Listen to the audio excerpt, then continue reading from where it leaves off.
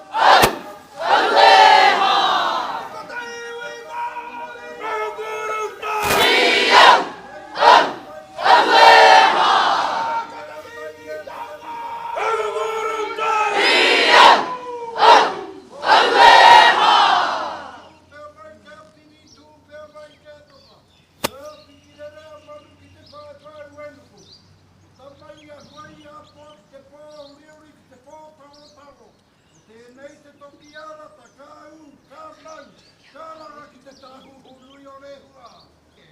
Huie! Ai ki e. Whakatau mai ngā koutou ki ngā nohonga I waiwhake ngā mātua tūpuna e. Whakatau atu rā, whakatau atu rā.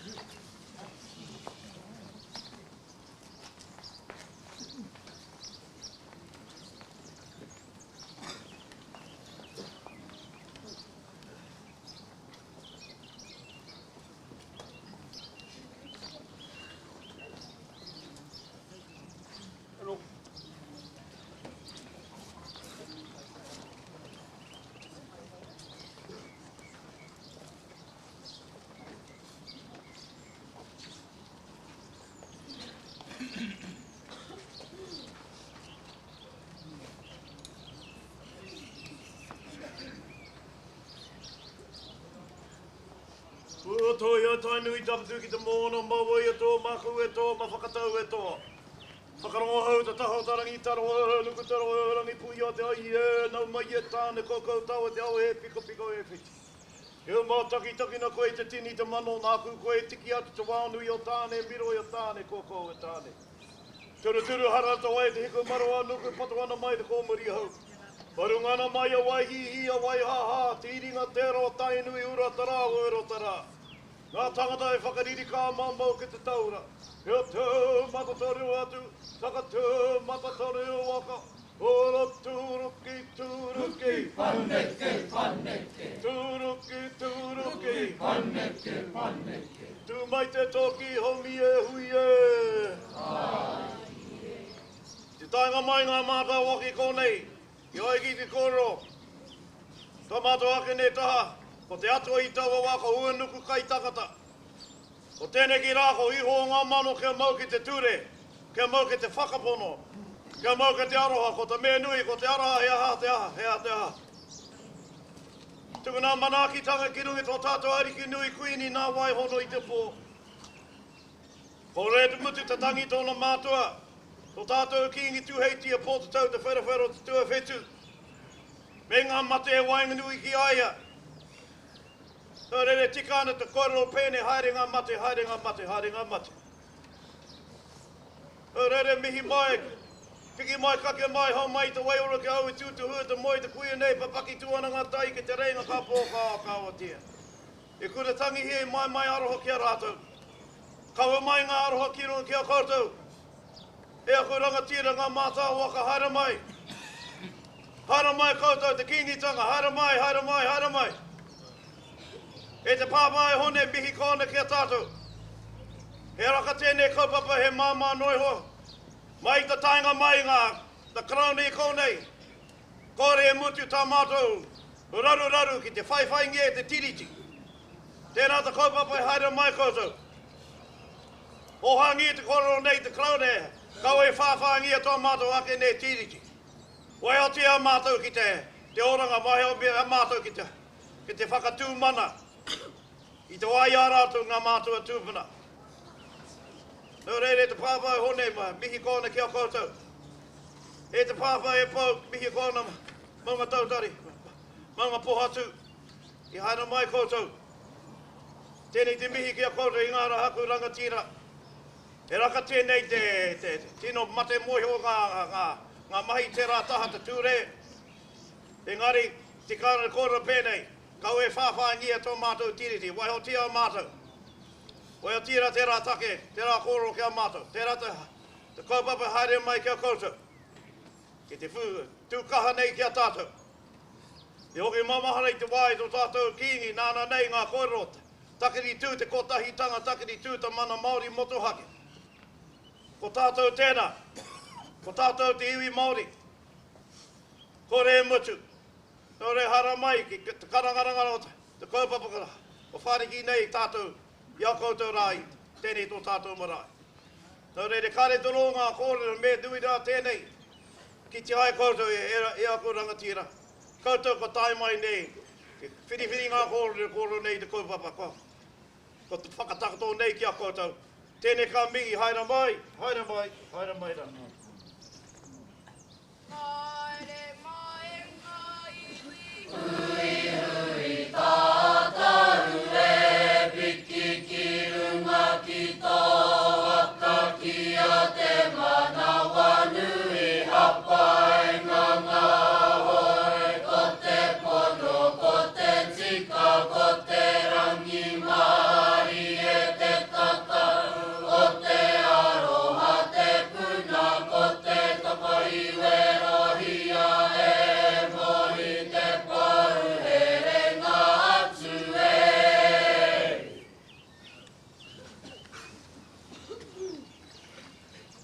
I te wai noho i tō tātou ruruhi a te puie, i te painga i taua wā. I ai ki te koro tā rātou tainga mai e kōnei, koro nei tōna tūpuna tāwhiau. Ko araka hāngara toko hāna kaha ko kemureti o kohoro i ko ngaroa i a toko tūranga waiwai. Ko tēnei ki tō tātou marae, te manawa toka te kingitanga, te tūpuna hawhane a mahina rangi. E Powhiri nei, e whakatau nei ki a koutou, marunga ta kaupapa i karanga i ai tātou i tēnei rā. Nō rere hoki ngā mihi ki a rātou, rātou ki a rātou, te hunga mati, te hunga mairu ki a rātou. Tātou te hungara, hunga ora, mei nei rātou mihi ki a koutou, mihi kōne ki a koutou, tō koutou kahak te haere mai tēnei rā. Huri noa ki a tātou ka tai mai nei, i roto te kaupapa karangai tātou. Tēnei ka mihi, tēnā koutou, kia ora tātou katoa. Tukuna ngā kōrero ki a koutou, ke kōnei te mutunga, kia ora tātou.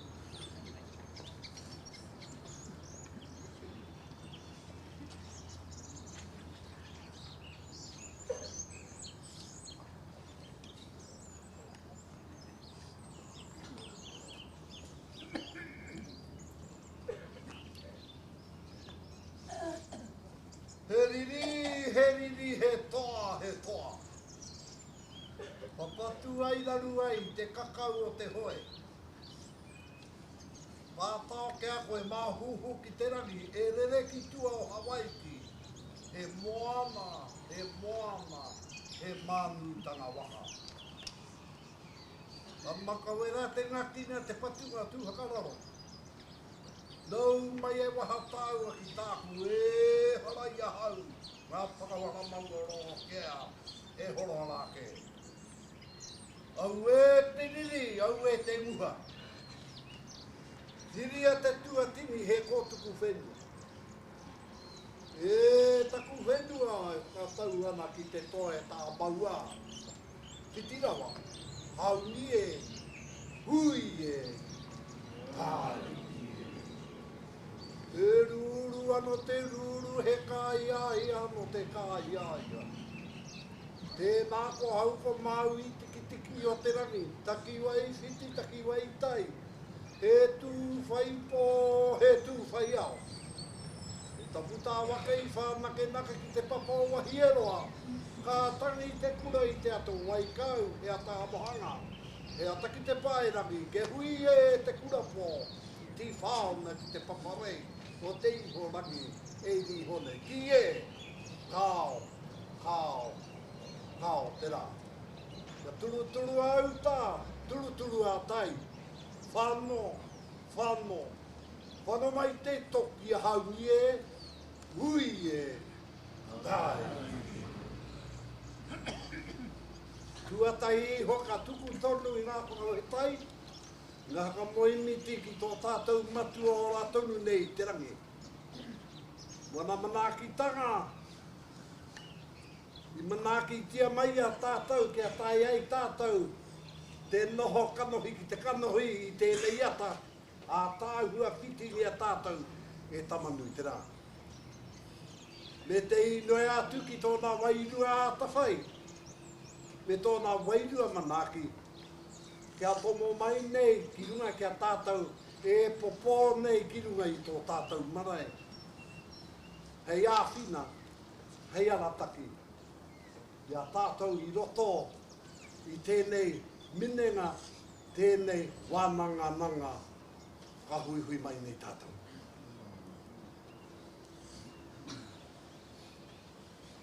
Tuaru e iho. E te whare kau mātua. E tau nei, whakatau. Whakatau mai. Te papa e hora he nei te tutūtanga I te poehu I a rātu. Whakatau. E ngā reo mai oha. E ngā kai tataki. Whakatau mai nei. Ki tō koutou iwi. Puta I te motu. Kua tai mai nei runga I tēnei kaupapa. Whaka hui mai tātou. Whakatau. Whakatau. Whakatau hi ai ki ngā pare kawa. O rātu mai haka waha mai nei kei runga I ngā pokowhiwhi. O e nei puta I te motu. Kua pikaua wairua mai nei. Kia tangi ngā tahi tia ai. Ki ngā mate maha. Kia koutou e ngā whanaunga. Tai nui waka. O koutou mate maha. I tangi he koutou. I tuku nā tura koutou ki te kōpua te whenua. I ngā rangi ko taha kēnei. O tira me te mahara tura. Ki te mokopuna a rāhiri. Ia tū hei tia. Te tua whitu. I ngaro. I te taukua hipa. Tai noa tura ki tēnei rangi. Ko kuhu ke mai te tūranga. E tana tamahine. Ia ki puini ngā wai te pō. Te tuawaru. E tangi hia atua mai I te au I te pō, tātou ma te maha. Nā reira kāre, puri tūngā mihi kia rātou te unga. Kua pāki ake nei ki ngā tatau o hine nui te pō. Haere mai, haere koutou. Ko koutou rā, ko ngā kai whati ki, kai whati kōrero. Ko te awe o te rangi, ko te awe o te whenua, kia tū pēr mai kia piri, kia tū pēr mai kia tata. Ko whitirere a manu ki te pai u enuku. Ka tahuri mai o koutou mātaki mutunga ki te ao mahu ake nei koutou. Ka wheriko, ka nunumi ki tua. Haere mai haere koutou, kia taka hia atura koutou I te ara tike. Ko te ala tēnō mahurui e ke ai ki runga ke huarau. Tia whātua mogo nui ti hāu e te kaukopuni. Pahurei reira ko te kāhui kura. Ko te kura kua nunumi ki tāpoko o te rangi. Ko te kura kua riro ki te anu o te mātao. Ko te kura kua riro. Whakangaro miai ki tua. Takahi atu rā koutou. Whakangaro mea i koutou ki tua o maumahara. E moe mai rā koutou. Ka ti hewa mauri ora. Ka hoki mai ngā rārangi kororo kia tātou e tau nei. O tike ngā tohu kia mātou waho i te kēti. Me haka lā popoto ai nā kōrero. Me haka momori a hone kia pērā. E rangi me pēhea rā. I ngā tutūtanga kua rongo nei tātou. Kua pākia mai kia tātou. I ngā marama. Te kaumāwaru pahuri ake nei te kuhunga mai o tō koutou kāunatanga nā koutou i pōti.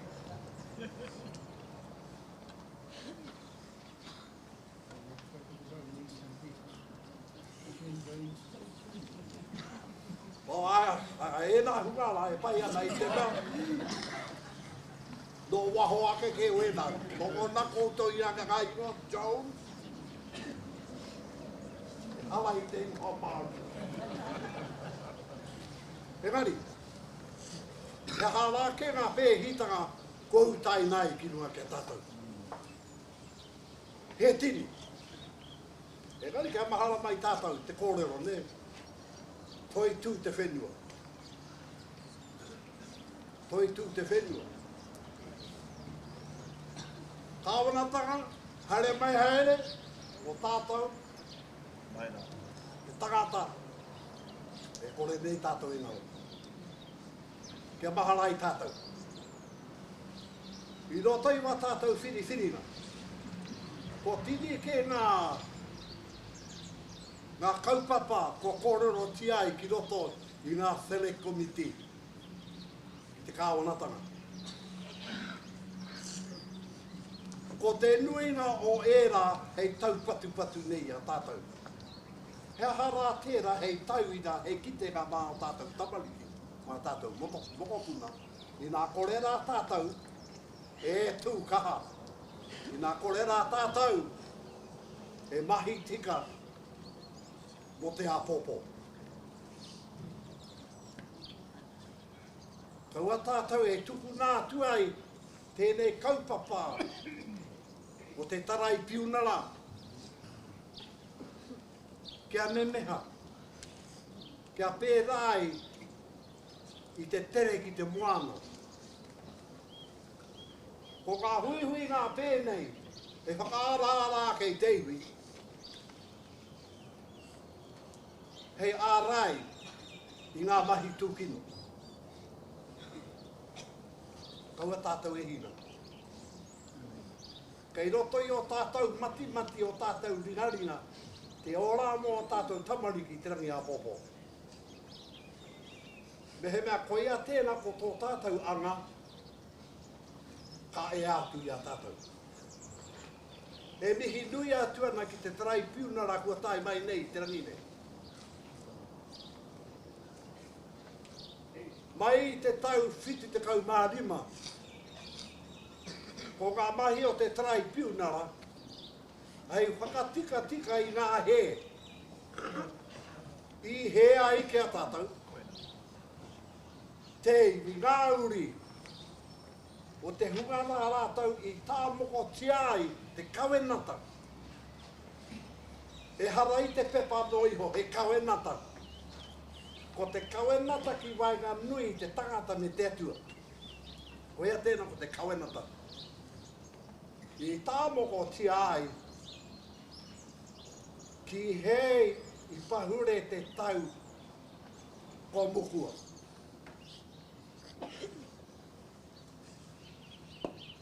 Nā rei tātou mā. Me hari tātou, e ora tonu ana tō tātou tarai piunara. Me hari tātou, e kiha tonu ana. E hari kau e tuku nātu kia memeha. E tātou mā te nā tātou katoa ko tai mai te rangi nei. Hei tautoka hei tēnei kaupapa. I pō he nei hau ka tini ake i tēnei. E ngari ka pai, ko tātou e nei ko tai mai. Nā rere kore tū ku mea roa i aku kōrero. O ino he aloha atu nei kia tātou.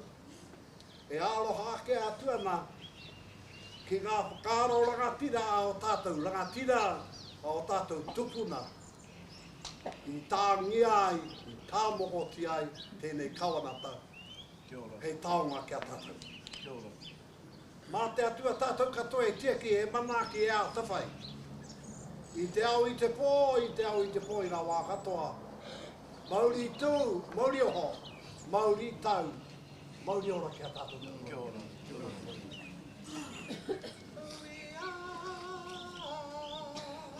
Te whata, nei koai, ahau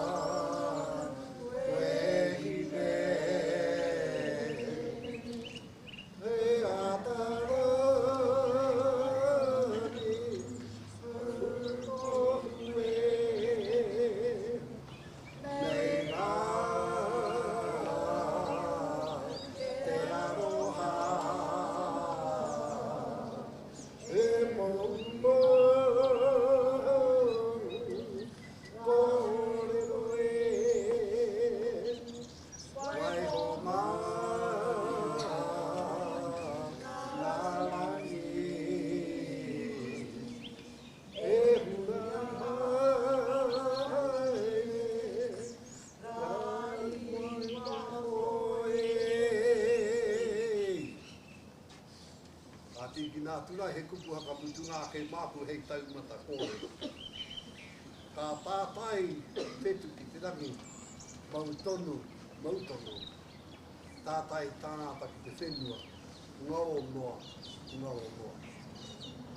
O ngā rārangi maunga tū te ao, tū te pōko te rārangi tangata ka heke, ka ngaro. Ka ki ai hinga mai rā he te kura ko rātū mā era, he kura tangi ia, he mai aloha kia rātū. Ara mai rā he ko tātū ene ko ngā mahu e tanga i horo, ko rātū mā. Ko tātou hoki, ko ngā urupa, ko rātau mā, te kai tārai, te kai whakairo i te kōrero. E noho mai rā ki tua, ko parani nehe. Puri horapa, ko tātou mara e hora ke nei, i aku whanaunga tēnā koutou. Tēnā rā tātou katoa tēnei kātai.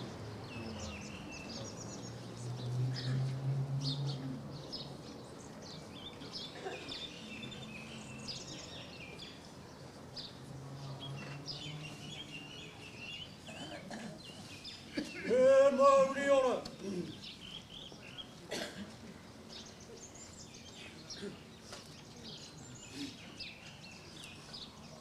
O te wehi kia i hoa te tīmatanga o te whakaaro nui kia whakanuia. Tō tātou ariki nui, a kuini ngā waihongo i te pō. Tōna whāngau ka hui ariki, me te kīngi tanga katoa. Tātou e hui nei rua e tō tātou marae. E ngā tuana rā tātou, kia matariki, māpuanga. Te tohu o, te kīngitanga.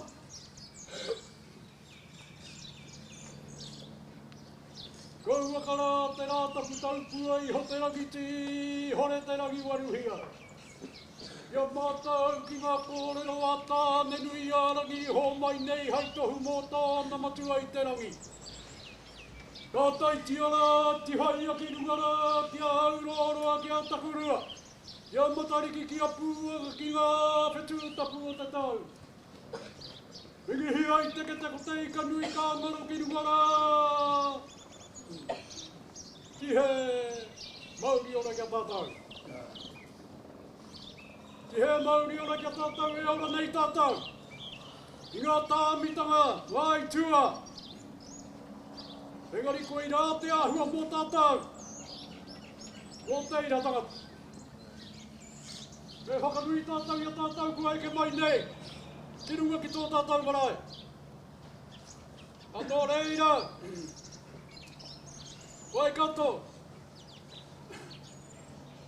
Mihi mai kia mātau ki te hunga kua whakaeke mai, mihi mai ki te rōpū whakamanai te tiriti o Waitangi. Me tō mātau kai ārahi.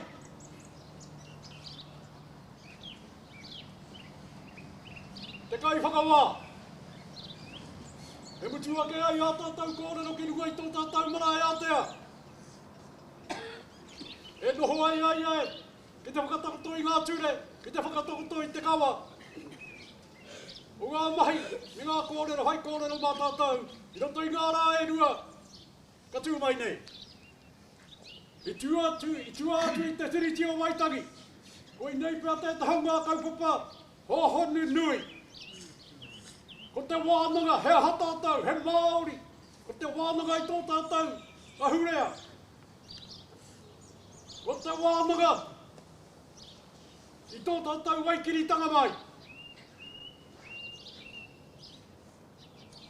Ta karawa tātou ki tēnei rā, ka noho tātou ki te wānanga, hea ha tātou. Engari koe rā ngā ākitanga, a te wākinua kia tātou. Koe rā ngā ākitanga, a te iwi toko maha ki a tātou. I niro ai a rātou te mana o te henua. Me te mana o New Zealand. Engari anei tātou e te honei, ko New Zealand I riro.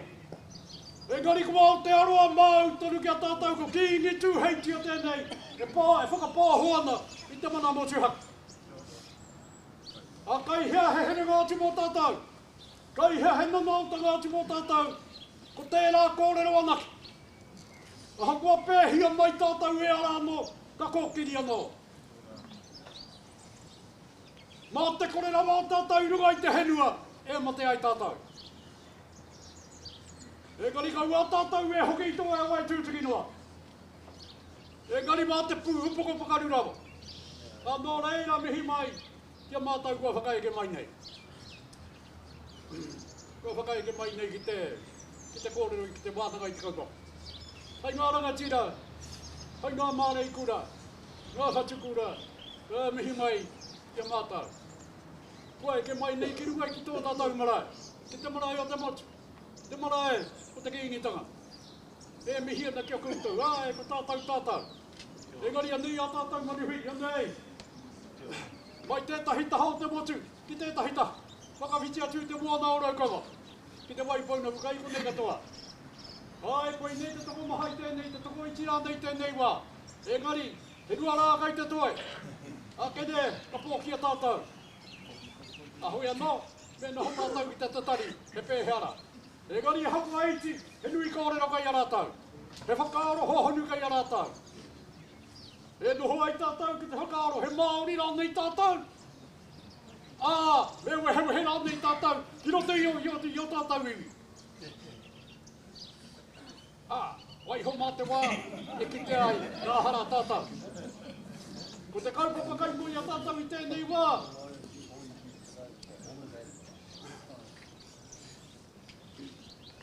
Ko te mātauranga māo, e ha te mātauranga māo. I nā kenei ka puta te pukapuka, a taku ariki, rangatira, a hiri ni mokomi, e kōrero ana mō te mātauranga māo. Nā te rā kupui, I whakataot, ka hia tau ki mori. Ka tohe rā ma ko te rangi hau. Ka re he mātauranga Māori e kalanga mā te rangi hau. He mātauranga tūhoi anake, he mātauranga ngā puhi anake, he mātauranga tērā kōrero tērā. E ka ripe anā roto i tērā wehewehenga o tātou. Ka ki te mai te Pākehā nei he urunga mō tātou. Hei te wehewehe te iwi nei. Karawhiua e tātou kia ka hake atu te wehewehe. Nō reira kua hoki pēr ki te wā, e Māori ai tātou. Nō reira ko i nei ngā kōrero tēnei wā. Mihi mai ke mātau koe ke mai nei tātou, i whakai ke mai nei tēnei rā, tēnā koutou. Tēnā koutou. Ka mihi ke tātou koe ke mai nei. Te tāhua o tērā, e karawhiua nei tātou. E te kino, e te ua, e te makari. E gari a nei tātou, e mahi nei a tātou. Ia tātou mahi roto i te tagurua. Kai te tino ora tātou. Ko reira koe ni noa ngā mihi aki kia tātou. Tēnā koutou, tēnā koutou. Kagura wawe.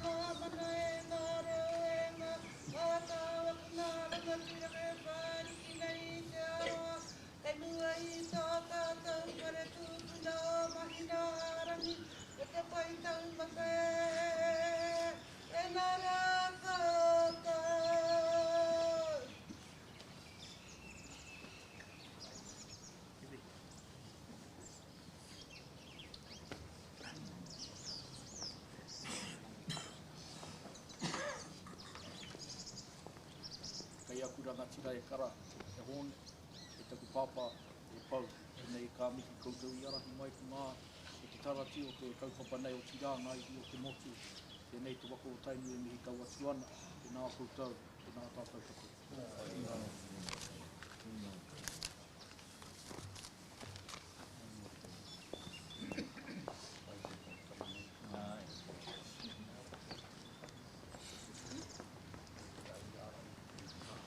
Tifa te wā, tifa te a.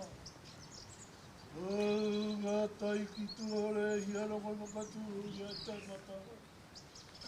Atu te wini katu, te wana tia. Ngārio. Te mai gloria ki te atu e nuana waka mau te rongo te whehia. Kāro pai ki ngā tāngata katoa, me ngā mana kitanga ki runga te ariki nui kui ni ngā waihono. Unei runga te ahure wa tapu ana mātua tukuna. Ta tui hoki a tātou mo te roa ngā kia tēnei rā. I re harau pai mai. No reira hara mai. E hone e pau kōrua ta waha mai nei te mri waka. E hono le ki runga i a tūranga mai mai. Te kawe mai ngā tikanga ngā toi mahatanga ngā māwiwi. Ngā nawe a te iwi, te wahi a mai. Kei runga ake o mahina rangi. E toko arua ngā tōhora kei runga. Ko tēnei wahanga ko hanga para wa mai tawiti. Ko tēnā ngā tohora e hone. Ko te ika maui e tōia mai. E whenei ana tōia mai te waka. Ki te uru. Ki te waka. Ki te moe. Ki te waka. Ki te takatara mai. Katoa. Ki te waka. Anei nā mātou. Ranga tira kei te eke mai. Wa mātou moko puna a rākau manga. Te kura kapa wa Māori o pēne tēke. Nara.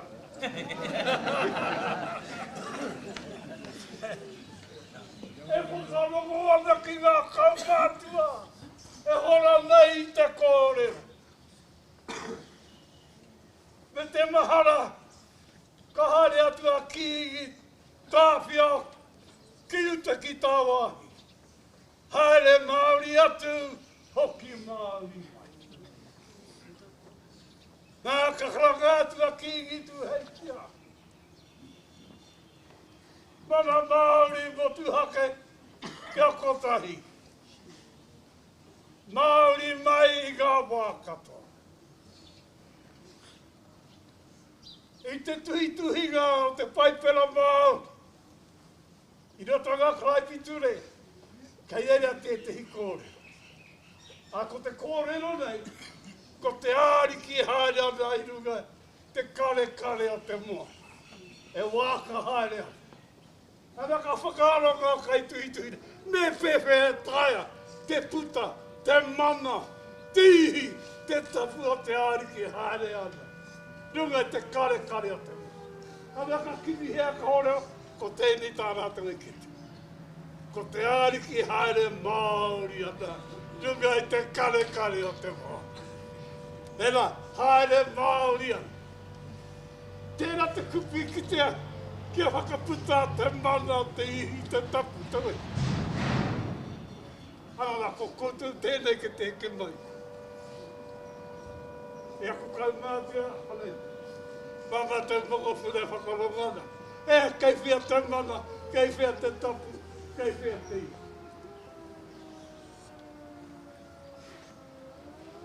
Ko tira ngā kōrero o ngā mātua tupu. Koe no ko tātātou mai, ko te whakarongo, ki te tika kōrei mai nā ngā kutu.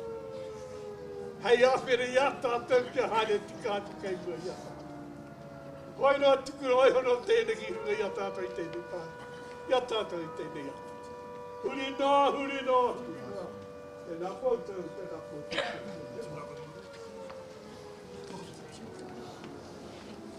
Tātou iwi tiriti! Ka hikoi tātou ki pāramata! Tukuna te reo te nota! Kaupapa tolu mātou! Tolu mātou! Kaupapa tolu mātou! Tukuna te reo nora! Rite kia rite, taitsu! Tatiriti! Taitsu! Taranua! Taitsu! Ko te iwi Māori! Tiriti! Tiriti!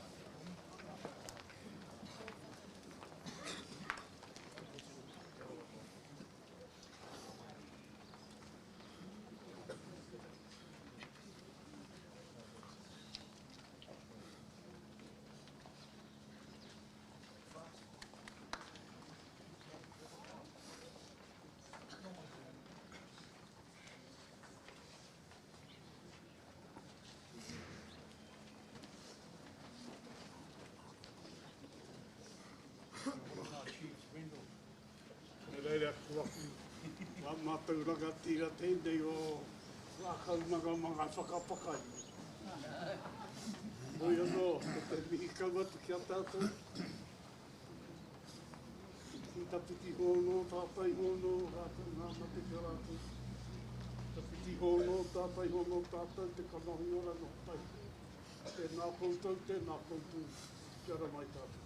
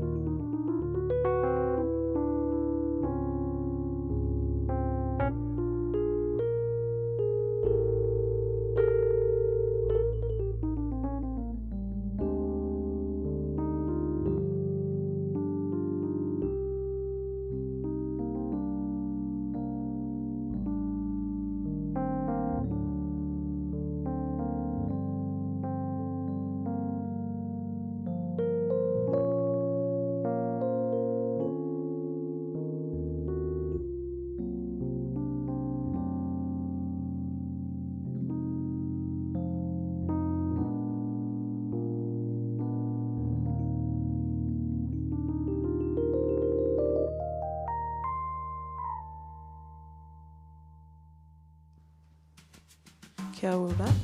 Oh yeah, perfect. Just on in.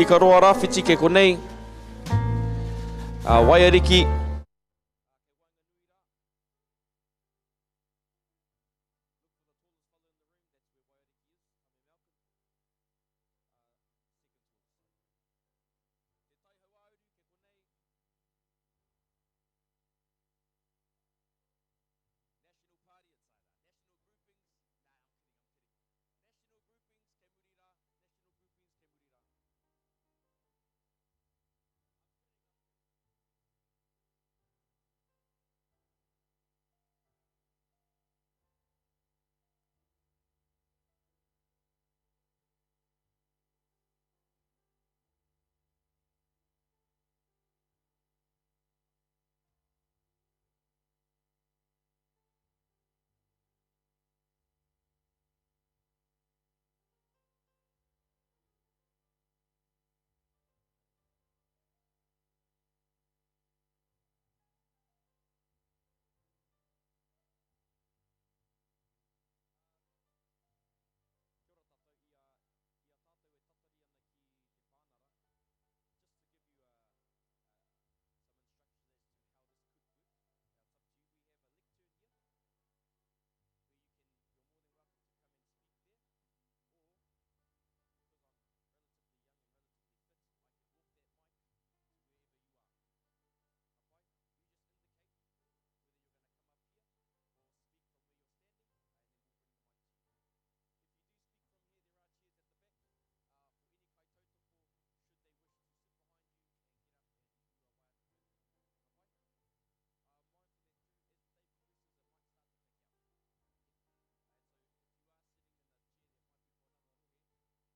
tō tātou whāpapa waino kia tō Zaf Mana, mā te mana whenua tēnei hui e taku ki te karakia, and then we'll hand it over to the judge. He pātai.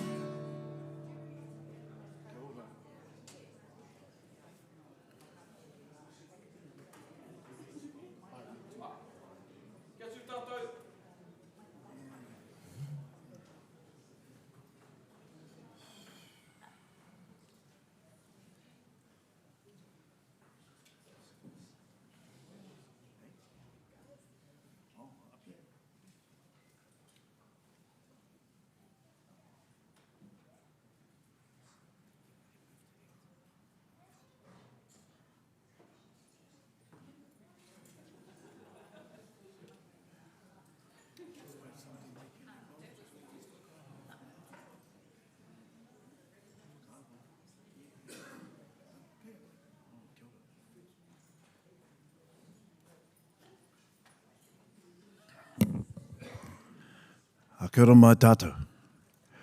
Koa ko whakatau, Powhiri kia tātou, kei waho raka, I mō te whare tūpuna mahinarangi. Engari kei konei te kaupapa, I tū pakiri ai tātou, I tū kotahi ai tātou, I roto I tēnei whare moi, whare tūpuna a te kimi. Tikāna e rā kupu, te kimi, te oranga, kimi, te wāhi. E whakakahi ni a tātou I tū pakiri ai tātou, tū kotahi ai tātou. Te me hōna rei haere mai tātou I konei ki te ai ngā whakaahua. E whakairi nei I roto te whare nei. Mai te motu katoa. Mai te motu katoa I ngā whakaahua. E whakairi e wainganui a tātou. Nō reira, tēnei te hōna rei. E whakatau nei kia koutou anōi. I mua te hui. I hui ai tātou. I roto I te kaupapa nei. Kare te ro ngā kōrero I ngā rei tukana ngā mihi. Whakatau ki a koutou, tēnei ki wā, taetu I tēnei tō tātou karakia. Nō reira, pai mārere. Tō tiatanga manaki tange te atua, tō mātou ariki nui kui ni nā wai hono I te pō. Me ngā tangata māwiwi ana, tae nua ki ngā whānau noho pauru pani rawa kore, tara nei, ai. Nā te kororia.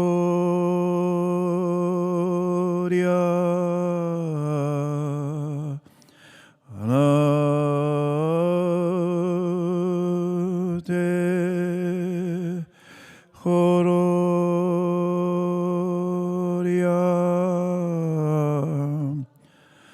Nā te kororia.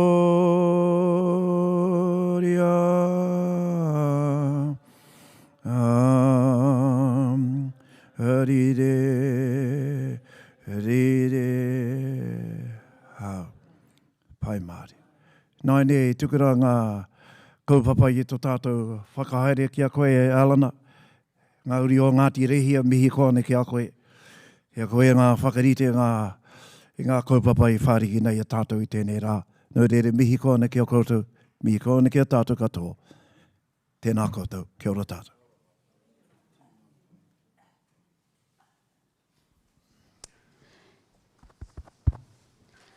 Kei ngā reo pāororo o ngā parikāranga puta I te motu tēnā rā koutou katoa. Mā tuara e tautoko marika nau I ngā kupu, I ngā mihi. Kua whakatakotohia, I mua I a tātou ki tō tātou marae te ata nei. Ko ngā kupu mihi kia koutou, o tūranga waiwai marae, I tukuna rā e tō tātou pāpā tāpū. Anei e hau e mihi atu ana, hoi anō tāku, he tautoko e rā kupu, e mihi nui ana kia koutou katoa. Kei te pāpā I a koe, e tukuna ana ngā kōrero e maharake anau ki ngā kaupapa ki runga I a puke I a hua. I roto I ngā tau, a ko tā aua tērā, e mahi nei ngā mahi ki runga I te whenua. Nā, ko Ngāti Rehia tēnei e mihi atu ana kia Ngāti Tamainu pō a koutou ko ngā mana whenua I roto I tēnei rohe kāmihira. Ki te kura o rākau manga, e te iwi kua whakatakotohia ngā wero kei mui a tātou.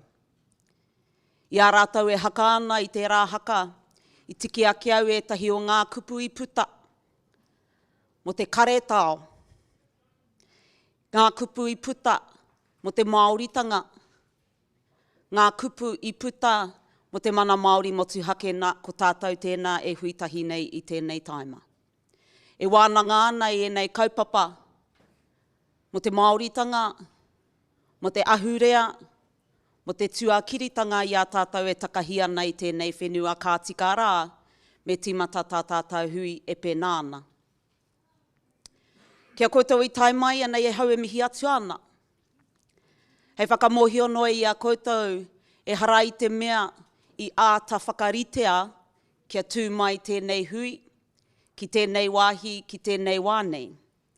Engari, kei konei tātou i te wā o Matariki, kei konei tātou i te marae o te motu, nā ko tāku e ki atu ko te Aotearoa e mahi nei i āna mahi. Kei konei tātou i te wā e tika ana, kei konei tātou i te wāhi e tika ana. Nō reira nau mai, haere mai, ki te tūwheratanga o tēnei kaupapa, culture and identity. Nō reira, ko tāku i tēnei taima, i mua i te tuku atu, ki ngā ringa āwhina, kia whakahaerehia tēnei kaupapa, ko tāku hei whakaū i ngā kaupapa matua mō tēnei hui. Kua tuku noa mātou i ngā tuhinga i āta rārangi hia ana i ngā kaupapa, engari he whakamahara noa kia tātou. Ko te kaupapa tuatahi, he aha tēnei mea te culture. What is culture? What is identity? He aha tēnei mea te tuakiritanga kia tātou, te Māori, kia tātou hoki te karauna. Ki ngā hunga i roto i tēnei motu nei. Nā ko nā tērā wānanga, ka tīmata tā tātou titiro, ki ngā haupapa ka tau ki runga i te karauna, me etahi o ngā tērā pea takahitanga o ērā haupapa kia tātou. Nō reira, kei konei tātou ki te wānanga, o te kaupapa o te ahurea, o te kaupapa o te tuakiritanga. Te kite atu, hia hara te huarahi hei whai mā tātou. Ko tāku ki ngā roia i roto i te ruma tēnā koutou, nau mai haere mai. Koutou ngā roia o ngā kaikreme, koutou ngā roia o te karauna no hoki, hau mai ki roto i tō tātou whare. Hoi nō tāku kōrero āwhina pea kia koutou, ko te wā tēnei mo te iwi, ko te wā tēnei mo ngā hapu, ko te wā tēnei kia whai reo ngā tāngata ki te tuku i o rātou whakaaro, ko te inoi o tēnei pānara, hoi anō tā koutou he āwhina noa i te rere haere, i te tuku haere o e rā kōrero. Nō reira e pai ana a hau, ki tā koutou tuku kōrero pea hei whakataki i ngā kai kōrero, engari ko te nuinga o te taima ki ngā reo o te iwi. Pērā hoki ki te taha o te karauna, pena ka hau mai tētahi kaumātua kai kōrero, no roto pū mai i te kāwanatanga e hia ana ki te tuku i ngā kōrero tukuna kia rangona e rā whakaaro. E mihi ana ki tō tātou kaiwhakawhiti reo, pena he take o tō koutou pupuri i tētahi mea hei ārahi i tō mohio i ngā reo e rere haere ana, kei reira tērā āheinga. Ko te nuinga o ngā kōrero nā ka waiho kia te wehi right, ki te whakahaere, ki te whakariterite i ngā āhuatanga o te rere haere o ngā kōrero. Hoi no tāku i tēnei taima he whakaū i te kaupapa matua, te wānanga o te tuakiri, te wānanga o te ahurea. Tahina he te kōrero, mo te ingoa o tēnei kaupapa. Tēnā, tukuna mai o koutou whakaaro. Tukuna mai o koutou whakaaro mo tētahi ingoa e hāngai ana ki tēnei kaupapa. Ko te tumanako ia ka tau tātou ki te mutunga o tēnei wānanga, ka whakatauhia tētahi ingoa, ka puta tērā ingoa, ki roto i te whare, ki mua tonu i te iwi, i mua i te hoki atu ki ngā kāinga. Hoi anō, ka waiho tērā mō āpopo. Nō reira i tēnei wānei, ka tuku au i te wā ki ia mema o tēnei pānara mutunga ke mai o te hirahira. And perhaps need no introduction, but I will give the opportunity to each of our members to provide some introductory remarks before we hand the time over to our facilitator, Te Wehi Wright, to begin our session, and our wānanga. Hei whakakapi ake moku. Kua rewa katoa te ngākau. Kua rewa katoa te ngākau te ki te atu i ngā iwi. Kua tai mai, kua hau mai, ki roto i tō tātou whare i te rānei. Ka mutu e hikaka ana ki te rongo i o koutou kōrero, i roto i ngā rā, e rua kei te tūtonu mai. Anō reira, tēnei au, e mihi atu ana, e mihi atu ana, e mihi atu ana. And we might start with Kingi. Tēnā koe, Mr. Kiriona.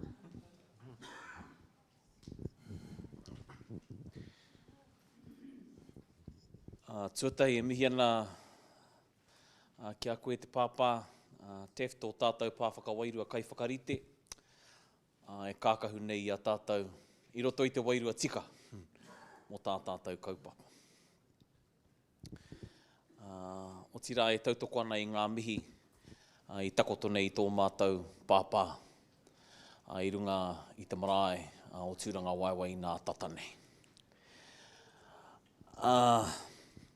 Kingi Kiriona taku ingoa. Koe nei taku nohoanga tuatai. Nōku te honore he mea kō pau ahau i te paunga o tērā tau ki te rōpū mana nei, te rōpū whakamana i te tiriti o Waitangi. Nō reira e tūnei ahau i runga i te ngākau whakaiti. Nō Ngāti Kahungunu i te taha o taku māma, nō Ngāti Ruanui Ngāti Apa i te taha o taku pāpā. Engari e kua roa nei ki roto o Waikato. Nā he paito kōrero e te tiati. Nā te wā i tohu kia hui mai tātou ki runga o tūranga waiwai, nā te mea kai tēnei huarahi noi honei, taku kāenga. Nō reira kāpai, nā te wā i tohu kia hui mai rā tātou ki runga ki tō tātou marae. E mihi ana hoki kia koe e te kai whakawā i taku mōhio koe nei hoki tō nohoanga tuatai. Nō reira, nau mai tā awa o tira, huri no i tō tātou whare. Tēnā koutou, kia ora tātou katoa. Tēnā koutou, tēnā tātou, me mihi a kia koe pā. E tautoko ana ahau ngā mihi, ngā mihi ko miha, tēnā koutou. Ko Kim Ngāri mua hau, ko kōkai te maunga, ko hoto te awa, ko te aitanga āmate te hapu, ko wharipunga taku kāinga tūturu, he no Ngāti Porou ahau. Ko te mea tino nui ki a hau mō tēnei kaupapa. Today, I want to hear about what you think is culture and what you think is identity. That doesn't mean that's going to be what the inquiry is about, but we need to frame the inquiry.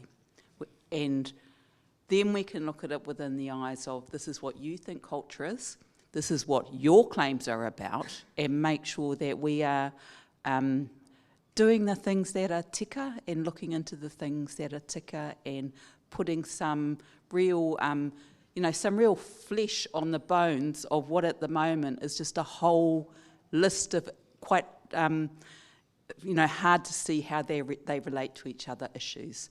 So we're really, really keen to hear from you about hia hanga mea nui kia koutou. Kia ora.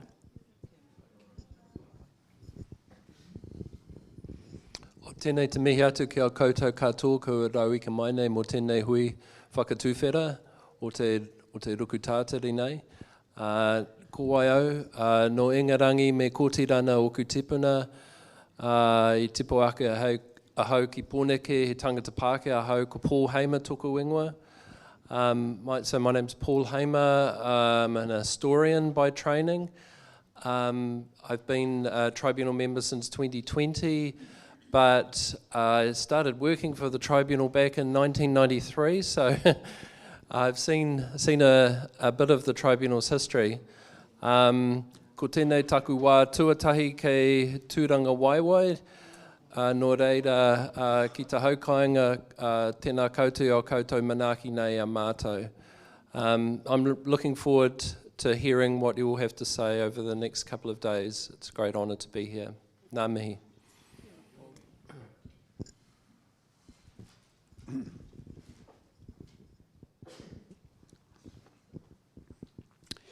Tēnā koutou tātou e huihui mai nei i roto i tō tātou whare e wānanga nei tātou i ngā kaupapa e toru kei mua i o tātou waroro ki nei rā. Ko tōku ingoa ko pou te mara, ko aupea te kaumātua o te rōpū whakamana i te tiriti o Waitangi, kua roa au ki runga i te rōpū whakamana i te tiriti o Waitangi. Koe tahi pia kai te whakaaro kua roa rawa. Kua tatake atu au ki te waru te kautau, te pakeke. Ka mutu he maha a ngā kere me kua noho au i runga. Nō reira,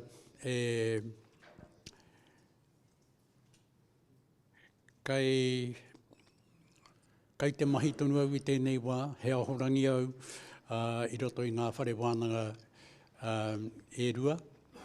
I te whare wānanga o Awanui Arangi me te whare wānanga o te pūtahi ātoi. I tu atu i tērā, he nui ngā mahi e mahi anau i roto i ngā kaupapa e pāna kia tātou ki te iwi. He kaupapa pai tēnei. Tōna tikanga, kua au tētahi o ngā tohunga o tēnei mea o te ao Māori. E matatau ana heaha te ahurea, he matatau ana heaha te tuākiritanga. Engari, ko tōku ao tērā. Ko tōku ao tērā, ko te ao ōmua. He ao hou ke tēnei. Ko te rangatahi tēnei, e mahi nei tāna mahi. He rereke tā rātau te tiro ki te ahurea. He rereke tā rātau te tiro ki te tuākiritanga. Tēnā i tā tōku whakatipuranga. E tika ana kia whakarongotia, e tika ana kia noho tātou ki te wānanga i te ahurea hou nei, ki te kore hoki tātou e whakahou i tō tātou ahurea, i tō tātou tuākiritanga, ka mate te ahurea. Ka mate te ahurea. Ka mate tātou te iwi Māori.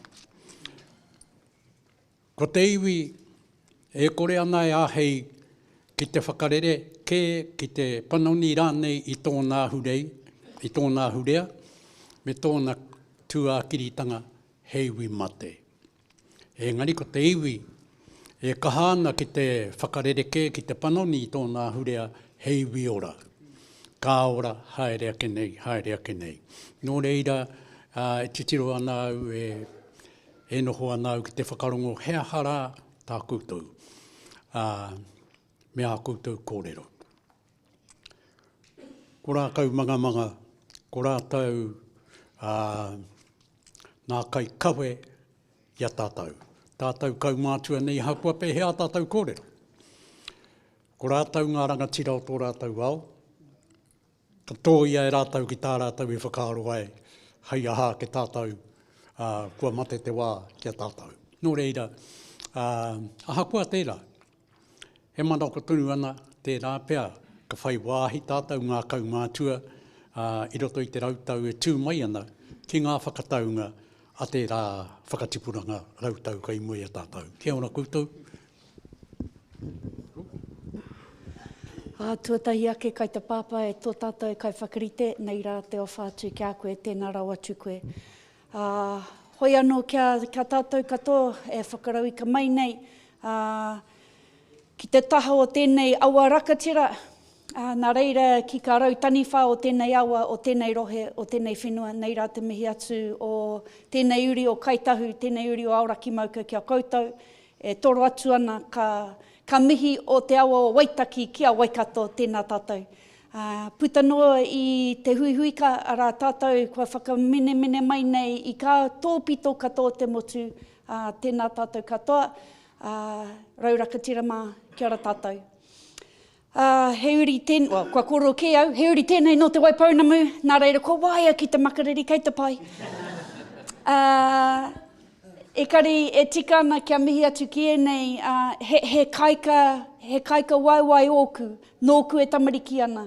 Te marae nei, tūranga waiwai, a ngāro wāhia, hoi anō i Waimarie au, i au e tipu ake ana, i te manaaki nui, i te manaaki rau, a Waikato, a Maniapoto, mo te roa ko taku oraka. Nā reira, kei te mō, kua ki te atu au, te āhua tako o te manaaki taka mai o tēnei whenua, e tikana kia mihi atu.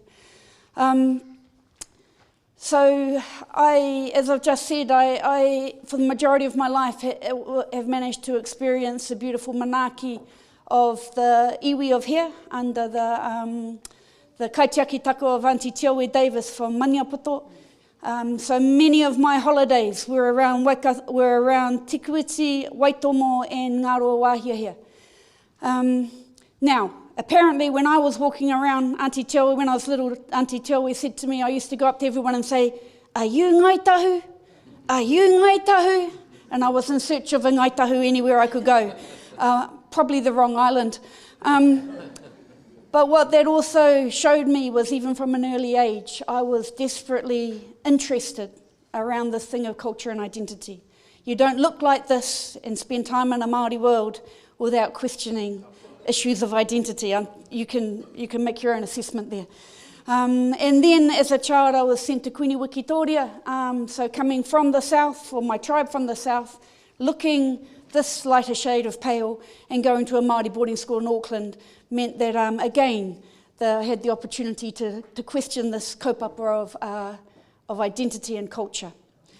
My life has been one of privilege of the people around me who have helped shape those views and understandings. And I am deeply privileged to be on the tribunal in this inquiry, to be able to be here, hei tarika rahirahi, is to listen and to explore in this place these kaupapa that are in front of us. In a place where our kiingi stood, and with the biggest challenges that our people have experienced in many times, actually said the best thing we can do is be Māori every day. And here we are, exploring what that means culturally and with our identity. So thank you for the opportunity to be a part of this panel on this particular kaupapa. My name is Hannah O'Regan, and I have been on the Waitangi Tribunal off and on for a period of, or since 2021. But it is a privilege to be here in this whare and on this marae to be with you and to hear your kaupapa. Nā reira, tēnā koutou katoa, nei rā te puna o mihi, tēnei te puna e kore memiti, e toro atu ana kia koutou katoa, tēnā koutou, tēnā koutou, tēnā koutou katoa. Kia ora. Ko Basil Morrison ahau. Kaina Pairoa.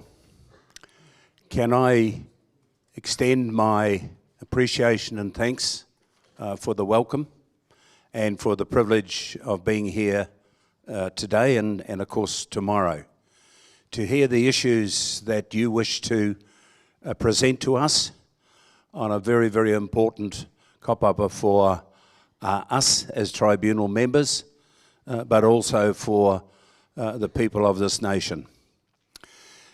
As I said, my name is Basil Morrison. Some of you will know that I was a long-serving mayor of the Hauraki district, and I was born in Pairoa. My great-grandparents came there in the 1860s chasing gold, and they're buried there. So we're farmers, and I've been involved in many issues in regards to local governments, both here and internationally. And I'd like to thank once again to you all for the hospitality and for the privilege to be able to speak here today.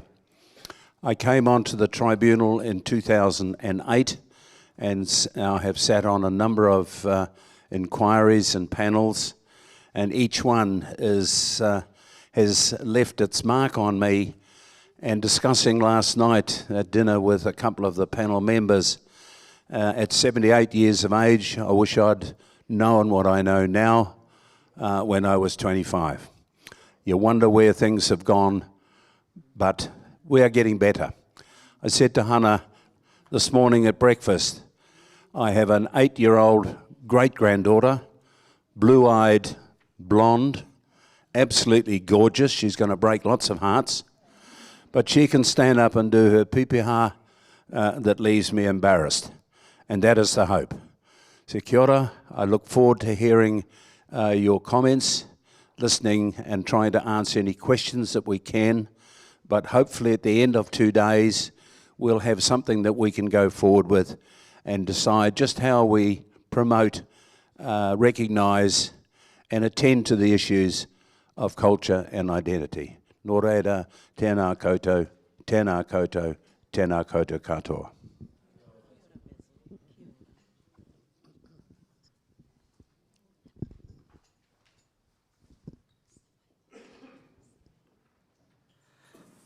Tuatahi ake kei aku pāpa, kei aku kuia, ngā kaipupuri o te mauri o tēnei kāinga o tātou, tēnā koutou. Tēnei he tuku te wā kia koutou, ki te hoki, ki te kimi tētahi tūru anō, ka ruku ki ngā mahi. Re mihi ana kia koutou. Kāri piringi kia mau rātou ki konei.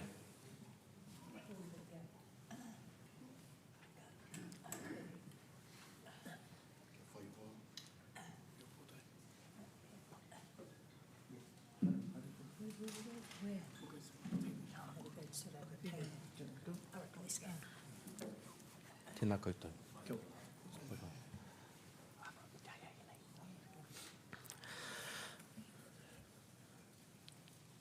Ka tia ke kei te whare, mōrena. Ano, mōrena. Kia kuiti, kia kurahi, kia ku whakatamarahi ki te rangi, mōrena kia tātou. Kei te pānara kia kurangatira, tēnā koutou, e te tiati, tēnā koe, e te tā, tēnā hoki koe o tēnō rā, tēnā tātou. Kia tīkina atu e au, etahi o ngā whakaaro te karakia hua ki tau, putai tō tātou pāpa i runga i te marae. Me te aha tērā te paki o matariki ka mahu tāke i tōna pai. Tō i ana e tōna hoa haere a puanga, e tohu ana i a mauri wāonu i te whetū o te wānanga. Ko tātou tēnei e noho ana i te mauru o mauri wāonu e wānanga tahi nei, e wānanga tahi nei, e tiati, nāu. No reira, tēnei mā tēnei au te mihi nei kia koutou. No ngā hau e whā, o te upoko o te ika, ki tōna hiku, whakawhiti ana, ki te waipaunamu, haramai rā tātou. Ko te wehi rai tōku ingoa, he uri tēnei no te arawa waka, no taranaki maunga, Ngāti Kahungunu ki te Wairua, Ngāti Whiti Kaupeka, me Ngāti Raukawa, anoho ki. Ko au tēnei ka noho hei ringaringa, hei waiwai ki tēnei ki ngā rangatira e noho nei. Ko tahi noa pia taku mahi matua, and that was to keep us to time. And I've already failed that job. He oe anō e hoa ma, ko oti kia ia tātou te ata whakamārama, he aha te aha. E mihi ana kia koutou, e noho tonu nei, e noho nei i roto i ngā rohe. Just some quick housekeeping before we do start. If you are getting up to speak, please speak to the mic. Hea hai, e harai te mea e rongo ai mātou, engari e rongo ai ngā whānau, ngā hapu, ngā iwi kei o rātou kāinga, e tatari nei, me te a pōpō kāre kore ka hoki anō ki e nei wānanga tiki nā tuai, he kurahuna, he kawe mā rātou.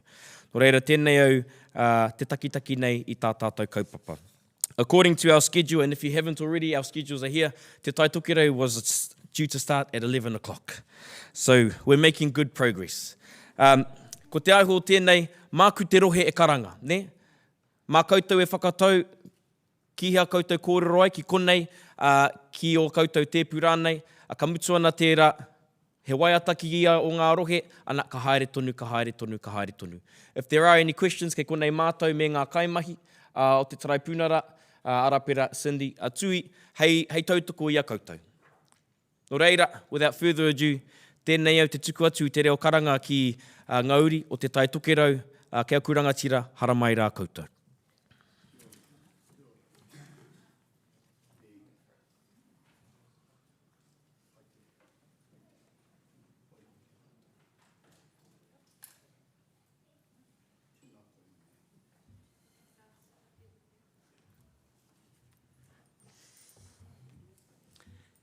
Hoi anō, kia ora mai no tātou. Tuatahi ake, e kore e mutu te mihi ki te hunga kāinga e whakatau nei tātou i raro i te wairua pai, i raro i te whakaro nui, i raro i te moemoea kia tutuki ai wā tātou wawata e hia nei tau tātou e whaihaere nei kia tū Māori mai ei tātou. Me te tino harikoa ko tēnei te kaupapa o te hui nei, e whakaroa ke hake tēnei mea te Māori. E Māori nei tātou. Hoi anō, me pēnei ake te kōrero kamihi au, ki oku kaumātua kuia e anga mai I te taitokerau, anō hoki, I roto I te whai haere I te kaupapa kia tika mai e tātou. Ko hau tēnei kei, ko hine amaru te tupuna, ko Ngāti Hine te hapu, ko Ngāpuhi nui tonu te iwi, I anga mai au I ngā ngāhere o roto matawaia, e ai ki taku pepeha ko ngā manu tiororo o ngā ngāhere o hine amaru, tēnei e tioro atu nei. Ia tātou e kōrero nei mo tēnei mea mo te kaupapa ake nei, ko tōku tēnei, ko te tuakiri, ko te tuatahi, ko te ahurea, ko ngā kohinga o ngā kōrero o tēnei mea o te tuakiri. Ka mutu, he kupu tēra te tuakiri, he kupu tauhou tēnā ki roto ia mātou te taitokerau, engari hore kau anō ahau I kite he aha tōna kupu tika. Nō reira I roto kamihi alana, I wā tātou mahi katoa mo te reo Māori te take, e Māori tonu nei te reo, e Māori ana tātou ina Māori te reo, aua hoki. I timata tōku, tēnei ka whakatakotau te tahi pātai. Kia hau he pai te whakarongo ki ngā whakaaro o tēnā.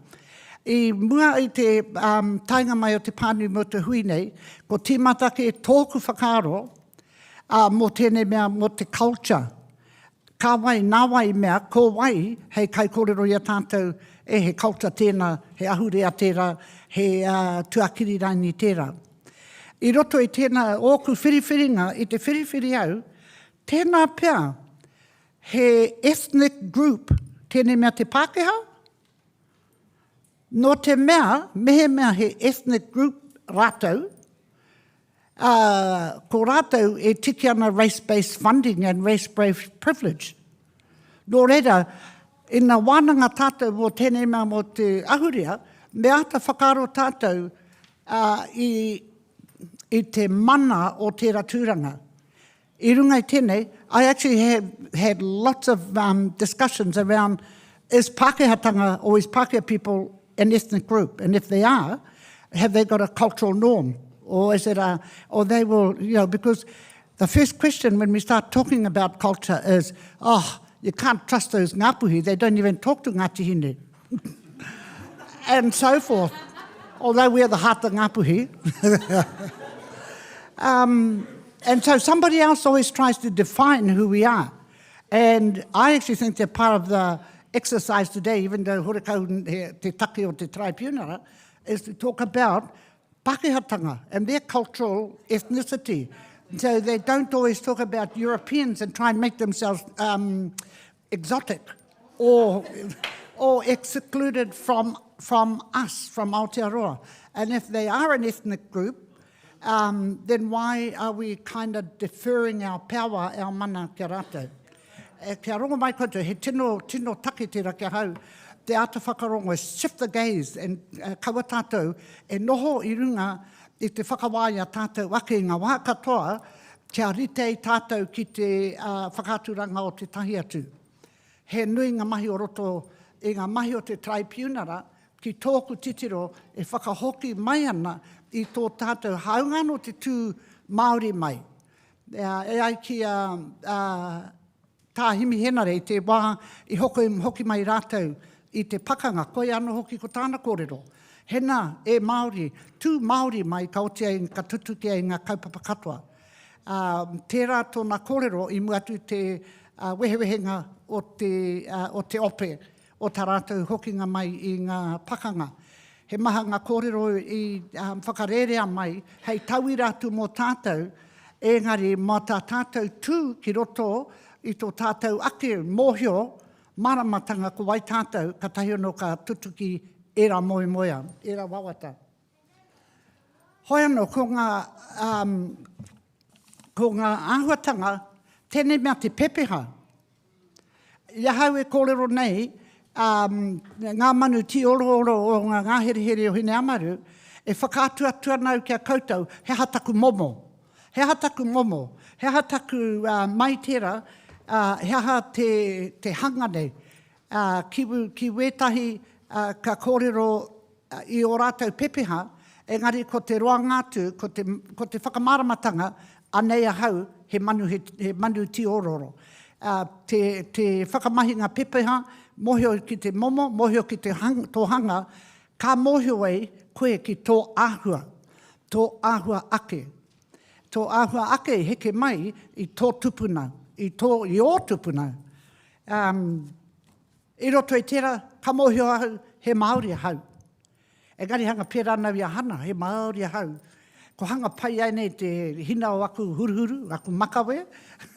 Ko hanga kore, engari kia kite i koutou i wāku mokopona, he mā atu i te mā, he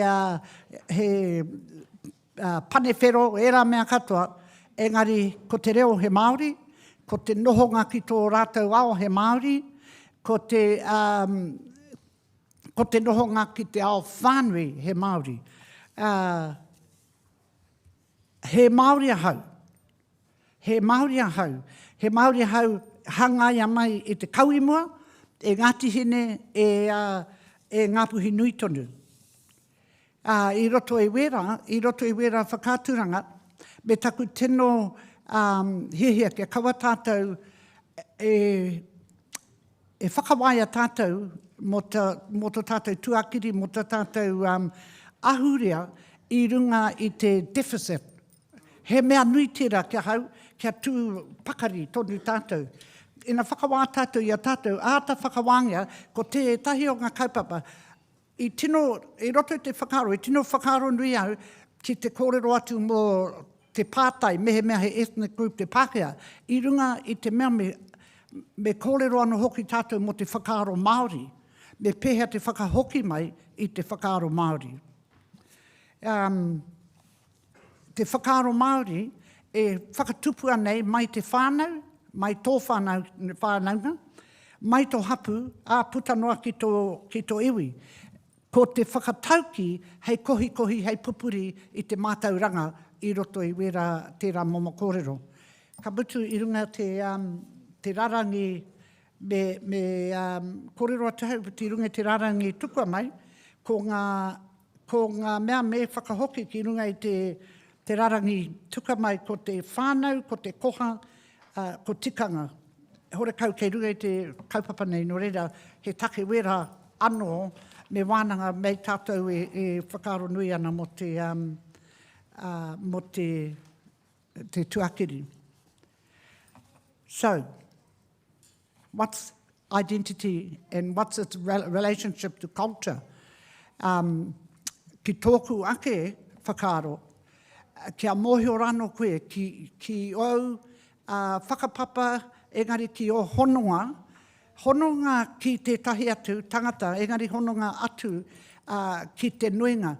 Tō tātou tuakiri, ahakoa kei ia tātou kotahi nei, tōna tikanga, tō tātou tuakiri kei roto i wera ahuaranga o te whānau, o te hapu, o te iwi, o te hapori anō hoki.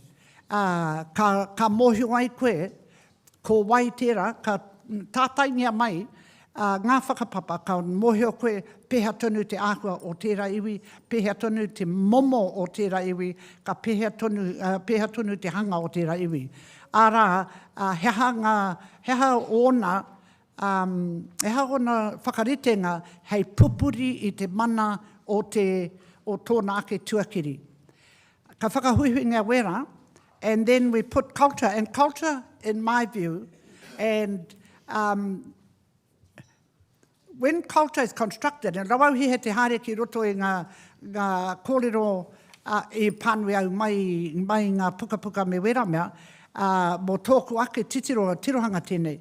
The thing that happens in culture is when you make rules around what your identity issues are, and you make rules to say, this is us, and that's them.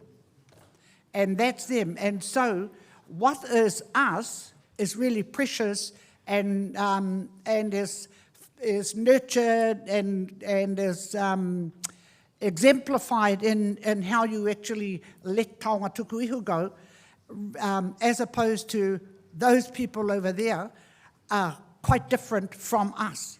So our culture that we believe in, our mana Māori nei, is he tangata aroha tātou ki te tangata. And we talk about our collectivism and how we actually shape our world. But actually those people over there, kore take, they do individual things. They got no Māori, they got no...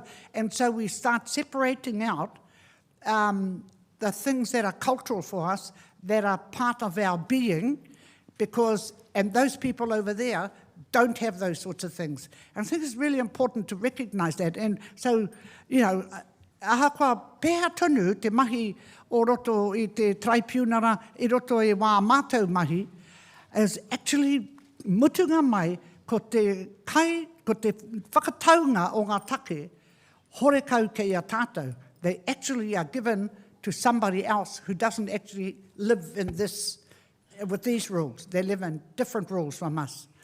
They exist in rules that exert their power. And so, ko tāku ake, me ata noho tātou, te whakamana ake I a tātou, te kōrero me pēhea e Māori mai ei, ka mutu, kei roto I wā tātou tikanga Māori, ngā tikanga hei pupuri I ngā mea katoa. Pēnei I te mātauranga Māori, me taku mōhio he tera wera kupu no naini tataku nei, he mahanga kupu ko whakarereke ngā I roto te ao hurihuri nei, ko mātauranga Māori ai nei. E kōrero gana mātauranga Māori hei whakanui pia, aua hoki tēnei, hei whakanui pia e te intellectual property rights, I te mea he rereke te taonga, ki te property rights, he rereke te manatunga, ki ngā taonga tuku iho, he rereke tō tātou tirohanga ki ngā mea nui o te ao.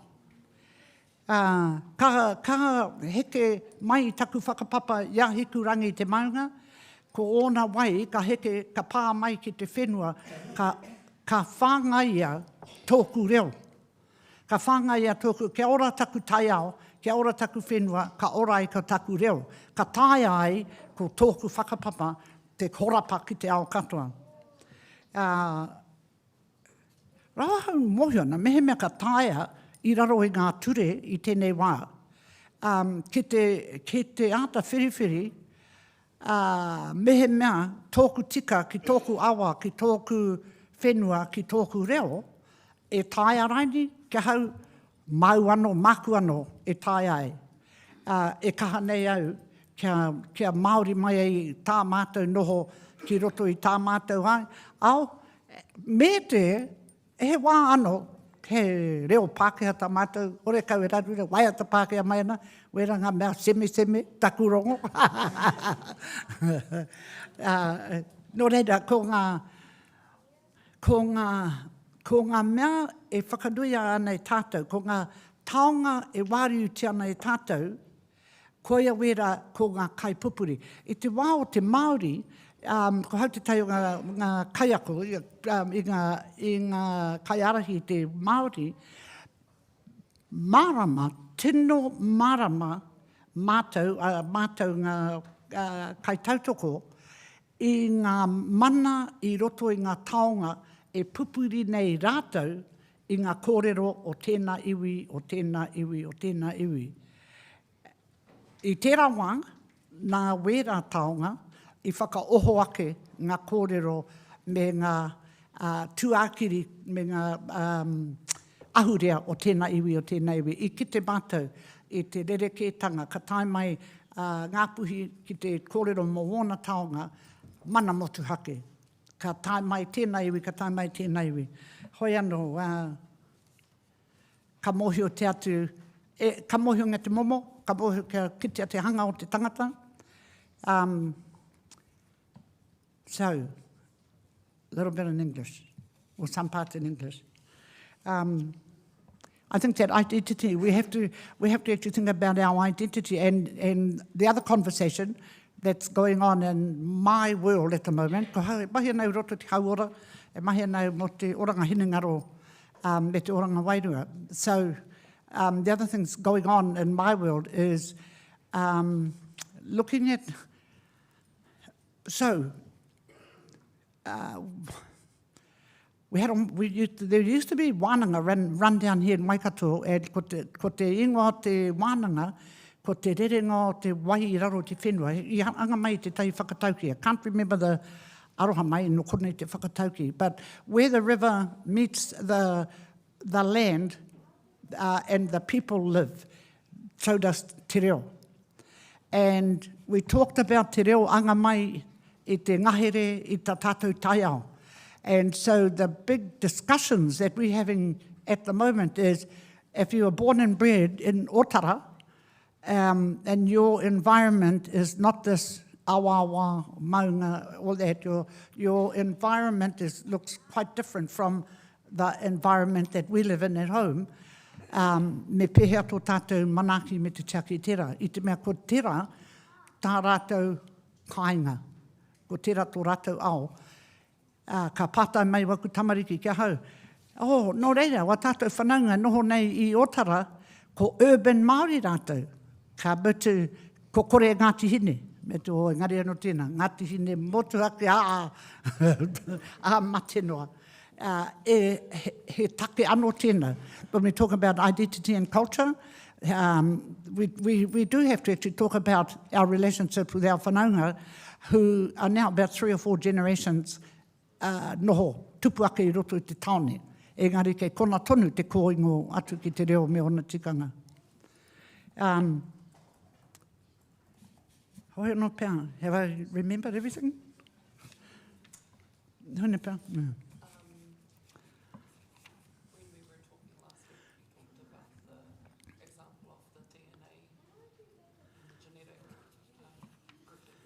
Yeah.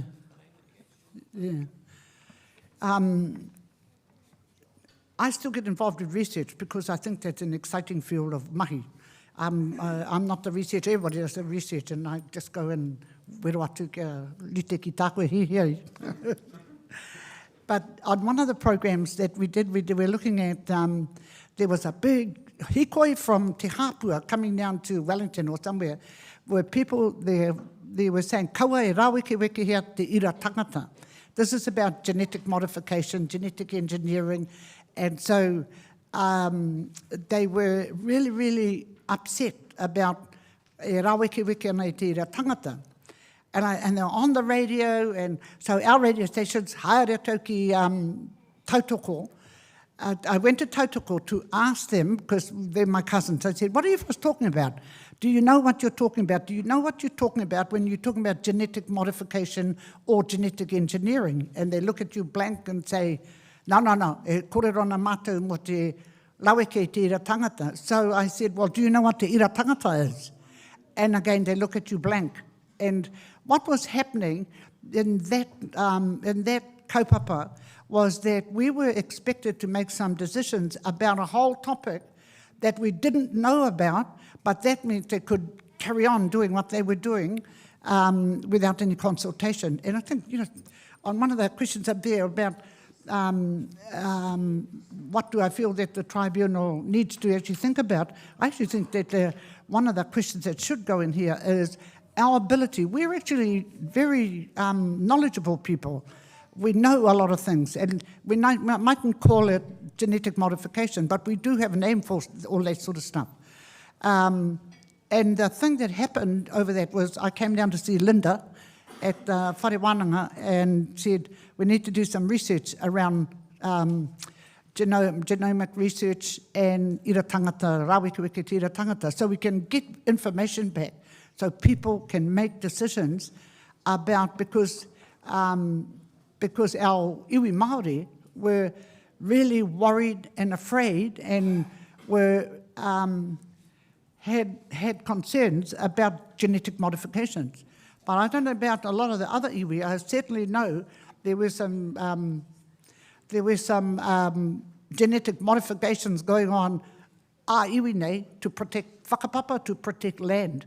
And so, yeah, ka tiro hea, oh no, me moe koe tērā tangata, kia whiwhi ai tātou wera whenua. O me moe I tēnei kia kaua I riro ko ngā whenua. Yeah. Yeah, and that goes on all the time. Ahakoa te aha. I actually have just been in Wananga for the 3 days with watatou kairangahau Māori, me te ata whiriwhiri, me peha te pupuri i wa tātou ake mātauranga kia tātou, hei oranga mō tātou. Yeah. And ko te ngā pukapuka i puta ia mātou mō tēnei mea mō te ira tangata, i te whakaaro nei, ko te ingoa te pukapuka he mata ira, he tangata kei tua. So that we don't ever, all the stuff that we're doing, we need to actually be conscientious about its impact on the person i tuatu. Ahakoa he aha, ahakoa te ngā mahi mo te whenua, ngā mahi mo wa tātou ako i wa tātou tamariki era momo mea. Mihi au ki te whakarongo atu ki a rākau manga, i te wā i oro timata i ngā kura Māori, ko mātou, ko matawaia, ko rākau manga, ko paki, ngā kura i timatai, te mahi Māori roto i ngā kura, i runga i te hiahia kia Māori mai ngā tamariki. Ka kite i tēnei rā, ka mihi, ka hoki mahara. Hoi anō te whakaaro. You want to come and say something? Ko season taku hoa iāmatahi. E na puta ake we tahi take ka haere maua te wānanga. Hei whakaro nui me anga pehea tātou. Ko tōku, i roto i tōku whānau, horekau i tua atu i te noho Māori, ka haere mātou ki te karanga kiki a mātou ki haere atu. Tēnei te tino mea o te ahurea me te tuakiri. E heke atu na mātou ki te tamatu ope, ki te kōrero i te kaupapa o kingi, te ako ararau. Toko whā pia wa mātou motoka, i roto i tōku motoka, ko te tahi waku mokopuna he ingoa nāku. Konei kōrero mai, me mai tupuna. Me kōrero koe tēnei, me kōrero, kaua koe wareware te kōrero tēnei, e ono ngā tau o te mokopuna nei. Te mutunga mai mea tau, ngākau, e hihena koe ki te whai kōrero, mea mai, no, mau te kōrero, maku te waiata. Ka mutu, mea te awa, patuhi atu ki te whānau, koe tere te waiata, ka tai atu ki kirikiri roa, tai ka kore gai wiraka e waiata i tāna waiata. Ka mea mai, pāte hoha. Pāte hoa. Hoi anō, i roto i tērā, kia whai wāhi ei ngā mea Māori ki roto i wā tātou ahakoa heaha te kaupapa. Heaha keihia te kaupapa. I akua e au tērā i te mea, i te mai i a tamariki ana, ōku tamariki, me te kaha pane muka, pane whero nei, kirima, ka haere au ki te rata, ka haere au te hoipere, ka kōrero Pākehau, ka kore waku tamariki mohio angape ana waku kōrero, no reira, ka mohio au, ahakoa huri ki hea, me Māori te reo, me Māori te tū, kaua kaua whakapākehanga, e wā anō mo te Pākeha, e wā anō kia tū Māori mai, inga wā katoa. Ngari mo te tū ko tahi nei, he take anō tērā, te kotahitanga, me te he take anō tērā, kei roto i wā tātou whakatauki ko mātou, ko Ngāti Hine puke rau, ko te pepeha o Ngāpuhi, ko Ngāpuhi kō whaurau. Nō reira, me pehea te whakakorikori, te kupu kotahitanga i roto i tērā, ono puru atu Ngāti Hine, te tahi o ngā kō whau, putake ana i roto i ngā kō whaurau o Ngāpuhi. Nō reira, hoi anō hoi whakaaro mo tēnei wahanga, tēnā koutou te hakarongo mai nei. Tēnā pēr waiata kei aku te wehi. I think so. Oh, nā me, ai. Kia ora. Oh, am I up there? Hi. No, I'll take my picture. Kia ora. Kia ora tātou, e mihi ana kia koutou o te tribunal, engari he pātai poto tēnei, he harai te pātai, engari he whakaaro tēnei ki te tuku atu kia koutou. What I would like to see is for all of us, ngā tāngata katoa tēnei whenua, ki te rongo i te kupu tūturu, what is whenua? What is the value of whenua? Titi reo kai hoaho, he aha te wārua o te whenua e takato ana ki reira. How many millions? Titi reo ki konei, ki roto e te whare rei. Tū mai wāhine ma? He aha te wāriu o ngā wāhine e nohana I roto I tēnei whare. Te wāriu o rātau ko tō rātau whenua. He aha te whakatūturutanga, whakahohonutanga I te kupu whenua. Do we all know? The value of the land outside is huge. We don't place value on the whenua that our women have in bringing new life ki roto I Aotearoa. Koia tēnā te kupu, te wāriu o te whenua, kei roto I a tātou wāhine, engari kare rātou mātou, e tiaki ana, tūturu I a rātou anō I etahi wā. Wāhine mā, tō koutou wārua, tō tātou wārua, ko tō tātou whenua. Ki te kore tātou, e kore puta mai ngā tamariki. Ki te haere, I roto I tēnei ao, he Māori. Koia tēnā tātou e tuku ana ki a koutou. The value of our kupu in te reo Māori. In English, we discredit it. Engari I roto e te ao Māori, we value it. So do you know what whenua actually means? How much does whenua mean to you? Probably you'd rather have an acre of land than a woman who can give you a child. That is what I feel in terms of tō tātou, our culture. E kore tātou e tino mōhio ana, kinga te tino hōhonutanga o e te hei o a tātou kupu Māori. So rather than take up more time, I really just wanted to put that one point here, because I think you really all know your value, engari, ko etahi o tātou tāne kāre koutou e tino mōhio ana. Engari ki te kore koutou e kore puta mai te tamariki anyway. So, koia tēnā tāku, when you talk about culture, ko a tātou kupu Māori, kāre e tino puta mai ana te tino hohonu o aua kupu ki roto e te ao Pākehā. And having said that, my father had one leg in Scotland and the other one in Ireland. Thankfully, my mother came from Tūkāriri up north. Koia tēnā tāku ki a koutou. Ngā mihi katoa ki a koutou I puta mai tēnei rā. Tātou katoa, tēnā koutou, and thank you for that, letting me have that 5 minutes button behind her. Kia ora tātou. They're going to ask a question, okay? Yeah. He pātai.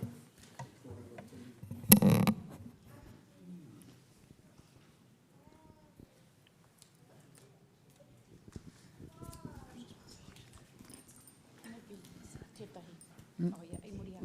No, e muri aku. Oh, okay. Kia ora hakui. E mihi atu ana ki te whānui huki o era whakaaro kua toko ake I a koe I roto I ka marama kua huri. Taku pātai e pāna ki tēnei mea te raweke I te ira. When you were talking about the genetic engineering and the questions around the genetic modification. Yes. Were you particularly talking about it in terms of I roto I te whakapapa, ka tātai whakaheke, me e rā mahi raweke ira? Well, you use the term, he mate, you use the phrase, he mate ira, he tangata ki tua. So I'm just... Was that the angle that you were talking about? Not initially. We got there because to make it so that people, our kaumātua and our people could understand, it had to be humanized. We had to actually start talking about it. And of course, when we started showing them pictures of the DNA helixes, they went, oh, he rite tera ki te kōrero mō ngā whakapapa. So we actually did put it on. the thing that started to complicate it, though, when we started talking about, yes, we he rete ki te whakapapa, kei roto I to DNA to whakapapa, we then had to start, and there is mātauranga Māori around manipulating DNA, and we don't talk about that a lot because ko wera ngā kōrero huna ki roto te ao Māori, that, you know, because when we start talking about modification of DNA, our people were interested in building or constructing super Māori, super people in their whānau, and so they practiced some form of DNA manipulation. And so when we got to, yes, this is about whakapapa as well, how do we protect? There were people who came, you know, a konei roto o Waikato nei, the trauma that was experienced by those cows that had their DNA manipulated and then a ruakura and buried, and then they got rid of them, they buried them on the hill, but the leach into the water had been going on for many, many years, and people became really afraid of the impact of that on their whakapapa. So that's a whole big other take, but yes, we did talk about it for a little bit. Ka pai, tēnā koe e whai. And I te wai pātai I koro tō mokupuna, mo te Ngāti Hinetanga, or Kāti Hinetaka. And particularly around that question, that kōrero you had around the ones, the urbanised, who might have been there for 3 or 4 generations. Yes. How tāu whakoki atu ki aia? When they said, are they Ngāti Hine? Yes. Culturally, what was your response to your mokopuna in that context, te whai? Right. Aha ko te aha, no matter what happens or where people live, if they have Ngāti Hine whakapapa, they're Ngāti Hine. E pēne iau e tūnei, I just want to make it clear, I made the choice kia tū Māori au. I could have chosen being Irish or Scots, but there's millions of Irish and Scots out. They can take care of that part of their whakapapa. I need to be involved here. So I've been very conscientious about that, kia tū Māori tōku au. Kia ora. Te tuahine moe, tēnā koe. Yo kōrero. Yo kōrero, whakahihiri a tātou, wero I o tātou hinengaro, kia whakaaro tātou, ki etahi kaupapa o tō tātou o Māori. E kōrero ana koe kia kaua tātou e whakawāi a tātou anō. Tēnā wete hia mai tērā, hea te pūtake o te whakaaro I puta I a koe tērā kōrero, kia kaua tātou e whakawāi a tātou anō. Ko tae tātou ki te whakapai me te whakapono, ki ngā kōrero puta ana I roto I ngā media ko tātou te hunga mahi kino, ko tērā, wera momo kōrero. I roto I tērā, kua huri tātou ki te ngaungau I a tātou. Mehe mea, ko te tae tātou ki te wā whakakotahi ai tātou, haere ngātahi ai tātou, I runga te whakaro kotahi, me whakatika mai, me tū tātou I runga I ngā ahuatanga ātāhua o te Māori, te tū whakaete, te tū māia, era momo mea, engari kaua tātou, kaua riro ma tātou anō tātou whakawā. Tāku kōrero tino hoha mutunga mai o te ao, kore au haere ki ngā hui, kārawanga Māori ki te whawhai ki ngā Māori. Mate, nā wai I pēnā I tātou, kore nei tātou, mohe o te whiriwhiri, mohe ana tātou te whiriwhiri. Engari, tau ka ware a tātou, ki te titiro, hea te tirohanga Pākehā ki runga I a tātou, ka whakatika ngā mai. I te wā I oro, aroha mai te roa o tēnei whakautou engari, I te wā I huri ai mātou ā whānau nei, ki te reo Māori me ona āhuatanga katoa, ka tangi mai te tahi waku aunties kia hau. Tāna mātou I patua I mahi kino ngā mo te kōrero Māori me wera mea, ka hoatu mātou he ingoa Pākehā kia koutou. Kia kaua koutou whara ano I tērā āhuatanga. Tā huri ake, ko haka Māori ngai koutou ngā tamariki nei, te mea. me taku matu, me putu ta tātou whakawā ia tātou ake he tangata kino tātou. Me ata noho tātou te mohio, kei a tātou ngā rauemi, ngā mohio, mga mohio ranga katoa, mō tā tātou ao, kia Māori mai e te ao. Ka pai te whakautu. Kia ora. He whakaaro i puta mai a koe, ko o maunga tō tai ao. Ke te ora tō tai ao, kai te ora hoki, tō ahurea, kai te ora tō reo.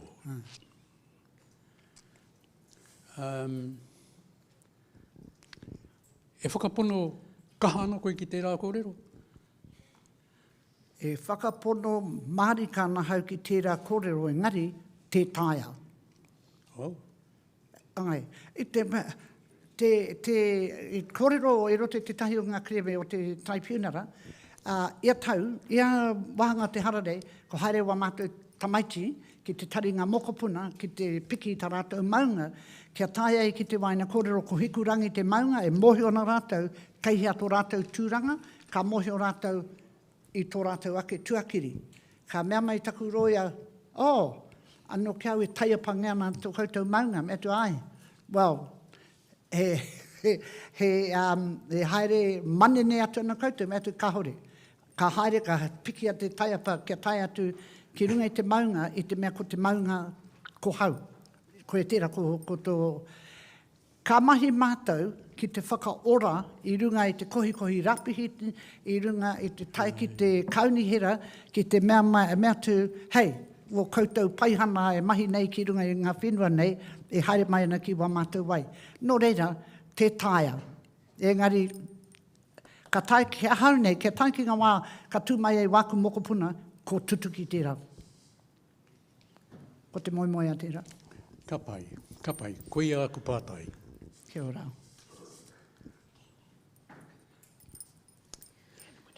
Kei te tupuna, kei te whaia, tēnā koe. E mihi ana i o koha i tukuna mai rā ki tēnei kaupapa. He pātai aku, me wāhi hoki tāua ki etahi rerenga i puta i a koe. E noho mā tāmu ana i te hirikapo i tēnei taima nei. Te mana o te tuakiri, nā ka pai tērā ki au.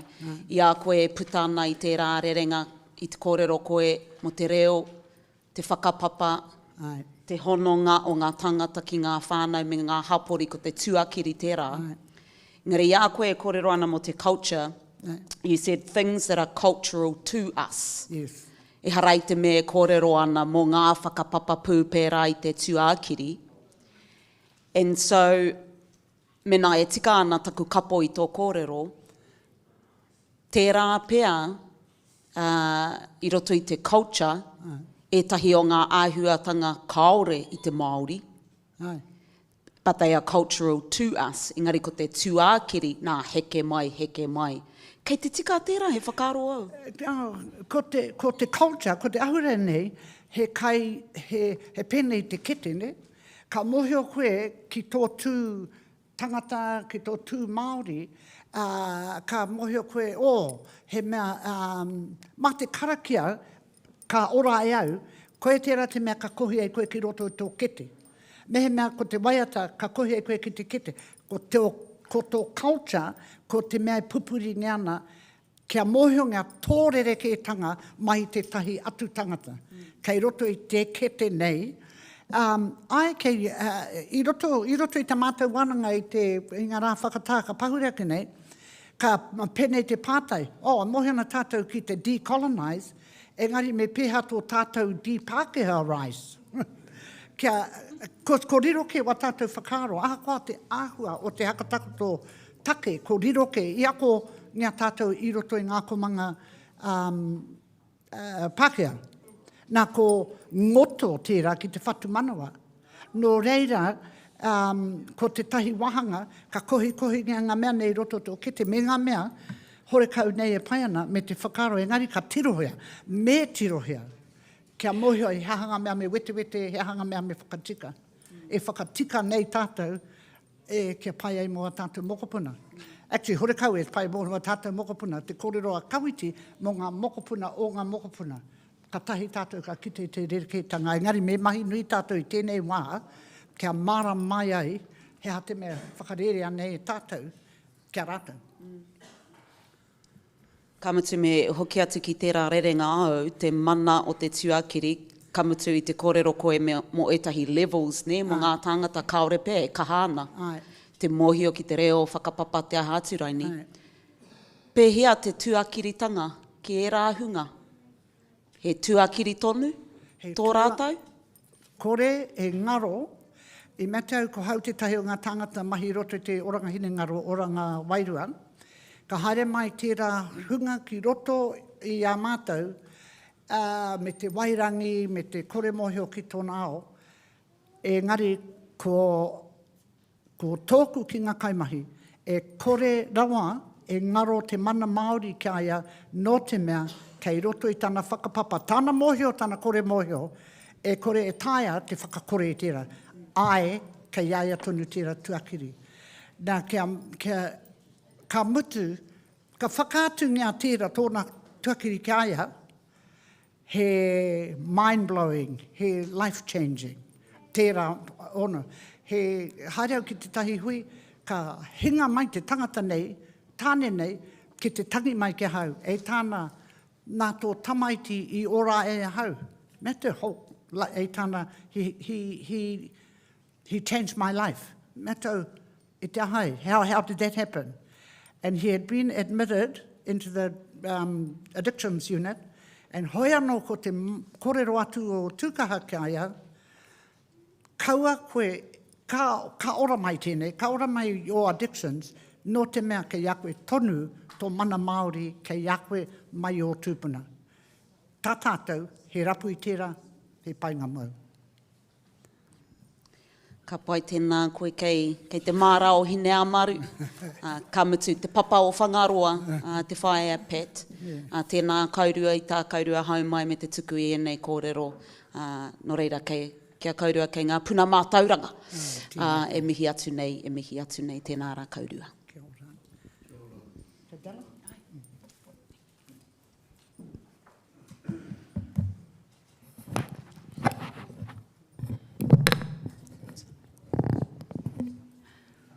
Tēnā tātou.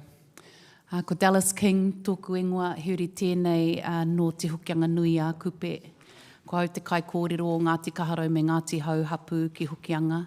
I pakeke mai au I roto I te parutai, I roto I te kurutai o te hokianga nui a kupe, no reira tēnā tātou.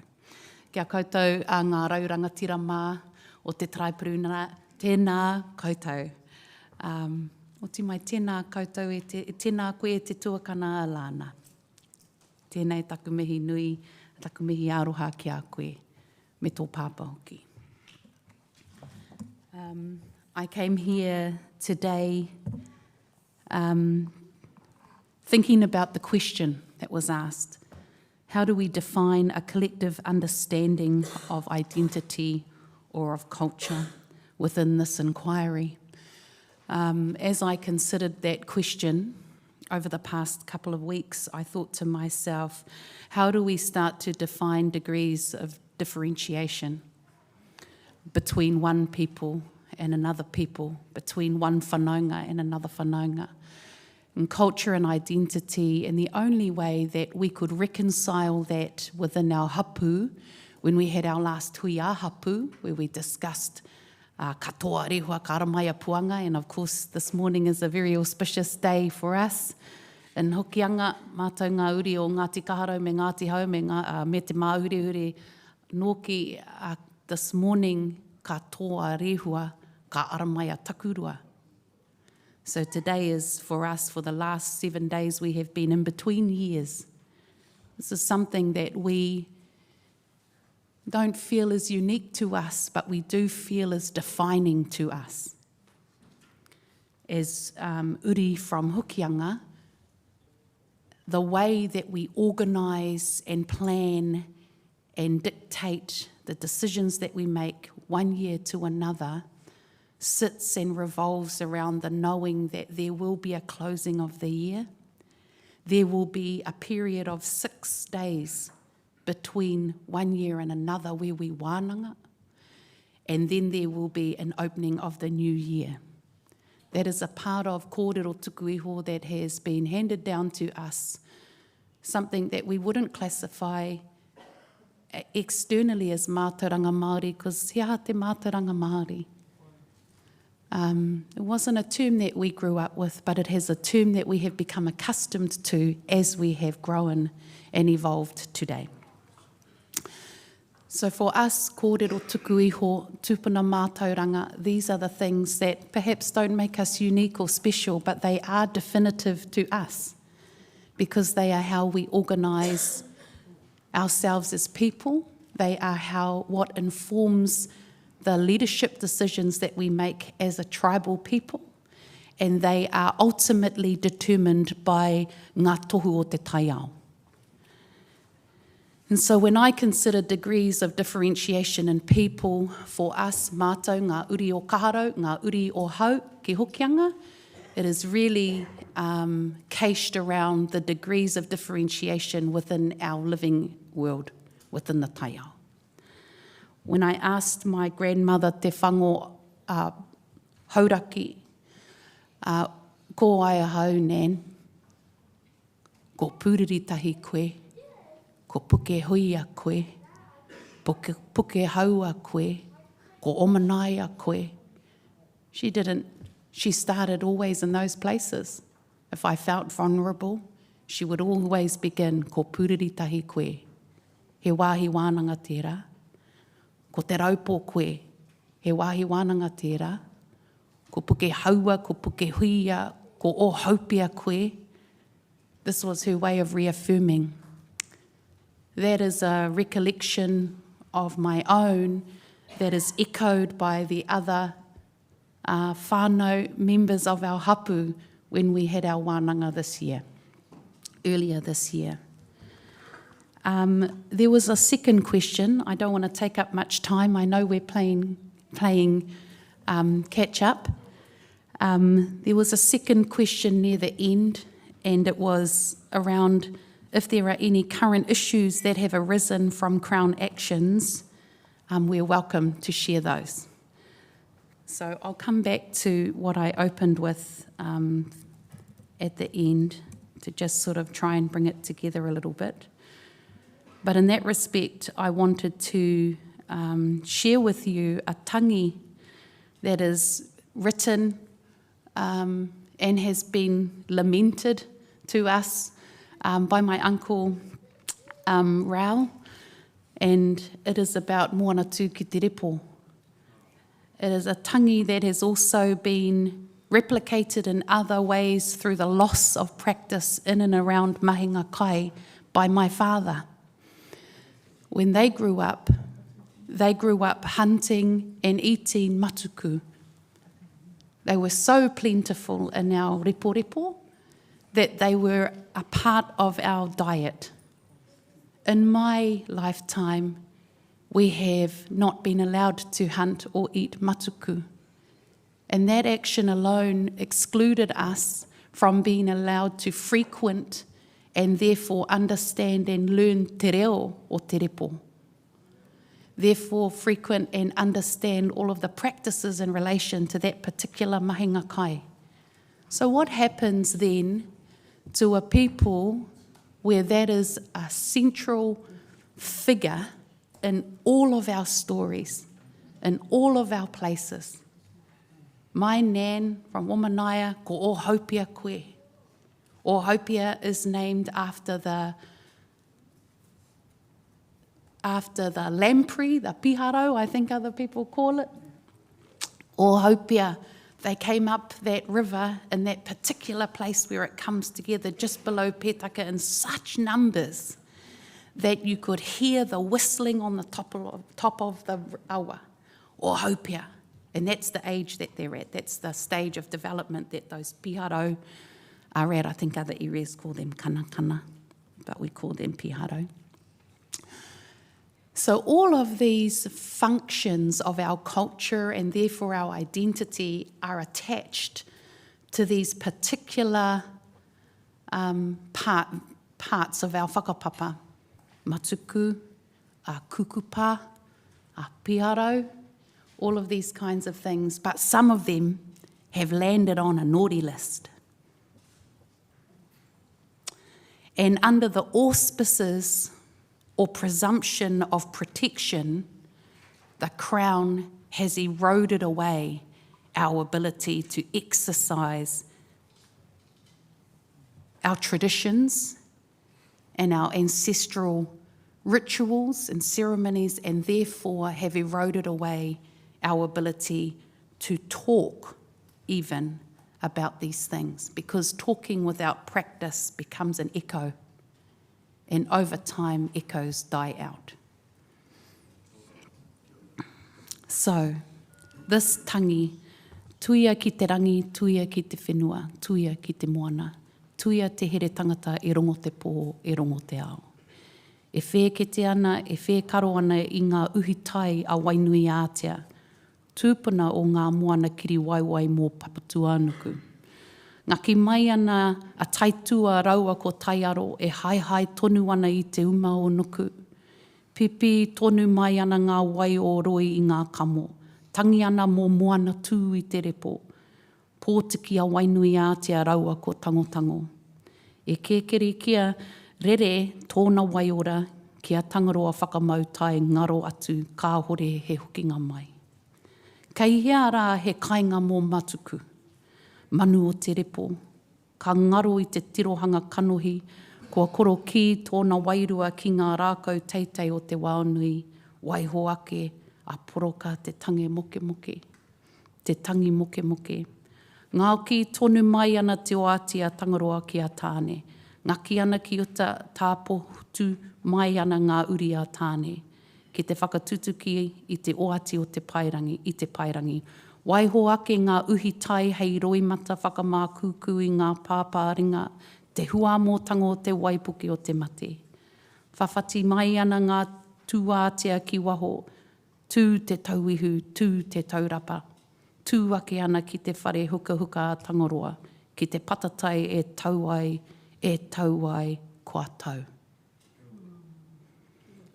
This is a tangi written to teach us of the absence of the cry in the kainga of Matuku. This manu has landed itself on a list of protected species. And in the same stretch, that manu has landed itself on a list of excluded from us species. Rich is the language that is attached to that manu. Much is the history that is attached to that manu. A kai for my father, a kai not for me. I come back to at the beginning, you asked the question about how do we define a collective understanding of identity and culture. To me, it is degrees of differentiation. For us, mātou ngā uri o kaharau, ngā uri o hau, ki hukianga, our culture and our identity is taught in the way that we gather our karahu. It's demonstrated in the way that we trap our kanai. It's seen in the way that we pluck and we cook and we preserve our manu, matuku and kereru, kukupa, depending on the time of the year. It's heard in the way that we describe our winds, and it's learned in the way that we adorn our taonga. It's felt in the way that we lament the demise of moana tū ki te repo, and in its entirety, it is encapsulated, enshrined, enlivened and exemplified in our taiao, in our whakapapa. For us, mahinga kai is the way that we bring life to our culture and our identity. And there are endless ways that that work in particular has been eroded by the imposition of an unwelcome ture. A tēnā tātou katoa. That's me. Thank you. Questions? There probably are.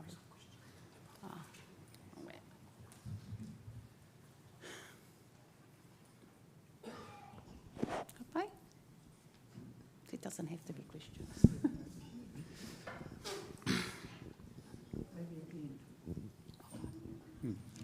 Tēnā koe, Dallas. Pai o kōrero. Tēnā koe. He pai ki au o kōrero mō ngā wāhi o te hokianga i haere mai ai tēnā, nā kāinga, te whakahuahua i ngā kāinga, ka mau tonu ngā ingoa. Koe rā pēr tētahi o ngā mate o te ao Māori nā ia nei, i roto i etahi o ngā hapori, kua ware ngā ingoa wāhi. Kua ware. Anō reira, he pai ki au te whakaaro, no o hau pōkoe. Now, i etahi wā, there can be not a danger, but there can be a negative in that one, in that the place that they might identify you with is not, is more a derogative term as opposed to a, what do you think about that? Funny, or not funny or not funny. At our last huia hapu, we had a wānanga and that came up. We had to name a project that we were beginning as a hapu, and we had to come up with a name for it. The main point of the discussion was we were unhappy with the fact that O Manaia, which was the name of our community and also the name of our awa, has become just a dot on a map. It's not a name anymore that is synonymous with piharau, matuku, kukupa, karahu, tio, tarawaka, all of these kai, all of these beautiful places. Instead today, O Manaia is known as one of the communities in Hokianga and in Te Taitokero that is rated in the highest deprivation index. So we have a high deprivation rate according to them. We are a community that has for a long time, up until recent times, with the electing of moko te pania no Hokianga tērā tangata, ka pai moko, as a mea. But before that, we were problematic. We were problematic people in O Manaia. Our place became known as a deprived socio-economic location. The environment and the awa, because they use kaupapa, Pākehā methodologies to ascertain or assess the mauri of our way, as if they can do that, they start to do things like the water quality is bad in O Manaia. That has a relationship with the previous speakers, especially Moe, that talked about, not talking about the negativities of our societies, but talking about those things that we have lost. Correct. We've become focused on the negative and we've forgotten the good things about why a place was called, and we forget that it was called because it had plentiful fish, it had plentiful kai, and that's the thing that sustained us. Yeah. Kapai, thank you very much for that. You're welcome. Thank you for the question. Kia ora e te tuakana. Oh. I'm a very slow writer, so my apologies for I'm not being ready to ask the question. I was struck by the point that you made around talking without practice over time becomes an echo, and echoes die out. And hearing your kōrero around the cultural practices that are central, mahika kai practices that are central to a cultural way of being and understanding and living, that when these are forcibly eroded, that then has an impact on the expression of your ability as a people to express your culture. Correct. So, your comments around this have been really powerful. My question is then, thinking about that comment about the impact over time, how has those degrees of differentiation you speak about, how have they been able to be maintained so strongly culturally in the face of those challenges and that erosion? Tēnā koe. The way they have survived is through whare wānanga. Te whare wānanga o Hokianga has an unbroken continuum from nuku tawhiti and ruanui. It has been from the dedication of elders that were stoic in their commitment towards maintaining te whare wānanga o Hokianga. Examples like Rereata Mākeha, before him in his time, the head of our whare wānanga was, he's a sir, Tā Patu Hohepa. He was almost going to slide at it and say Ankara Pat, but before him others, Rima Edwards, Muhi Waitai, Papahuri here, Āperahama Taonui, Huru Titore. These are the names of beautiful men who have lavished us with their sheltering of kōrero tuku iho and te whare wānanga o Hokianga. That is how it has survived.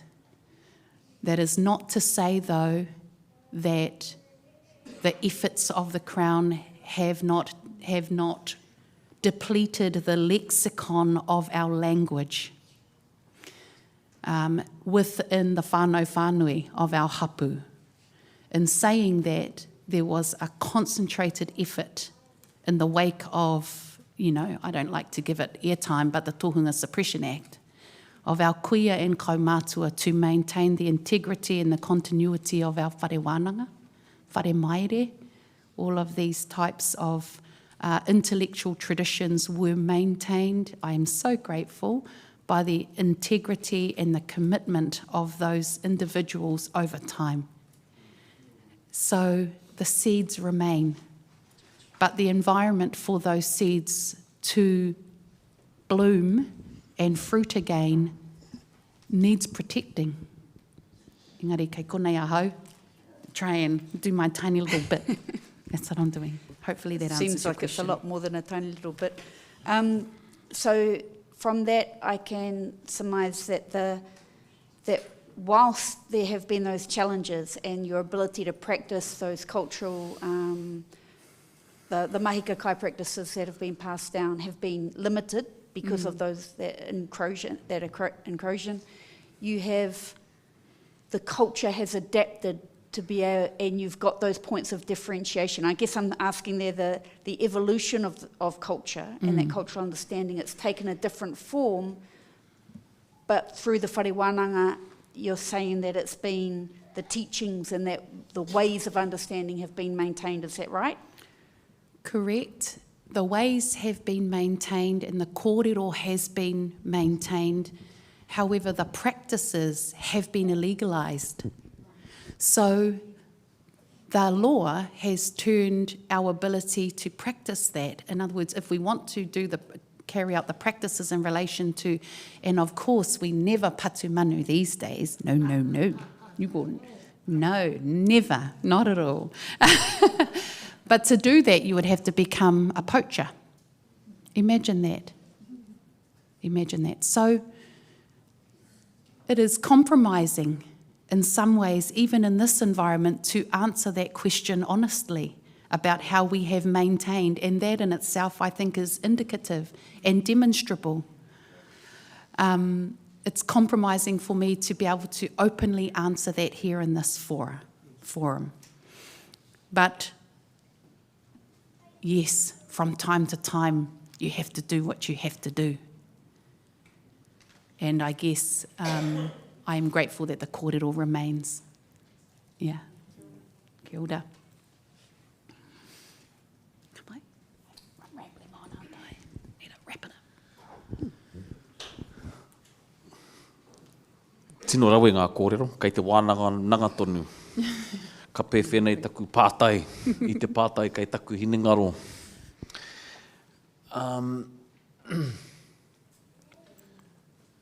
Kia hoki atu ki o kōrero mo te matuku.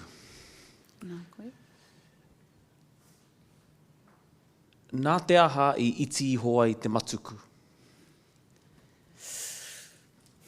Because the Crown undertook a regime to stop bank and drain all of the repo into what they called land reclamation. That's why. So they drained moana tū i te repo, which is kei hea te kainga mō matuku. Where did it go? That's where. That's the main reason. Nea, te pātai, kei te kimi au i ngā kupu. E hoki ai koutou ki e rā tikanga. Me pērā pe, e hoki ai koutou ki e rā tikanga. E wā te ai rānei koutou ki te hoki. Ki e rā tikanga. Me aha. Well, there are a whole lot of acts that need to be sorted out.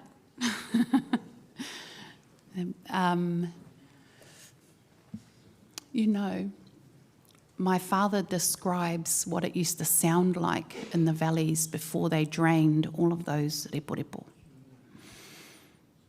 There's a whole whānau of hau that were assigned to matuku alone, that were used to carry and determine the time of year, which was determined by the volume of the booming of the matuku echoing up the valleys of the Waima River, up the Powhiri River. Those hau I have not heard in my lifetime, but my parents have heard. Those hau could be used to describe the cacophony of sounds coming from the playground of the kohanga reo, but they can't be because nobody else will understand them other than my mother and everyone in her generation. So the describing language that used to be able to be used is now no longer able to be used because it requires an understanding. So the denigration of those environments has not only robbed us of matuku and poroka, which is also another kai, and tarawaka, which rely on the matuku and the poroka to be able to have the habitat that they require. But also, it has removed from us the richness of our language that connects our mokopuna to those environments, therefore to that manu and to that mahi. Those are the things that we lament the most. These days we have all words, but how do we go back there? First of all, how do we not get fined for going back there? How do we not get villainised for being people? Because, we see that te kuaretanga o te ture Pākehā, ne? Because they don't understand that the action of mahinga kai is actually what motivates the reciprocal relationship in order for us to tiaki that environment. Removing us from the ability to access that as kai, we weren't accessing it all the time. There were years, according to kōrero tuku iho, that this kai was set aside. Oh no, we need to go in there and do more mahi, he rā tau tutu is a part of our ngā tako te marama for us, those kinds of things. So how do we get back there? We need to not be villainised for being there, for undertaking that mahi. How do we get back there? We need to not have a ture that restricts us from those areas. And also, we need to bring moana tū ki te repo back, just really plainly. Ka pai, whakamana i ngā mōhiotanga o te whānau me te hapu, ne? Hapai. Sorry. Tēnā koe tuahine. Tēnā koe. Just one thing I want to ask you about. You talked about the value of whare wānanga for as as a mechanism to support cultural continuity. So it is helping not to lose some of the tikanga, even if not the practice, but some of the tikanga around the practice. What other mechanisms or conditions do you think could come into play to support cultural continuity? I think mechanisms as it stands reaches for me or leans into way of life. And so there's no, what I saw my uncles and nannies do was protect what they could see was the core of what needed to remain in order for us to be able to continue and re-establish and re-enliven those traditions. I would liken it to when Kupenuku came, he didn't already know the winds here in Hokianga. He wouldn't have known the names of the mountains, he wouldn't have known or understood the bird songs, but what he came with was a knowledge system of ngā tako o te marama, ngā kaupeko o te tau, ngā tai o te ao, those kinds of things. So when I'm asked what other mechanisms might support the continuity or the continued continuity with cultural integrity, I think sovereignty in its first instance is the continued integrity of one's way of life. And our way of life is directly connected to our taiao. And so authority over our taiao has to be preeminent in that discussion. So all of the mechanisms that interact with having authority from a human point of view over the taiao, which is ridiculous from a te ao Māori point of view, right? Because who could presume to have authority over atua? Certainly not me. But in this forum, I will speak about it in that way because I think we're talking about it in relation to the kinds of mechanisms that are influencing and compelling us to make decisions today in our everyday life. So the way of life is everything that connects in. And for us, it would probably, I can't speak for everyone, but certainly for Ngāti Kahara and Ngāti Hauhapu and Hokianga, it would be everything sits around the preeminence of the ability to have authority, move with authority in your environment. Hopefully that helps.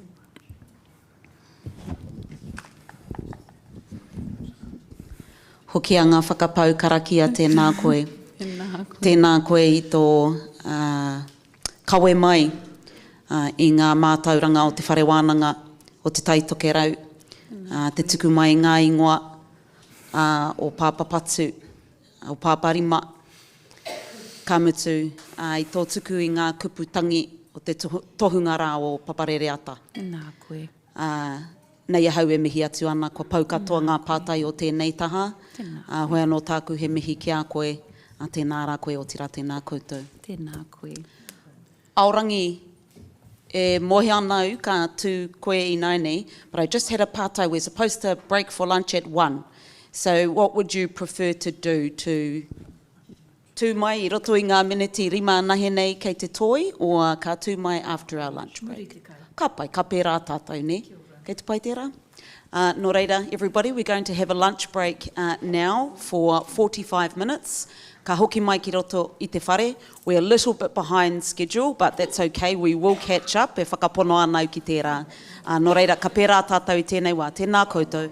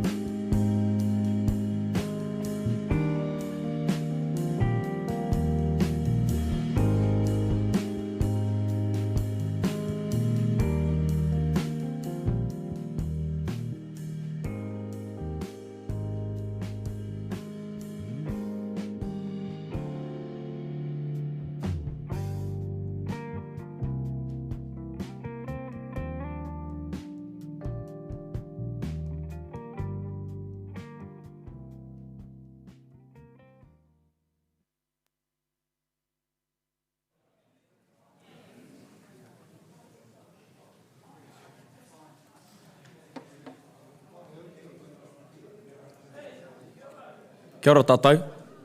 Mihi ana kia tātou. Ko tāku noa nei, I runga I te mōhio. Rangi mā tāmua won't like me saying this, engari. Ko te wā tonu tērā e whakahaere ana I a tātou. Even though I know it's a form of colonisation, sorry rangi. Ka timata tātou. Ka timata tātou. Ko tahi anō te kai kōrero, no te tai tukirau, ka tahi ka tahuri ki te rohe o tāmaki. Nō reira e te whai, hara mai rā koe.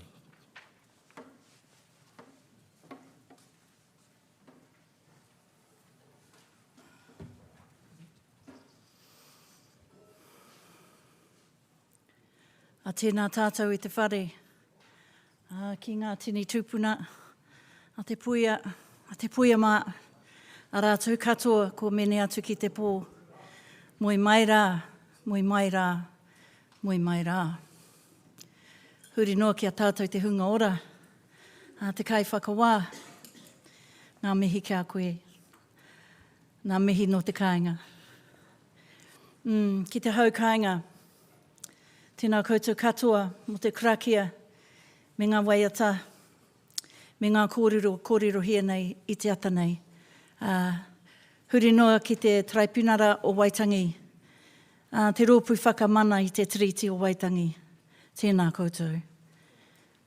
Ki ngā roia, me ngā tini kāranga rangataha, tēnā koutou, tēnā tātou katoa. Tīmata mai ahau, mai te taha o tōku māma. Ooh-yeah, ooh-yeah, ooh-yeah, oh. Scoodly-woodly whooped up, oh, whoa. Rua left his mark on this world. Rua kenana, too high profit from the urewera, oh, Rua. Rua kenana. He told his people not to go to war, let the white man fight the white man's war. Oh, Rua, Rua kenana. Oh yeah, oh yeah, oh yeah, oh. Scoodly-woodly whoop-papa, yo, whoa. Rua left his mark on this world. Rua kenana, too high profit from the urewera. Oh, Rua, Rua kenana. We lived there at Maungapoha too. Children of the mist is what they call us. Oh, Tuhoi, Tuhoi nui tonu. Oh yeah, oh yeah, oh yeah, oh. Scoodly-woodly whoop-papa, yo, whoa. Rua left his mark on this world.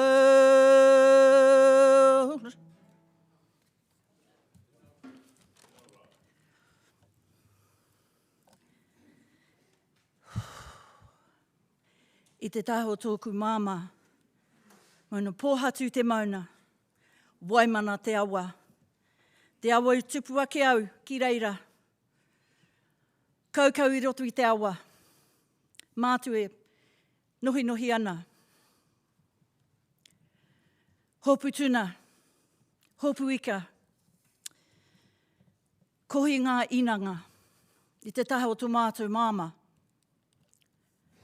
Ko rua kēnana te tūpuna. Ko Nelly Biddle, moi atu ki a rāpata kolia. Ka puta ko hēni ko hau kolia.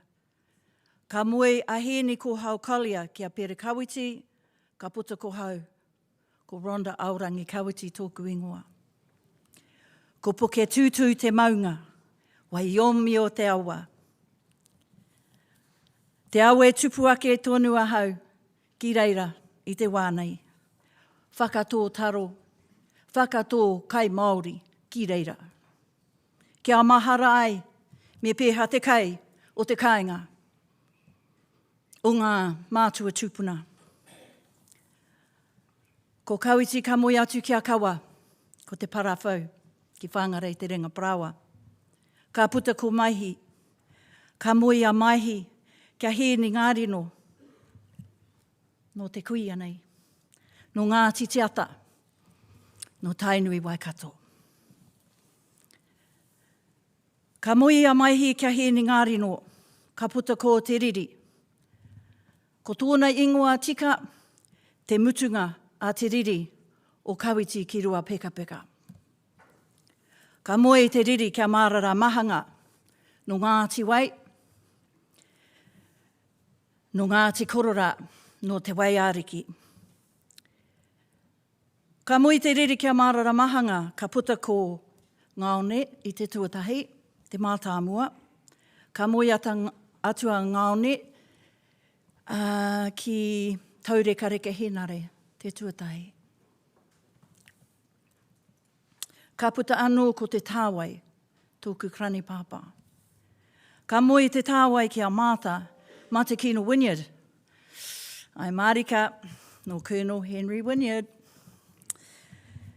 Ka puta ko pera kawiti, ka moe a pera kia hene ko haukalia, ka puta ko hau anō. Nā reira, hanga miki a pāhau. I te mea, he taha Pākehā, he taha Māori. Engari, i Wainganui ahau, he Māori ahau.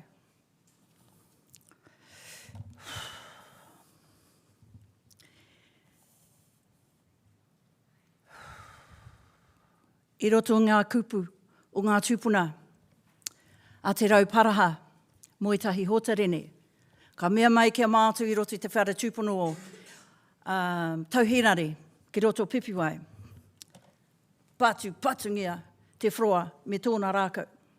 Ka mea, he aha te mea nui o tēnei au, he hiriwa me te kaura. He moni, he moni, he moni. Ka kata wetahi, ka riri wetahi.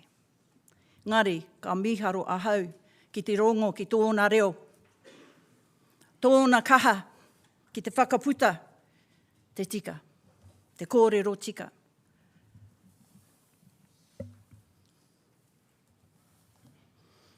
E aha te mea nui o te ao Māori nei. He tangata, he tangata, he tangata ke.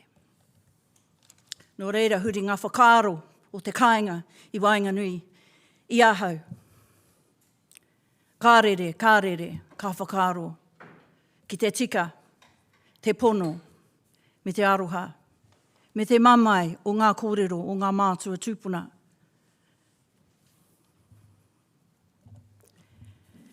He aha ngā mahi a te karauna, te kāwanatanga. Wera rā, tae noa mai ki ene wā. Tāhai taonga. Tāhai tikanga. Tāhai te reo ki te pō.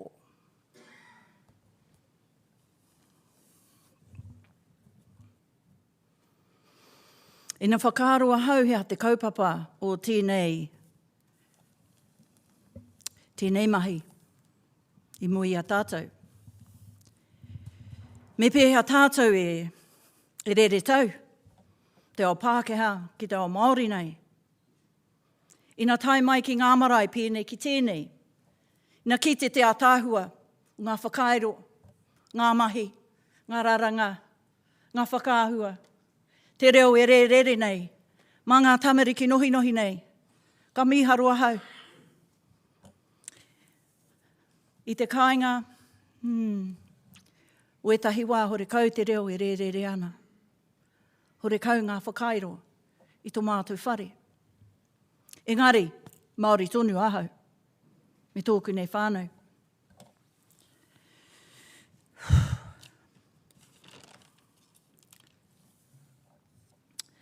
Ko te hiahia ahau ki te kōrero e pāna ki ngā mea nui ki au. Te tikanga, te reo. Me ngā kōrero, i kōrero hienei e te karauna, e te kāwanatanga, e te kāwana tiara. Ka kōrero rātou ki o mātou tūpuna, kia kawiti. Ngā tūpuna katoa o aua wā, kia maihi. Mea mai te kāwana, e hoa maihi. Pērā, ka whakaaro ahau, me pēhea koutou, o mātou hoa. Me pēhea koutou e kōrero hea nei ki tōku tūpuna a maihi, e hoa maihi. Engari, ko kite ahau I runga I te pepa o te kāwana tianara, a Governor Gore Brown. Ko te whakaaro, ke, e te kāna rātou, ina kōrero, e hoa maihi. Ngare ki te ahau wetahi atu pepa, wetahi atu tuhinga tawhito. Kei reira ngā whānau, ngā whanaunga, no Ngāti Kororā, karanga atu kia maihi, kia āwhina I a rātou, me ngā take, ngā nawe e pāna ki te whenua, e hoa maihi. Ko te whakaaro ahau, must be ko tika. Engari ko te pātai kē, ina kōrero hia e pāna ki te krauna. He tika, he teka rānei. I aua wā, ka hui rātou, ka tuhi rātou, ka tono rātou kia mātou, me o mātou tūpuna. Ki te hui hui, ngā iwi o te ao Māori, o Tauawā, 1860. Me hui hui tātou, te iwi Māori. Tai atu ki kohi mārama, ka hui hui rātou. Ka kōrero ngā tūpuna o te ao Māori, o Tauawā. Kei roto I te pukapuka o maihi, ngā kōrero e pāna ki aua hui. Ngari, I te mutunga, ka whawhai kia tainui wakato. Ka tangita ngākau I aua mahi. Kia teka kia mātou, me o mātou tūpuna, e hoa maihi. Tinka pakanga. Ka mamai taku ngākau I aua kōrero. Waku nei kitinga I ngā pepa, ngā puka puka. Ka mamai, ka riri.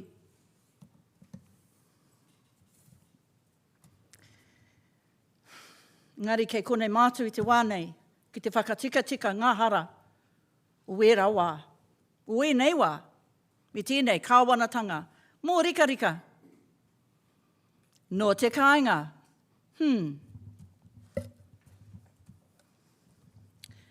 Ko te mea tino mō rika rika ki au, ko te tāhai taonga, ngā tūpāpaku.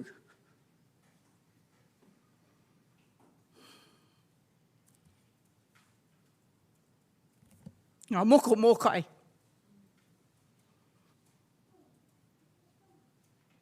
Ngā koiwi, tapu rawa.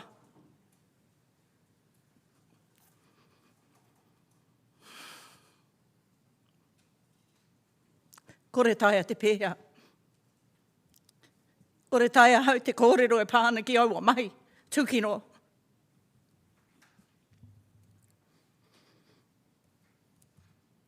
Ka mau mai oku tupuna I te rānei. Kia whakamahara ki au. He aha ngā tino mamai no te kāinga. Ko wera mahi tukino tāhai, taonga, tapu rawa. Koe rā tira.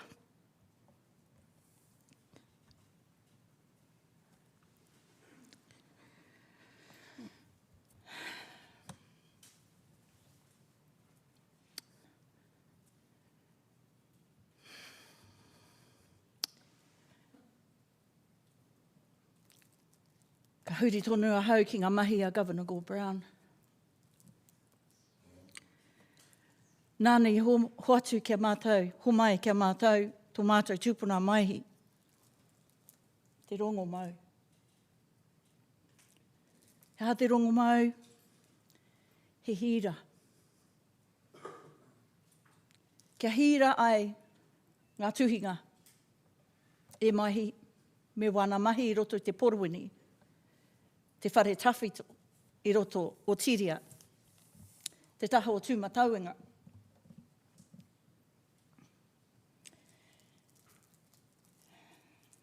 Kei reira mahi e hira ana ngā pepa, ngā tuhinga, ngā tikanga, me ngā ture e pāna kia rātou i tau o wā.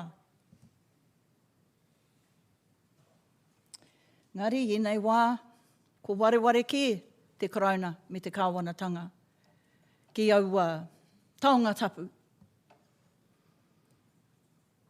ki au papa paunamu,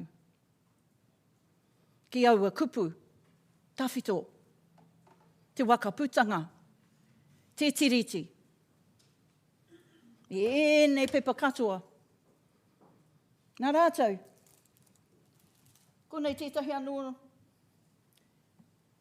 i hainatia Sir George Grey. Ki te hanga he constabulary, te prihimana, i roto Waimate. Te mea pai o te Pākehā, ka tuhi rātou o rātou hara, ki ngā pepa, kia kite ai tātou i ēnei wā.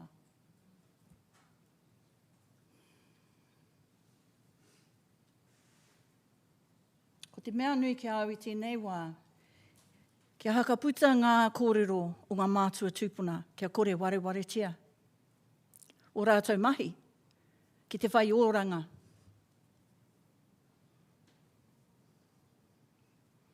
Ki te hohau, te rongo, i wainganui a tātou, ngai Pākehā, ngai Māori, kei roto i au, e tūnei.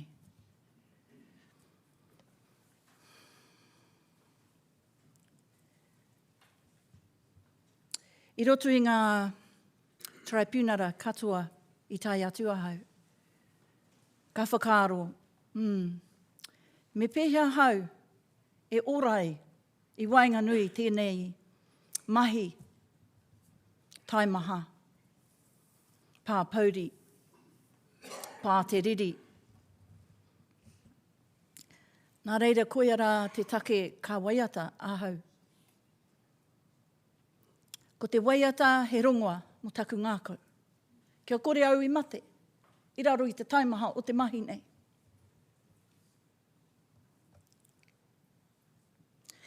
Pērā i tōku tūpuna kawiti. I roto i te mura o te ahi, ki roa peka peka. Ka waiata ia. Ka tito waiata. Kia hihiri te wairua o ōna toa. Aha koa ko mate wetahi. Tino tata ki a ia. Engari, ka waiata.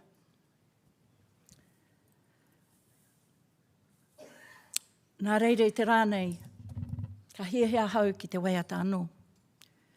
Kia hihiri ai, taku wairua. Me te wairua o taku kōtiro nei a āwhina, taku mokopuna nei a Ella. Ki te ako ai, me pēha tātou e hohou te rongo i roto i te ngākau o te tangata pukuriri. Taimaha, pauri hoki. No reire i te wā o te mutunga o te kōrero a te krauna, ki roto hokianga. Ka pātai mai a Sam Davis, kia mātou. Me pēha tātou e arohatu ki te krauna.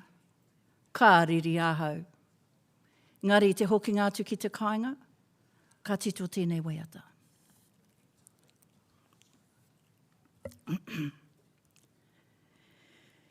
He miharo areka te rongo rangatiratanga kore ngaro au e tahai ngā taonga me ngā tikanga te ka mature e, te ka rawa au e, me pehea te whakapono, me pehea te mamai, me pehea te aroha mai ngā kōrero tuku iho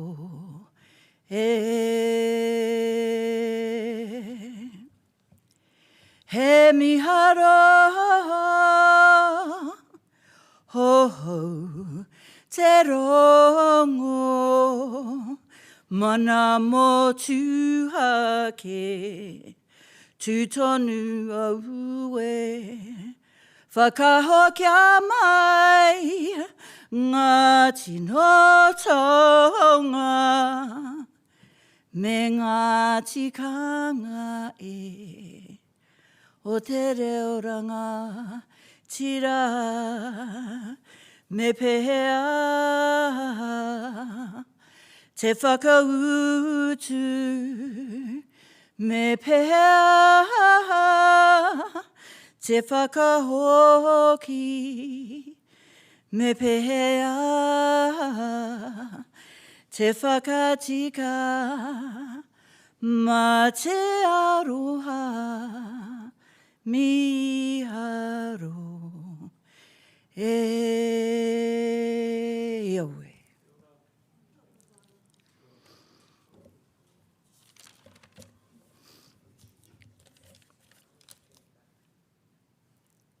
E pāna ki te kaupapa nei. Ko te hiahia ki te kōrero e ne kupu. He koha ki te kaupapa. Tā hei taonga tapu rawa ai marika. Engari ko te hiahia, te rere tau o ngā tikanga tapu o te ira tangata. Me ngā rongoa, e kiti nei e a koutou. Ko wēnei rongoa, te tātaramua, kia moi ai ahau i te pōra, te hanga excited ahau ki te taimai i te rānei. Me tēnei ko...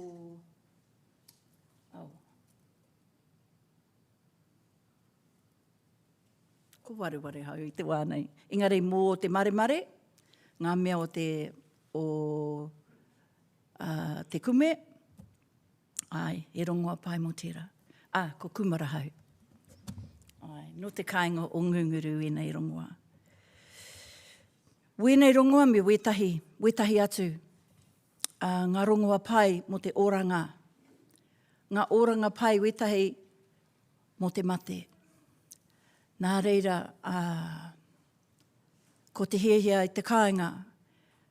Kia huri atu o mātou mahi, tūpāpaku, mahi kōiwi, ki ngā tikanga o ngā mātua tūpuna, me ngā rongoa. Pēra ia kawa, pēra ia harakeke. Wērā rongoa mo te mate. Kua mātou whakaro i te kāinga. Having only had about a day's notice that this was even a thing today. Ko ngā taonga tapu o te ira tangata. Koira te whakaro no te kāinga. Mo tēnei inquiry. Ngā taonga tapu o te ira tangata. Nō reira, he mihi aroha nui kia koutu katoa. Ngā tini kai kōrero i muri au, i muri hoki au. Tēnā koutou, tēnā koutou, tēnā tātou katoa.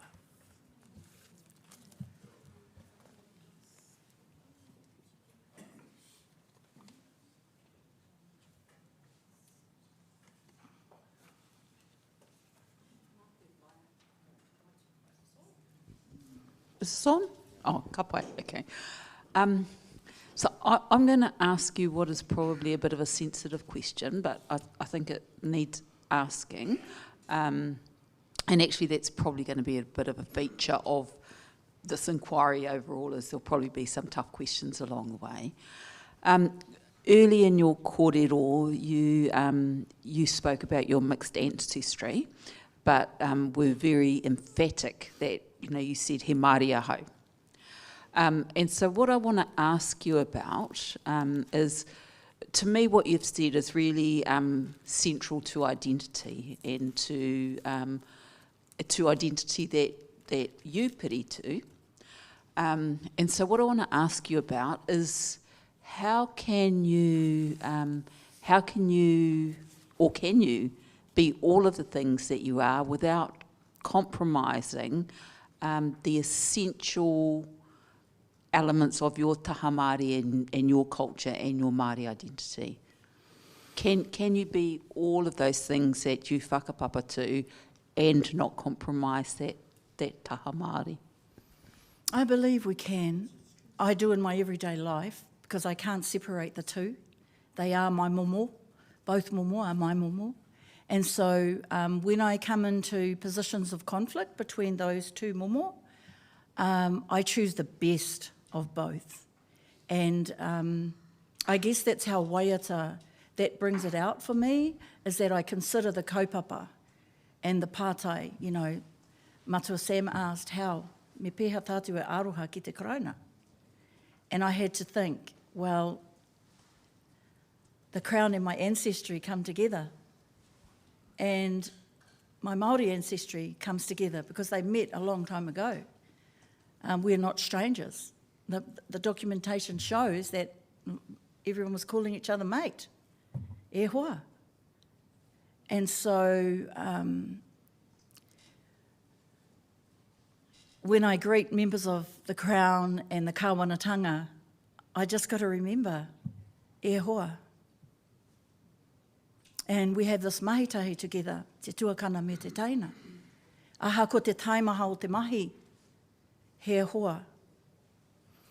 And I recall some words of my Auntie Kene, and she was a teacher and a principal, and she did a lot of research. She's our main research person at home, and she brings us so much mātauranga Māori. And she said to me one day, do you know what the Māori word for enemy is? And I was like, no, what is it? And she said, hoa riri. I nā mutu te riri, ko whai tino hoa koe. So I tested it out. I thought, okay, let's look around. Now, who's a potential enemy? Let's think about that for a minute. And then I had to think, right now I'm really mad with you. You really annoy me. In fact, there's quite a lot more words I could say about that. But when the riri is over, the take between us is sorted, and we've agreed to come to some kind of balance of whakaaro, I have found that actually you do find someone who is really your friend. It's possible. It doesn't always work out that way, but if you can settle your differences in a hohaurongo kind of way, where you have mutual respect, something this coalition government doesn't seem to have much of. But when you can get there, and as we do in this forum, and where we have mutual respect for each other, and witnesses come in with differing evidence, it could be quite oppositional, ki au, but at the end of the day, kei a rātou wa rātou kōrero, kei au wāku, kei a rātou mana, kei au wāku. And so there is definitely a way, mā te tikanga, mā te reo, because it's really only te reo that can tease out the kōrero, that can bring out the real ngako behind the issues. You might be fighting over a greenstone or a bit of land, but what actually are the issues behind the issues? And that's where people like Maihi would come in with their background knowledge, those honunga, those whakapapa honunga. And so through those honunga, ho te rongo is achieved, because now who was potentially enemies before this particular honunga, Colonel Henry Wynyard and Kawiti, now they're moored together, and my father and his 15 siblings are a product of that. And so am I. And so I have to get real about it and just say, well, you got to go with the flow and learn how to balance up. Mana motuhake, mana Māori, mana manuhiri, wera ahuatanga.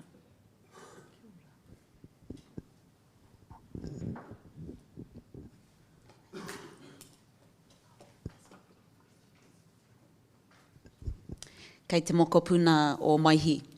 Tēnā koe I tō haere mai te rānei. me taku mohio ki te rā tupuna a Maihi Kawitira. He toa, he whawhai ia mo te ora o tana iwi, o tana hapu, i o na wana, i heke mai e rā āhuatanga ki runga i a koe. Nō reira, kei te toa mo te ora o te reo, kei te toa mo te ora ngā tikanga i roto i te kāinga nei mātou, e mihi atu nei tēnā koe. Tēnā koe.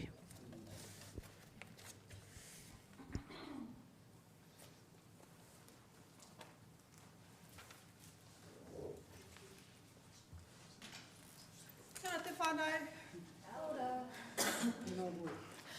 Tēnā koe pā. Paite ki te ia koe anō. Katahi anō koe, ki mai o katahi anō au kua ki te ia koe anō. Roroa te wā, ne. Manawatia te matariki tātou. Kua manawatia wōku moi a ki te taimai. Ki runga i taku haikainga, i tēnei wā. And I was a little bit grumpy in the constitutional hearing, if you guys were there. But it came true. My dreams are true. We are here. This is the beginning. Kore kai he flash story of my connection to Tūranga Waiwai, other than this barefooted Māori that used to stay over in the papakainga with my koe at the back there. Catch the bus from Rahui Pōkeka. I haere au ki te wharekura hōrā kau manga. He toto mōre hu tēnei o ngā puhi nui tonu. Ka mamiti i taku punahi ngā puhi e ke whakararo. Ka mamiti i taku punahi tū wharetoa.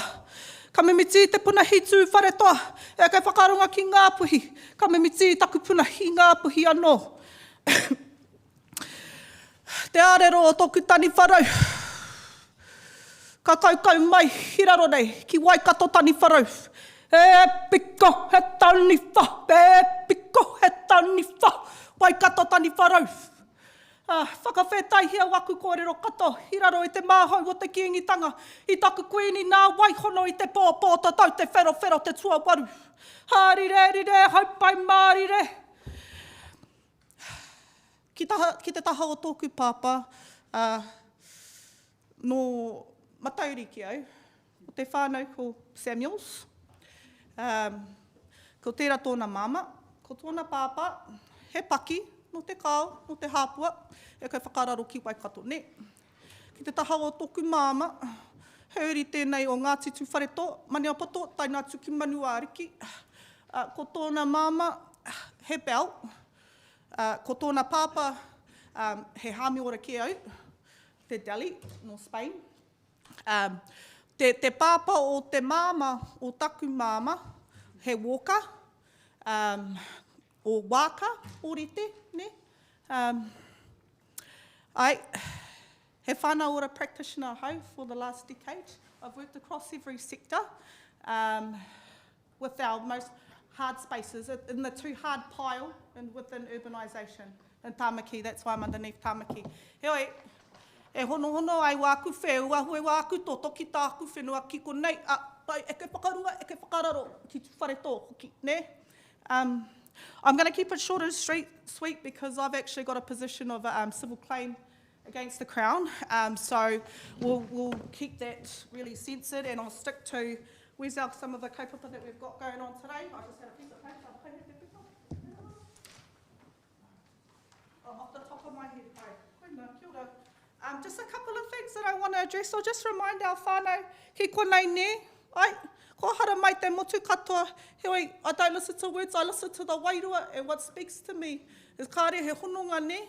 So kia haere tonu ai tātou i runga i te rangi Māori, i rote te whare konei koa. You know, he wāhi tino tapu tēnei. Kia kotahi ai tātou katoa.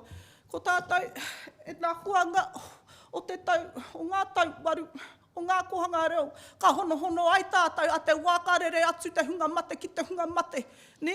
So kia tika ei te kōrero, kia tātou anō, e ngā iwi katoa.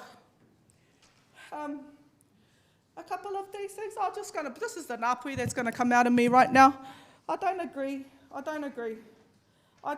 with the modifications of our whakapapa, you know, and comparing that in te ao Māori, he rereke tonu. Ka tango koe i ngā mahi o rarohunga, i wāku tupunga, and this is you know, I'm not no PhD professor and all the rest of it.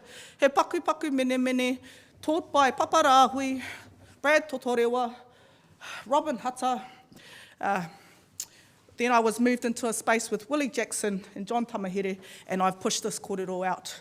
And it is around, that's mahi tapu. When we talk about hono, that's what the kōrero that I hear, hono and tono, that sort of mahi that was done by our kāhui taumata. And that's not something that we put in a lab, and that we can compare to what they do in a lab with our genetics. That actually takes away LORE. You might do that under law, but LORE, he tapu ke tērā, he mahi tapu te mo te kāhui taumata. They make the decision. You're taking away the mana motu hake of our elders who make those decisions in pono and mautau. He kupu atua noa ko te mautau, ne? Another bit of kōrero that doesn't sit right with me is the... I actually like adoption and whāngai because it worked in my favour.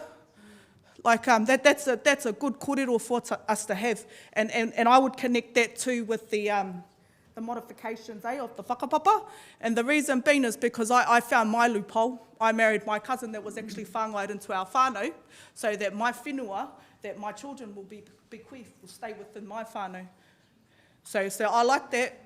Hoi, kāre au, e huatu te mana motu hake, ki te rātutahi, ki te pāke hake, ki te rawe ke haere, ki taku whakapapa ne. E tapu ke e tērā. Tāmoko practice. Oh, I'm not even going to get into that.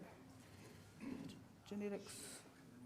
Yeah, I think that was the main one. And just around, maybe if we just look a little bit more around urbanisation and we acknowledge, I will highlight the mahi that our whānau ora practitioners are doing and the essentials that they have to, the quarrels they have to obtain to become practitioners and work in urbanisation. And one of those quarrels is whakapapa researching. So when we do work with our whānau and we can identify through our needs assessments that they are disconnected from their whakapapa, predominantly our own otara, in terms of my practice, I held the Housing Urban Development Sustaining Tenancy contract underneath Māori provider Manukau Urban Māori Authorities, and Otara was my catchment area.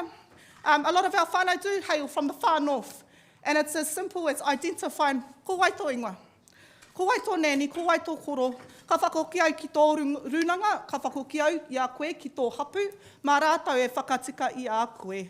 And it's not keeping everybody in separate boxes of how well you are versed in your reo and on your journey. To me, growing up, this was like a stigma, because I don't understand what the other world is doing. Well, te ao Pākehā, why are they treating us like this? Or why do you see things like that? And Māori, mai rāno, pre-colonisation, e hoki atu ai ki Hawaii ki ke. And Māori ke tātou, white light spiritual beings, ne? We were always supernatural beings. That came from Aio. That did not, that did not come from, some flash scientists making us superheroes and hybrids. We were always that. Through the generations, please no photos, through the generations of colonisation, that's where our superpowers were suppressed. But as Māori, we talk about karakia, we talk about pure. What happens in those spaces? Are you going to tell me it's a pen and a paper job? He mahi karakia. Kei te karakia atu koe ki nā atua ne. That is a spell. That is supernatural. Mai rāno, o ke atu, eke, raro, hinga. E mahi ke rātau tērā. But yeah, my time is really short. Kia ora. Nā mihi tātou. Oh, one more thing. Whenua, yes, keep that central to your guys' whakaro, please. Whakapapa, yes, it's all around it, but your whenua, central to your whakaro. Because kore kau he whenua, kore kau koe. Kia ora.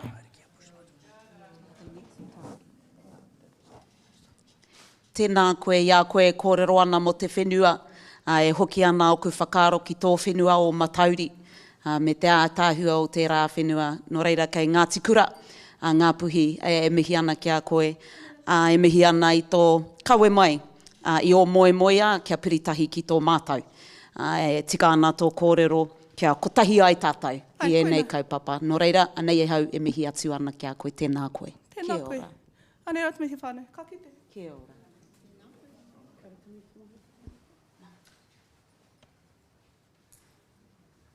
Kei ngā kai kōrero tēnā koutou mena e pirangia te hoki atu ki koutou tūru tēnā koutou. E mihi ana. Whaia, kāre kore koa. E hihiri tonu ana i ngā waiata ātāhua i puti a koe, no reira tēnā koutou. Tēnei te tuku i te reo Powhiri ki ngā waiariki, o te waiariki, haramai rā koutou ki konei noho ai. E kia te kōro mai make tū ki Tongariro, mā ngā kuria whārei ki Tihirau. Can the speakers of waiariki please haramai rā koutou?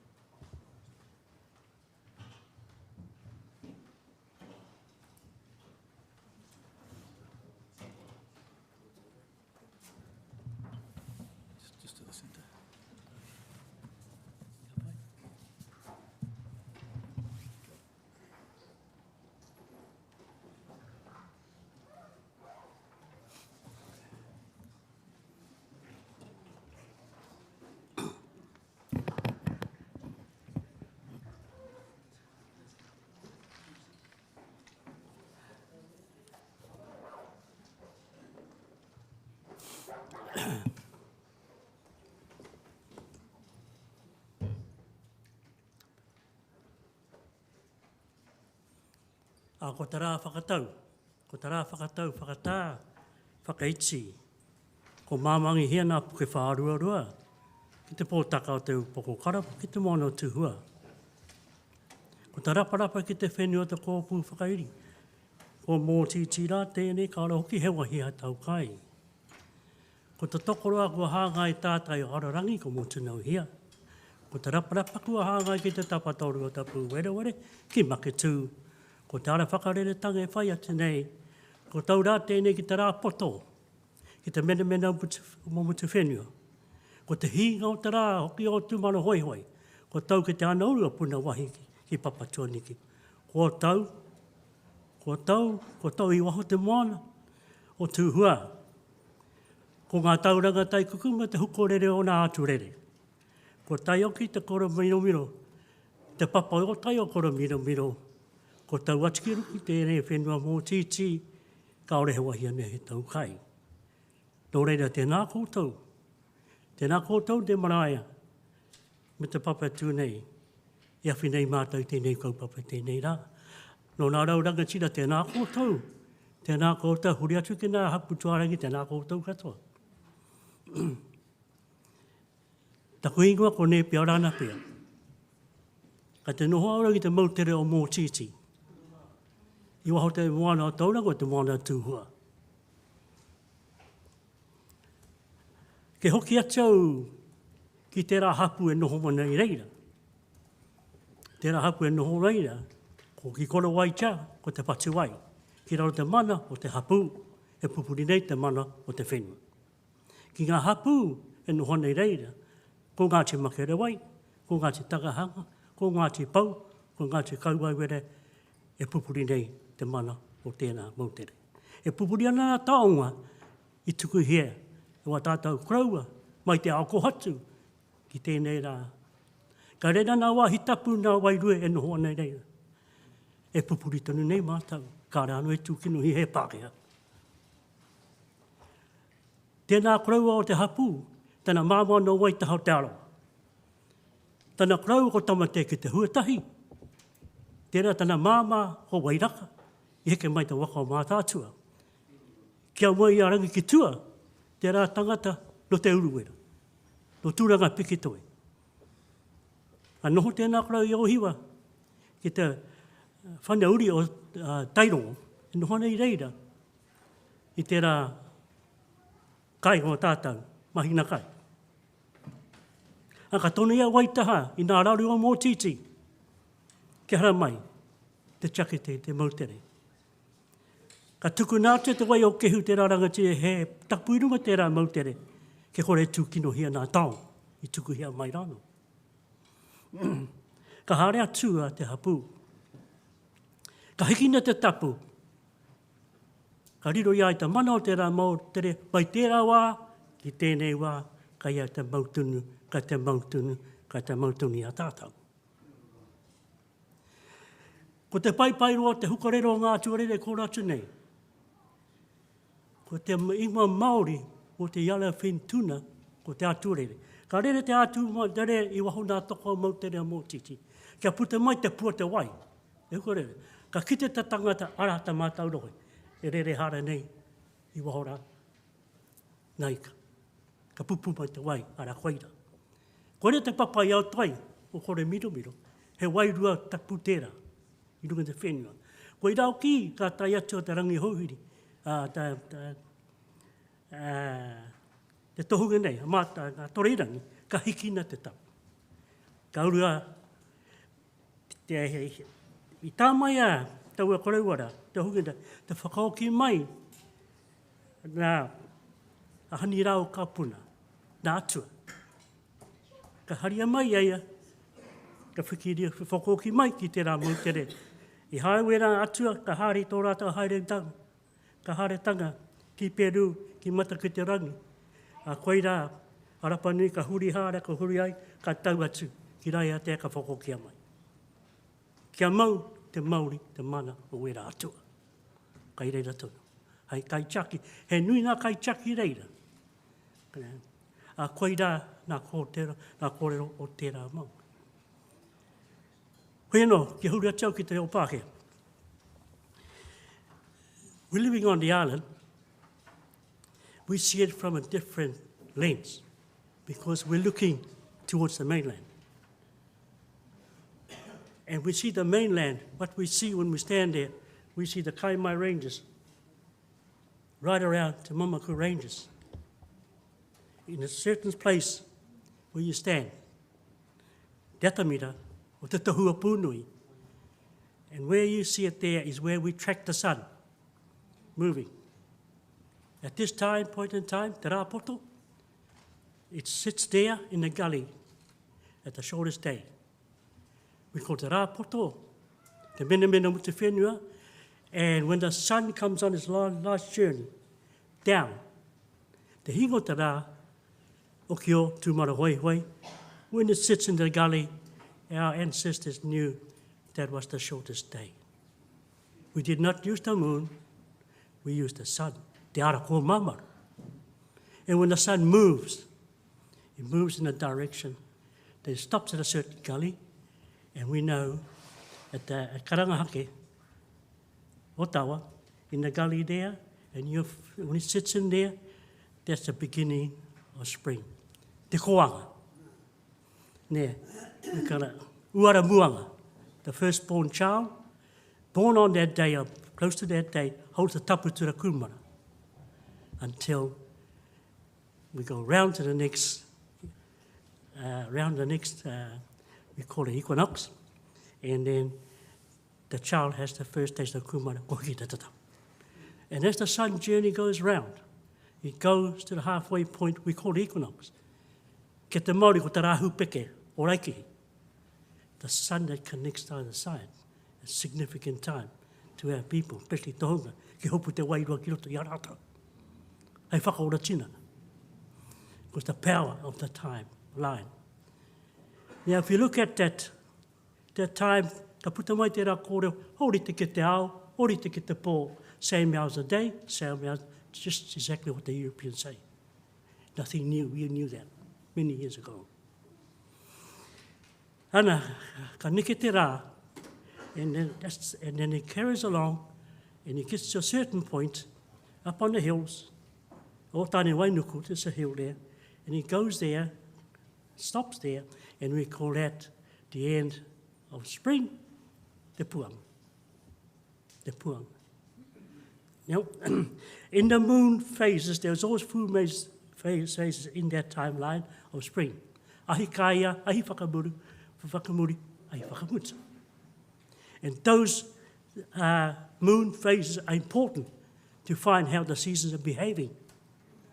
Because as the moon comes in early, we're going to have an early spring. If it comes in late, we're going to late spring. But if it comes in early, too early, you're going to have a longer summer. We know it's going to be a dry summer. You use that moon in conjunction. And then as the sun goes along that area there, it comes to the longest day. Te rangi tawhitiroa. Te takahuri o tōmuri when the sun turns. Ko takahuri ko te manuka kāwhachi. And we call the manuka kāwhachi because as the sun goes along, the skies become red, makurakura. And as the sun comes red, and you stand in a certain point, and you look up, and the sky goes red. And the clouds go, and the colour is red and white. And the background of the hills look like a manuka flower. As the sun turns, ko whachi te manuka. So as the sun goes along, then we get to the autumn equinox, which we call te rika rika o te rā, o tuanako.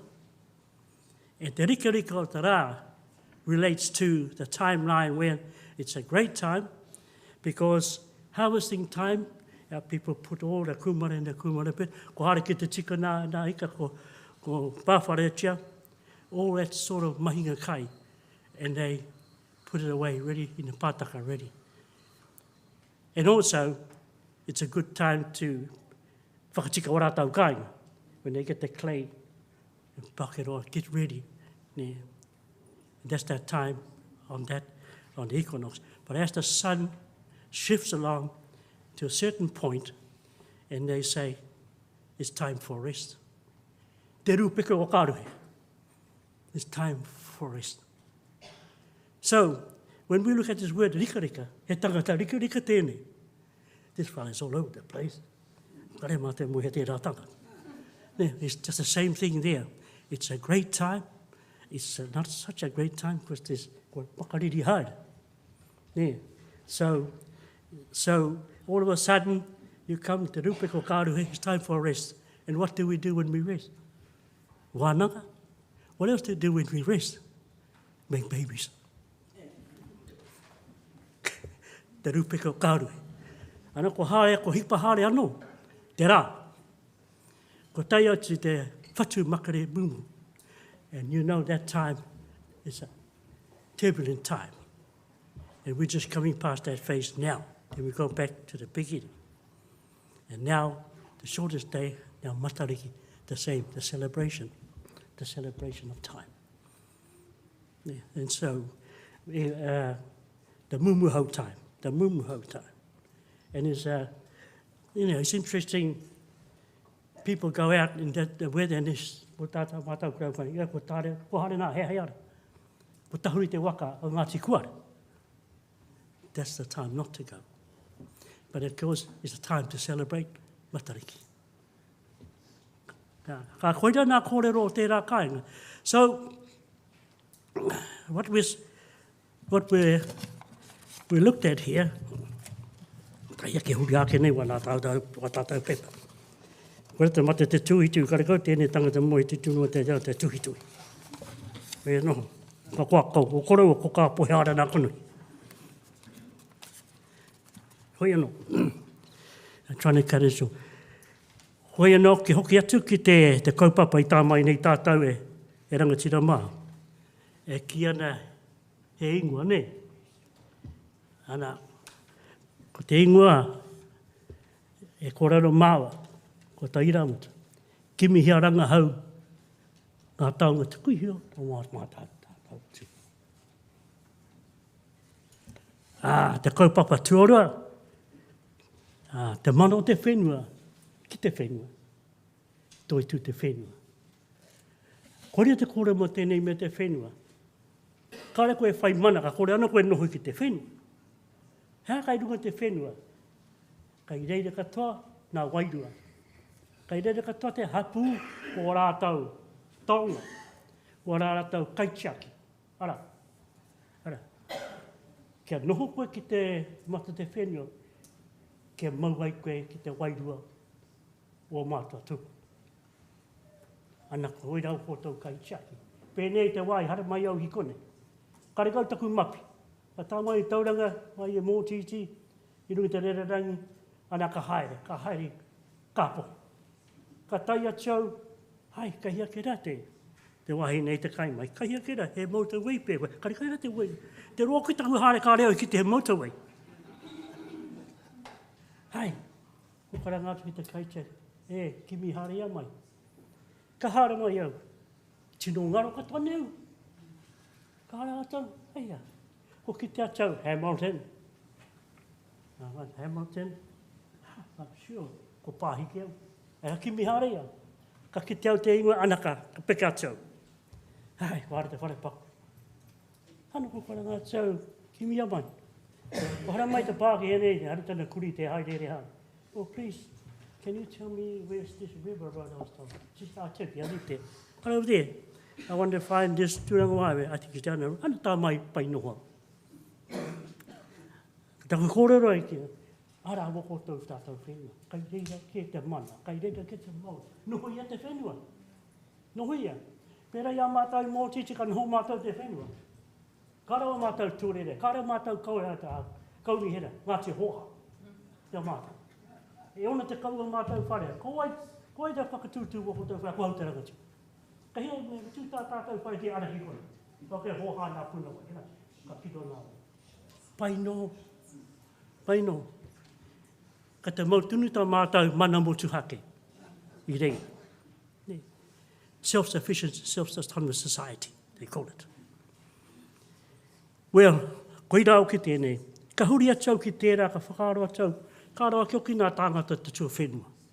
Ko hare rātou ki te mahi papa kāinga. Ha, he taitara Māori ki tā rātou. Ko koro wai e tiake nā tikanga a te kaunihera. Nā rātou ke wera tikanga, hera nā tātou te Māori.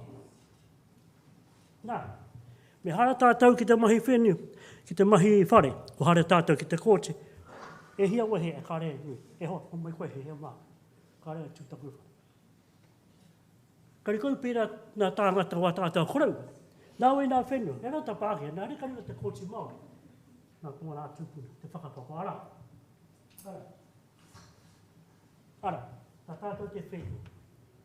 He taitara Māori tāna, engari, ko koro wai tiake ki nā tikanga. A te karau. He hai ka kite mātei mō tītia, ko titiro te mātau, ai wā tātou whanau kāroa. Ara. Ara koeira tā koe korana ma tēnā. Ana, te tuatoru. Ai, ka hia nei. Culture. Ka tikanga mā mātauranga o te taiao, ka tika nā mātauranga ki te wheni. A koeira tā ku ne e wene. Koeira ni wā kuinanga te tere hare taku haru. Koeira rā nā kōreo ko takato hiau I tēnei rā. So that's the kōrero I got from a lens from the island. We see it in a different light. We're fortunate we have a lot of tonga there that captures the timelines over there. And we want to see if we can preserve that because 2/3 of the island was confiscated off us for no reason. We still don't understand why, because there was never outcome in the court. So we were left with 1/3, but we back and we've now got 2/3, and we're left with 1/3. And 1/3 of the land is what you've got to worry about, like you have in Yorohe. 1/3 of the land has been sold 3 times now to the corporates. And what's happening? We have now got the corporates living there, and it's changing the whole landscape, and it's changing all of the values. So our tonga now are under threat. And we are there trying to protect us for our kaichakis and all those tongas on the island. Because Ngāti Hoha comes along and says, they come along and say to Ngāti Hoha, we want to cinch. Well, drill down. They allow us. Do we exist? No. Did they ask for us to have an input? No. Well, who gave the cultural impact report? That fellow over there. Where's he from? Oh, he's from Te Teko. Didn't know he belonged to Maltese. So that's what we're going to put up with. What we need to do is, kai ngara wa tātou tonga, I tuku ia mai a rātou mai tāna. When you look at the names around the island, e kikato te ingoa Māori, our history is wrapped up in the names. We haven't got one English name. Ne, Kāreana. So, from our lens, and from where we're standing, when we look out, those are the issues we confront with, not only on the land, even the sea. We went to Hui, what they call, the Maka claim. Ai rere katoa mā rātou whanau nge, e kia o nā rātou tērā rohe mana, nā tātou tērā rohe mana. Ka hia tō koutou rohe mana, mai ki to the 200 mile limit, e kare mā. No heo e rā tikanga. Ka hare mātou ki rei, when we went to that Maka claim, our relative tribes are men there couldn't get any history at all. But the problem I have Maka claim, compromising court. Koreata mai. So as I say, we see it in different names. So our moana is under threat. We call it the Bay of Plenty. Now it's called the Bay of Empty. Because I see that from our lens, in the 1970s, when they first bought the, sorry, I might have been out of the scope here, but they bought Persainers. I saw that.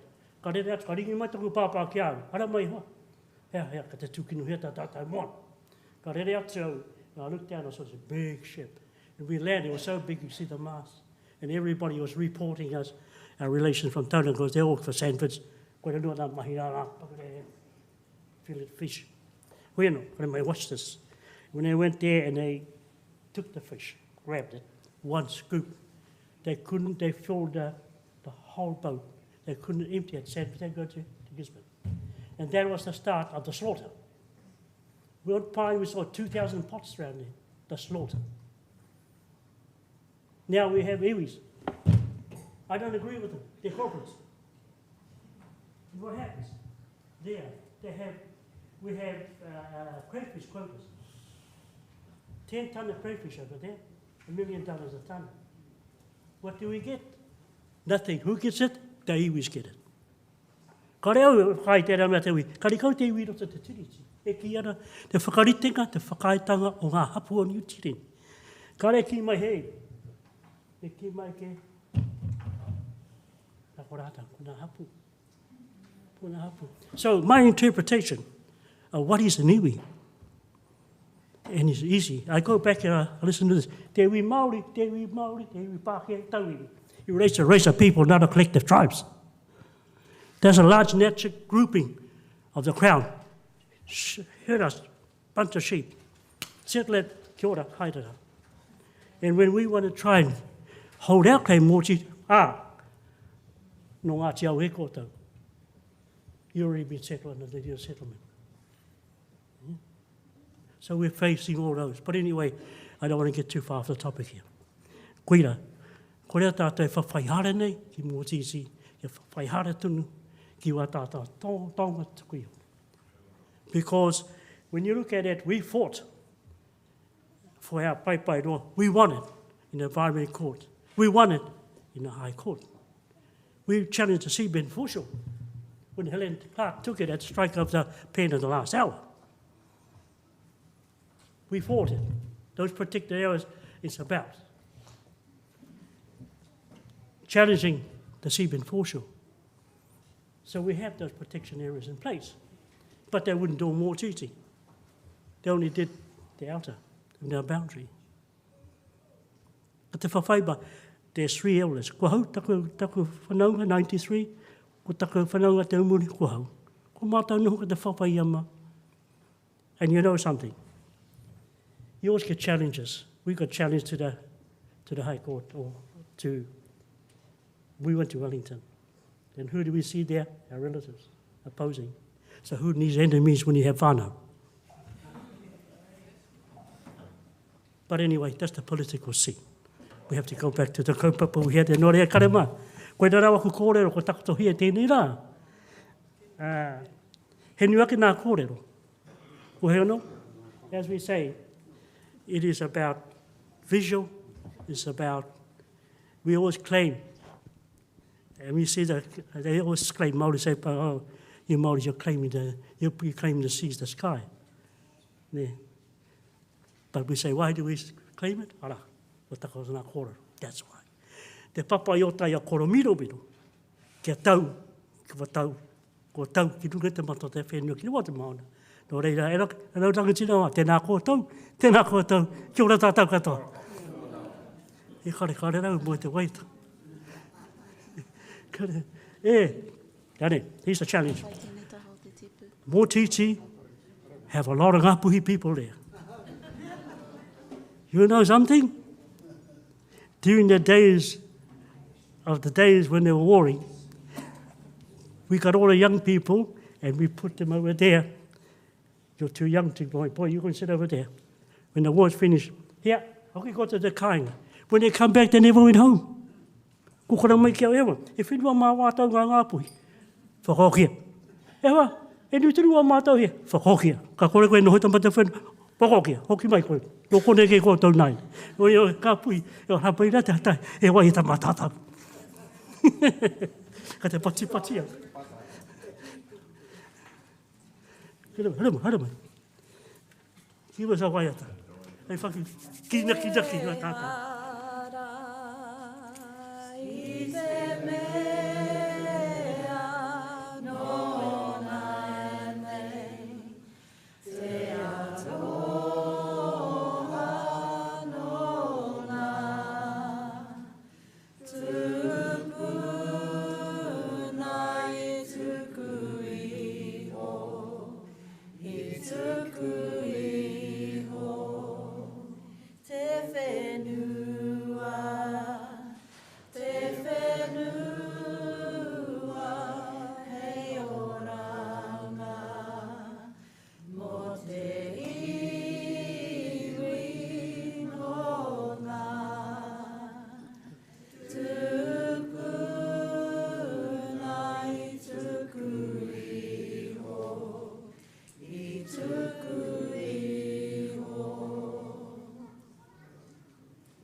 Kia ora tātou katoa, me ki rā te kōrero, ko rātau kia rātau, ko whiturangi hea ko tātou, tēnei rā, tēnā kōtau, kia ora tātou katoa. Nā rungai no e rā kōrero mō Ngāpuhi, mai tētahi uri o te waka o mātātua, kia koe o tira kia koutou ngā uri o te waka o mātātua tēnā tāua. E mihi ana i tō haumai i te tirohanga mautere, i te tirohanga mōtiti, ki tēnei kaupapa, ia koe kōrero ana mō ngā ingoa me ngā kupu, ka mutu tērā whakamārama mō te rikarika. I whakaro ake au mō o mātou whakamāramatanga mō te rikarika nā ko te riri tērā, etahi o ngā rohe ko te rikarika, ko te hari. Nō reira, anei e hau, e rikarika ana, a hari nei, i o kōrero i whakatakotohi ai mua i a tātou tēnā koe, o tira tēnā koutou. Kia ora tātou.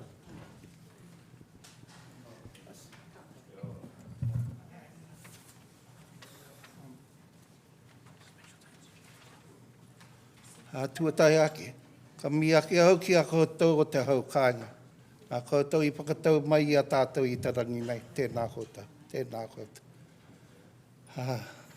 Tuarua ka mi ake ki a koutou, kei aku rangatira.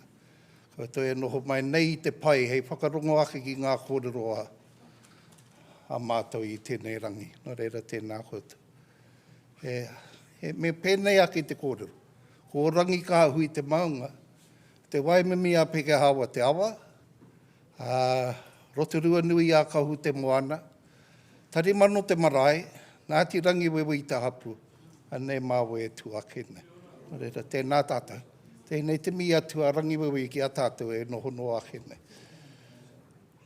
It's all good things, you know. I start the kōrero and then you pass the ball on. I just want to say, you know, that we need to do something about kawanatanga coming in and changing our culture. Hey? I mean, for years, For years they have been doing that to us in Tarawa. I mean, even the introduction of the Fenton's Act, where Rangiwewe had pulled claims into the Rotorua Township, we were pushed out. Why? Because Crown just wanted to deal with one entity. Okay? So they changed it. And our cousins got all the kudos and got all the lands. But they used to bring us in under our Ngāti Pakawe whakapapa. Oh, hara mai kota, no mai ki koni. And that's how we got in individual partners within Rangiwewe. Pēnei hoki ki te ohu kaimoana. They told us we weren't allowed to go in as individuals, you know. We had to go in under the Tarawa mantle. We said, well, pēhea Rangiwewe. We got mana whenua, we got mana moana, and you're pushing us out into you're pushing us into a box. See, it's totally different to what she's got to say. You're pushing us into a box over here. So we're coming under that mantle that Crown are creating for us. And a lot of our younger ones who don't come home very much, they read all this stuff and they start believing it. Oh, hell, we're not even, we're not a hapu. We got no mana, we got no... And those are the things that are changing within our tikanga. There's a lot of kōrero I have, but hey, I'll waiho tēnei mana he whakakapa. And I'll sit down now. Ai. Ai, kia ora rā, ko te rangikahi ki Yvonne Moana Bidwa, ni Tūhakaraina. Ai. Like Toro said, whakaaro nui just going around in the brain.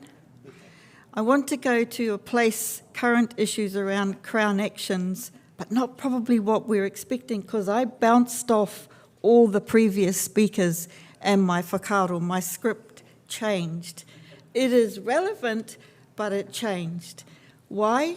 Because I want to go back to, and I want to share the Pākehā interpretation of a dream written by my tūpuna, Wiremu Maihi Te Rangi Kāheke, on the 27th of August, 1850.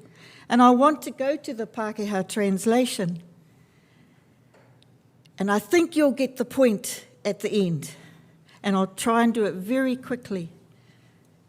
On the night of the 27th of August, I lay on my bed. This is Wimaihi. I lay on my bed thinking about the things which I would be visiting the governor to discuss. I was pondering these matters so that I might have much to tell him when he questioned me. After a while, my eyes closed. I saw some men walking along with a dog. I could not clearly distinguish whether these people were Pākehā or Māori. They said to me, "Let us fight." I said, "No, those evil customs of former days are ended. Let us instead carefully discuss the matter. We can fight later." They said, "Let a document be written. Afterwards, we will fight." And so it was written and was finished. Then we fought. They said to me, "If 3 of us die, we will straight away let loose our dog to attack you." I said, "Very well, let us fight." One of them sprang at me, swinging his axe at my head. I dodged the blow and disarmed him. He died. Ooh, dramatic. Another one leapt forward. I disarmed him and he died. The other man leapt at me and so did the dog. The dog was almost upon me. I dodged the man, but then the dog flew at me again and seized my left hand in its jaws. Then my axe smashed down on the dog's head, and the battle was over. After this, we came together at the edge of the ocean. Some were on a bridge, and some were below it. I saw tables standing there, and with paper and pens and inkwells. One of them said, "My friend, Maihi, go to that table and write your views on the battle that has just finished, and this other battle that is about to begin." I asked, "What will be the cause of this next battle?" He said, "It will be fought over those whom you killed, together with the dog." The relatives of those men will arise to destroy you in revenge for their death. I said, very well. These things were done. I wrote, and so did they. Then I said, how many of you will be fighting me this time? They said, if you kill 4 of us, another dog, a different one from that which died, will be let loose to attack you. Come on, write it down. Then the writing was finished. Another man leapt towards me, swinging his club. I dodged the blow, and he died. My axe came down, and he was dead. Another came at me. I jumped aside, and his weapon missed me. Then I swung my weapon, and it found its mark. This is a vision of the future, which came to me from the spirit world in the form of a dream. As for the dog that I killed, it had been commanded to attack me. The Pākehā whom I killed in the first battle had not been commanded to attack me. They were killed unnecessarily. O Governor, it is not my doing, it is both of us, who took it into the wilderness there to drag it about. Kikia. This visionary song is by Wiremu Maihi. It may be that soon the Māori will be attacking the Pākehā, or else the Pākehā will be attacking the Māori. Either may be considered the aggressor, according to which side is interpreting the matter. This is what lies ahead. Soon this dream may become a reality. That was written by the tūpuna on the 27th of August, 1850. A cousin of mine asked me many moons ago, had I read the Māori tūpuna's Māori transcript on this, and I said, yes, I have. And she asked me for my interpretation, and I actually didn't give it to her. I just said to her, that's for you to determine where you're at in your space. For me, and I think it was at this time that we were in the throes of Environment Court, Waitangi Tribunal, and ending with claim settlement and negotiations process. So my whakaaro, which is why I said to her, I'm at pretty much a little bit of a different place. I have just another one I'd like you to refer you to in your own time, if you are of a mind. So the tūpuna's manuscripts are contained in the Sir George Grey special collection, I think currently housed in the Auckland Library, but also available online, which is why I was very glad to find it again. There is another paper, very quickly, and it's called A Letter. And this is an account written in Māori to you, the people of Hawaii, to acquaint you with these matters. So the tūpuna has many transcripts he's written. Some are very well known, Hena Moa and Tutanekai. And for Rangiwewahi, Te Kawa o Tarimano, which, by the way, precedes the written kawa of Te Arawa. Nā irirangi tia ki awa tēnā.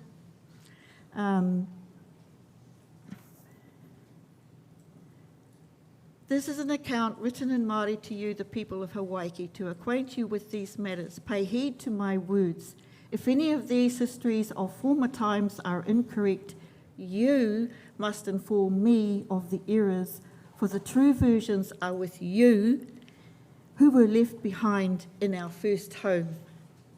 For what reasons did those people bring hither the fearfulness of war? When we consider the origin of the matter, the first, revenge was gained at the Battle of Ihumotomotokia. Be sure to tell me of my mistakes in what I say. But friends, if you are willing to write to me, go back and begin your story with the origin of things. Then go on to tell of the separation of the heaven and the earth, and of man's coming forth into the light of this world. Also of the deeds of Maui and his fellows, of Tūhuruhuru, Tāwhaki, Whakatauihu, and all those other men of former times, right down to the days of Toi and his companions, and of Manaia's host of warriors, the sheltering of Poporo tree of Uenuku, and the migration to this land. You must let me know which parts of my stories are correct and which are mistaken. If Maui had chanced to meet me at Rotorua, the accounts given to you would have been quite correct, for that is where the real experts live. But he met me in Auckland, at the home of the Pākehā and of the governor. I was coming out of the governor's office when I saw Maui Tione, a man from Hawaii. I questioned him, hopefully I'll pick up the next. Anyway, he thought Maui Tione was somewhere because of his very dark complexion like South Africa. And he, Maui Tione, confirmed to him, "O kao, I'm from Hawaii." I'm going to leave that there. As I said, really appreciated the kōrero of everyone who has gone before. It changed the script for me. And to bring it down into the context of yesterday doing a online hui 10 o'clock in the morning where we have 50 other million things to do. I'm listening to the kōrero and, naughty, driving the mokopuna back to our whare. She's holding my phone. I'm listening to the online hui. And this whakaaro landed and I said to her, mokopuna, she's 20, mokopuna, when we get home, can you just text me these words, kicking the habit of colonisation. And I said to her later, did you send it, Moko? Yes, I did, Nan. Akin to the kicking the habit of colonisation, akin to the kicking the smoking habit. We know the mamai, we know the journey, we know the manaki, we know all the options related to coming, hopefully, out the other side intact or relatively intact. There's also a subtle message. So that landed here. And I'm going, where the heck does kicking the habit of colonisation come from? We're so embedded in it. It's wānanga like these, and thank you for the opportunity where we get to hear all the other whakaaro. And it starts, maranga mai, maranga mai, maranga mai. So it's like kicking the smoking habit. And what you get, I understand, and my husband's been through it, kicking the smoking habit. You begin to hate walking past people who smoke. Then you become you need to stop smoking. So this is part of the kicking the habit of colonisation. And our young people like Rako Mangamanga this morning, wow, just wow. That's the morphing, that's the, we didn't go, we only know this. Anyway, tēnā. Pātai? Pātai?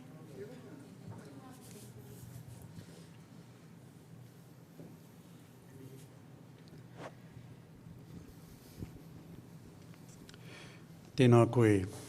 We can be thankful to your tipuna te rangi kāheke for the stories that were recorded, his karakia, his hakirara, and we look back and very thankful for the knowledge that he left behind. Kia ora. Tēnā koe.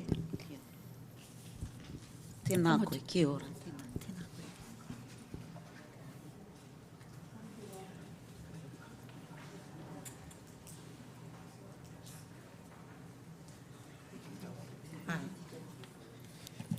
Kia ora everybody.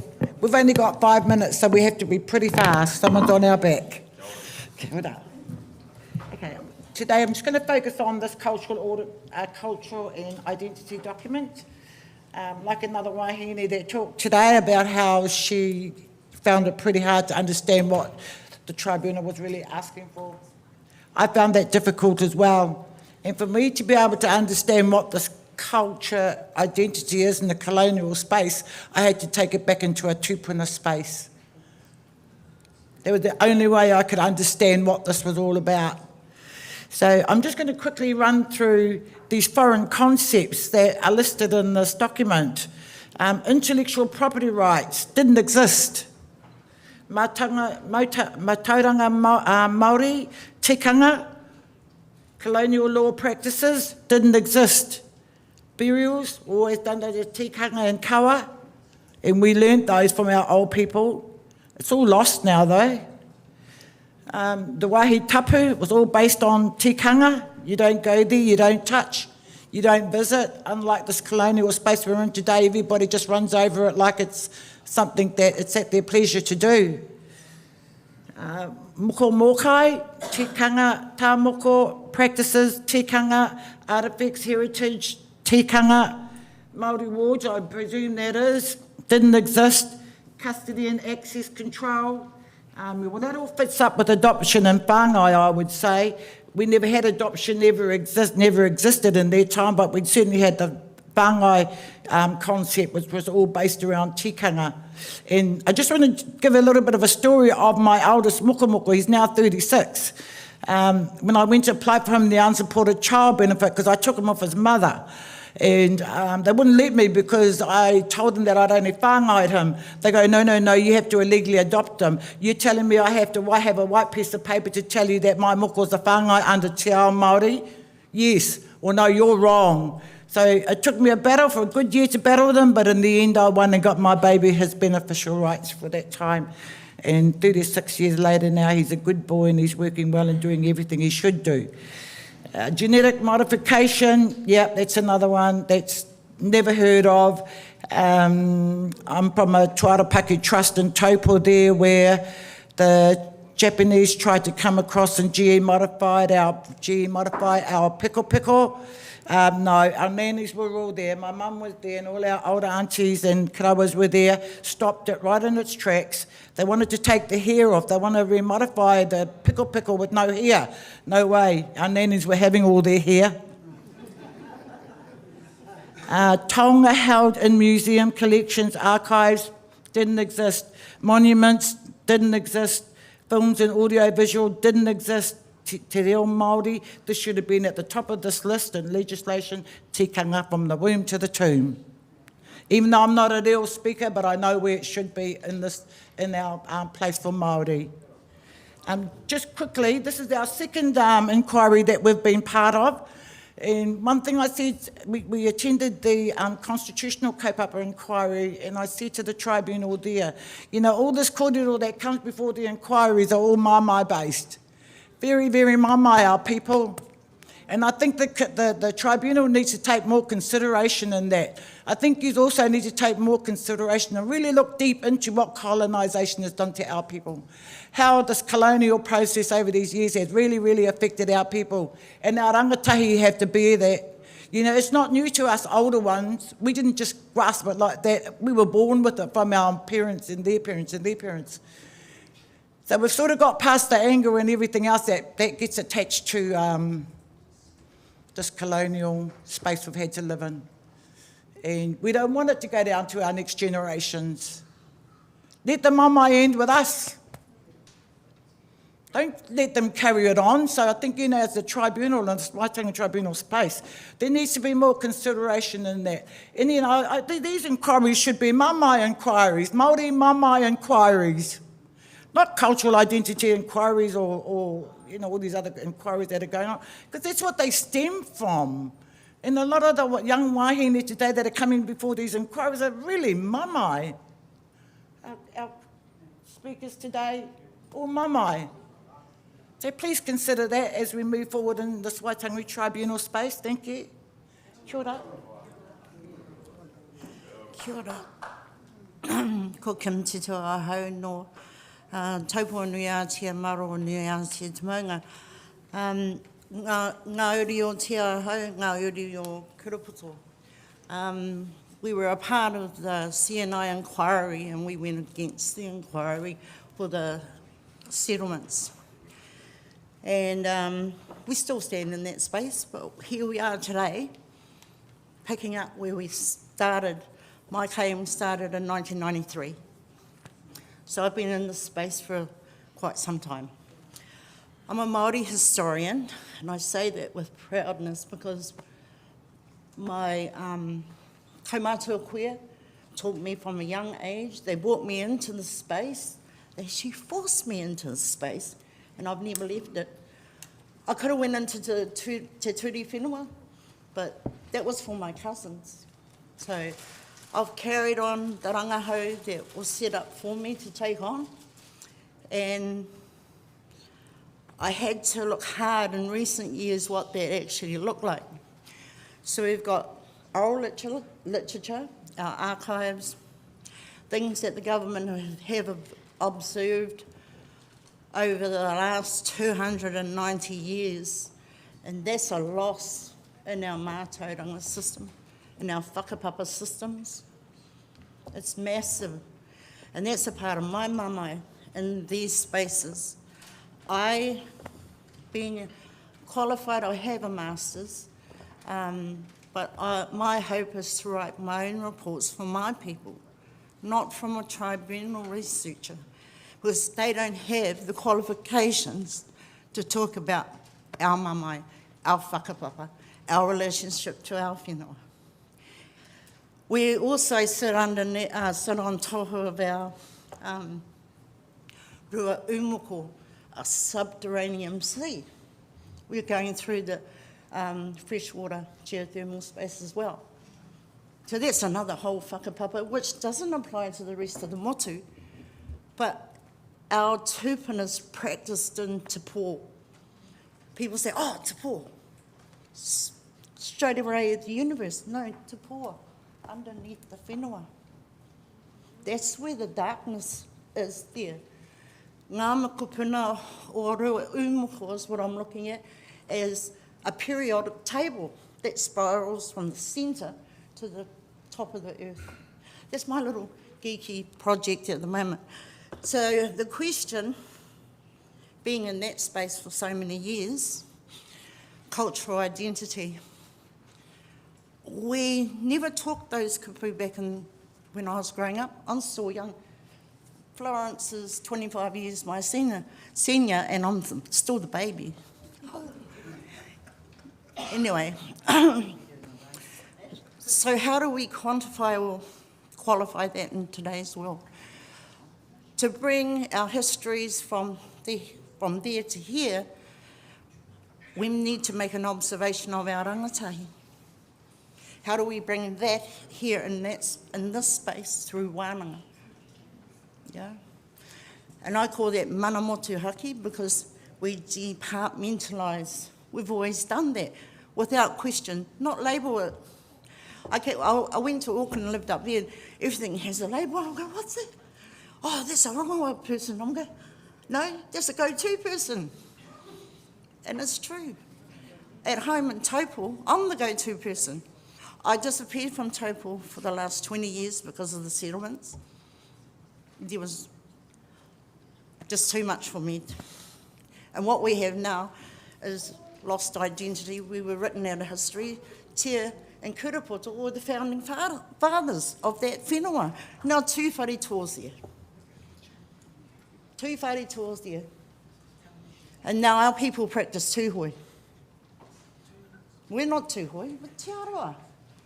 If you have land in Whakarewarewa, you have land in Nukahau, Rangatira, our blocks in Taupo. But that's not recognised anymore because we were written out of history.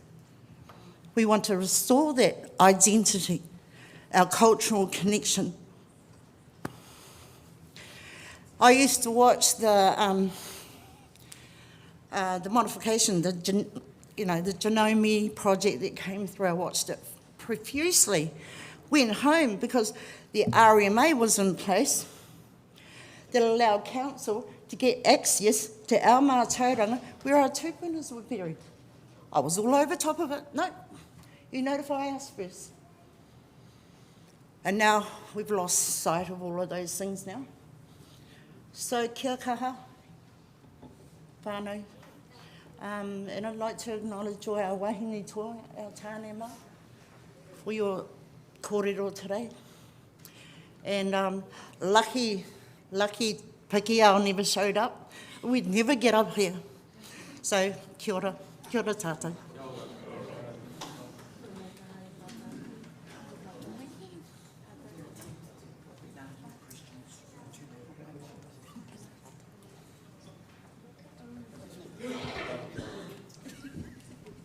Kia ora, tēnā koe. Kia ora. And kei te roko hoki te mamai, I can hear the pain in that. It was just the last comment around those settlements, and you said being written out of history.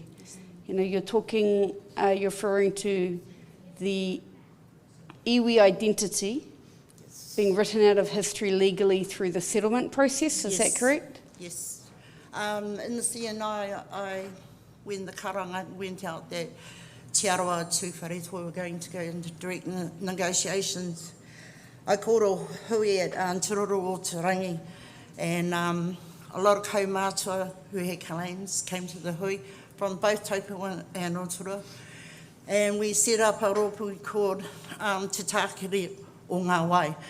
And the reasoning for that was because they took us out on the whenua, but they could not take us up underneath our geothermal systems from Mai Makatū ki Tongariro that connected us. So that was the philosophy around why we came together, was to say no. And it didn't matter how many letters and protests that myself and Flo, we did it on separate ways, but we did it separately. It just fell on deaf ears, no one wanted to hear us. So then it became the Tūwharetoa generic settlement. Well, they've got their settlement act now, so yeah, these inquiries are important to us to ensure that we restore and retain our mana. Tēnā koe. So in terms of this kaupapa of culture and identity, I'm hearing a real concern around the others determining the validity of your cultural identity, and you not having the traditional authority to do that. Well, so you having the traditional authority, but not the current recognised authority to be able to name yourselves, define yourselves, lead yourselves in a way because of those processes. Is that right? Kia ora. Thank you. I just wanted to be clear about the take. Thank you very much. Tēnā korua ngā uri otia o te rā ki ngā kairanga hau e mihi ana. E tautoko anau I ngā kōrero a tākuta o Regan e mihi ana I te motuhinga o ngā kōrero mo te mamai.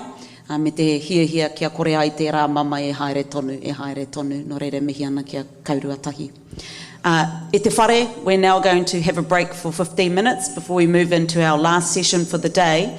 I wareware au te tuku I te pānui I te ata nei. So, anei hau e mihi atu ana ki te krauna me tā rātou whakamohio atu ki te taha o ngā pūtea e wāte ana ki ngā tāngata e haere mai ana ki te hui. So, Crown Council provided an indication of funding available to those participating in the hui whakatūwhera for the next 2 days. We have, my understanding, kaimahi from te krauna kei konei. So if anyone would like to speak to them to get a bit more information about how you could potentially access that funding, they will be available in the break times over today and tomorrow. So just he whakamohiotanga atu tērā kia koutou o tērā aku mihi kia kaurua tahi, Mr. Melvin. Tēnā kaurua. 15 minutes, ka hoki mai.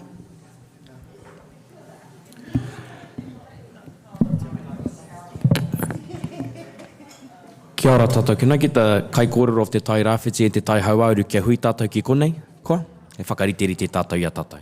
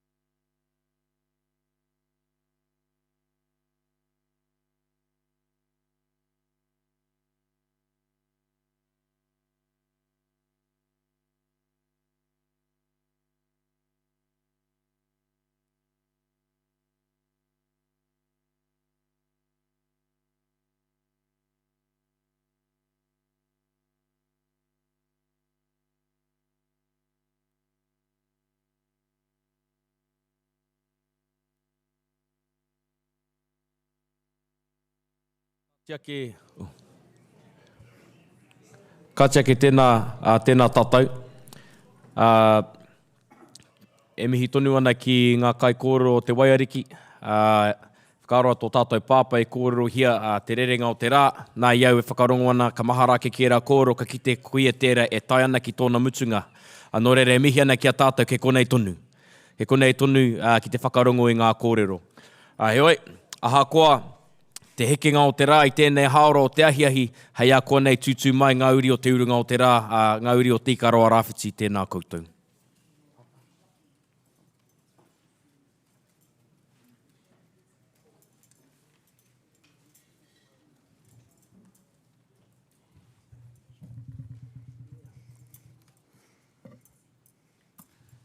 Kia ora koutou katoa, ngā mihi nui kia koutou hoki, Hāti.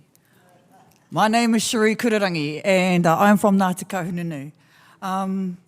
I come to speak with you at this Kaupapa inquiry today and I wondered if I could share a little bit of culture and identity with you from a lovely organisation in Ropu in Aotearoa called Mongrel Mob.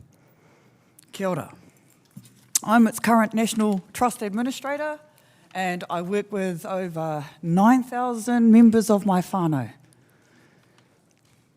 I wanted to talk to you a little bit about gang culture and identity here in Aotearoa. Many of you know some of our culture and habits, including some of our signs. You may have seen them around. And I'm going to use this to explain a little bit about our whānau in terms of our life conditions, yeah? So these are the life conditions of a gang member currently in Aotearoa, New Zealand. From the moment they're born, their life conditions drop significantly. Why? Because mummy could be smoking and drinking. Mummy could be doing a little bit of meth, maybe a few puffs a week. Mummy could also be living homeless and transient. And mummy could also be in a violent relationship. So automatically, before one of our whānau members are born, their life conditions are below par. From the time they're 0 to 5, our tamariki will miss out on immunisations. They'll miss out on doctors, well child visits.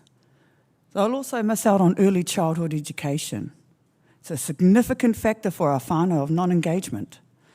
As a rangatahi, age 11 to 19, our rangatahi will go through falling out of school and out of education.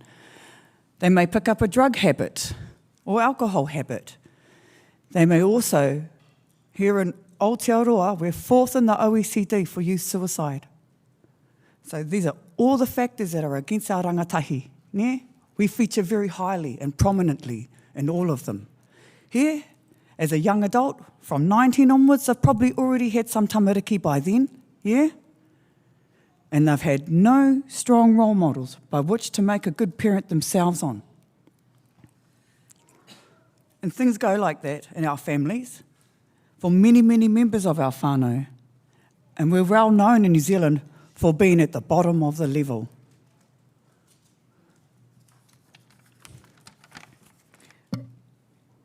The culture and identity of the whānau and gangs here in the whole of Aotearoa is extremely complex. They're deeply rooted in history and socio-economic context, and they're also firmly rooted in Māori culture and identity. But let me break things down a little bit further for you, yeah? So, what is the definition of a gang whānau? Many of us probably already know, I can tell by the calibre of the crowd.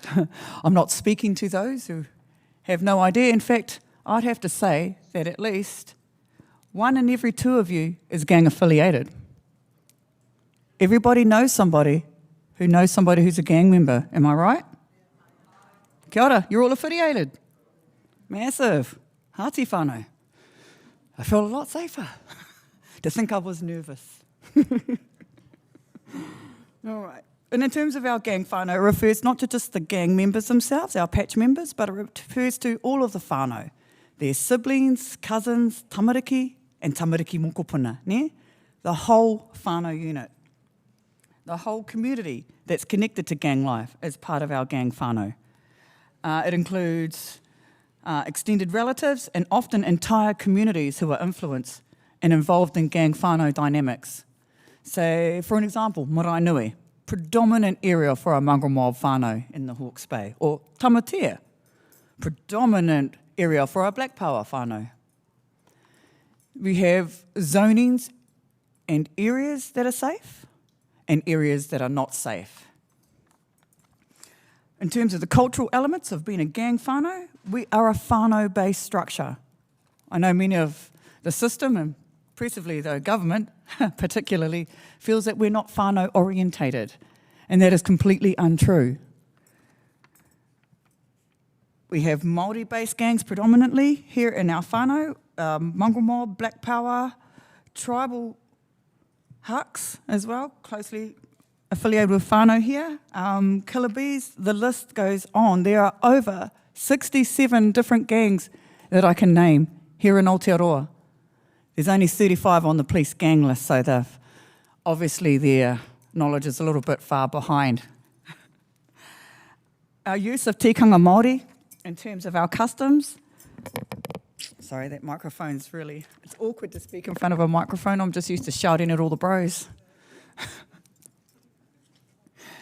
We do have the use of tikanga Māori. We incorporate aspects of Māori culture such as karakia, haka. We do have moko, although it's not as traditional. We have mostly foul masks, but that's just because the loss of tā moko was lost to our whānau intergenerationally through the use of state care. We also wanted to incorporate te reo Māori and kaupapa Māori ideas and ideals, especially from te ao Māori. We can be controversial, especially for us within local hapu and iwi, because it blends the cultural pride of those whānau not in gangs with us and our criminal elements. Our symbols and rituals, well, although there is a current Gangs Amendment Act, we seem to be, one of those instrumental groups in Aotearoa where the government likes to make particular laws about us because of the type of culture and identity that we have. Our gang regalia is something that we treasure. This is mine. I'm currently a member of Mongrel Mob Waikato Kingdom, nicknamed the Duchess. You can call me HRH or Your Grace, it's fine. I am one of our valued and esteemed members.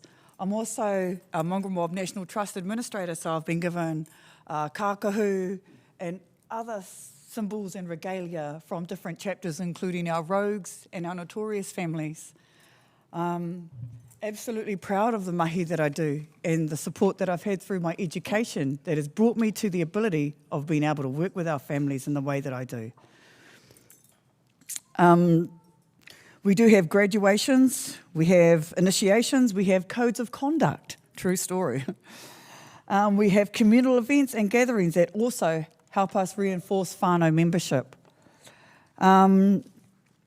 We have patches, colours and tattoos that represent whānau status, loyalty and affiliation. In terms of the identity of gang whānau, a lot of that comes under marginalisation and resistance. Gang identity often arises in response to state care. Over 89% of our members have come from state care in all gangs in New Zealand. 89%. We come from poverty, we come from racism, we come from intergenerational trauma and systemic exclusion, especially among Māori and Pasifika whānau and our communities, even though we know it here, we heard it for ourselves, ko tahitanga is the number one value. We are the outsiders. Many of our own hapu and iwi shun our members. We don't meet your criteria. We're not good enough. This is why we isolate ourselves and we don't engage as much. There are 3 types of names the government, organisations and ministries come up for our families. We're non-engaging, that means we don't involve ourselves or we just never ever go there. We don't go and see a doctor. We don't go and get help. We don't call the police. We've got inconsistent. We may show up a couple of times to a couple of appointments, but if we don't feel safe, we don't come back. And then we've got those whānau who are isolated. An example would be a wahine who has been beaten and won't reach out for help. Our whānau are at the worst of the worst. here in Aotearoa. But we are constantly punished because that's the culture and identity Aotearoa feels about us. We're not wanted. In our intergenerational nature, gang whānau identity is often inherited. I'm third generation. One of my grandfathers is a founding member. I honour that with pride. I know that's not the kind of whakapapa many would like to vocalise, but I take pride in it. I love this. I was in state care. That was where my family beginnings came from. I had a beautiful family. I know I did, because they used to come to this place for koro reihana. When I was taken from my whānau, I was placed in people who didn't want me, didn't like me, and only hurt me. At the age of 3, I had an STI. It was noted in my Plunkett book, but the doctor's advice given to me was make sure the child gets plenty of water to drink. Not stop raping her, not care for her, just make sure I get plenty of water to drink. It's the kind of state care we can expect. Many of our family members have been through it all. We spoke at royal commissions, we voice ourselves at protests. We gain the courage to come back to marae, places we're not wanted. How do we know we're not wanted? Everywhere's a patch-free zone. We're the only ones who love us. That's why we say it in our kōrero. Many of you have heard a German word associated with our whānau. This came intergenerationally from our families who came back from World War II, to their lands being taken, their tamariki being taken, and their wives messed around with. Intergenerationally, our families have been placed in state care. Just last year, they tried to take my youngest. For absolutely nothing at all, the police made a report of concern against me, and oranga tamariki were at my doorstep.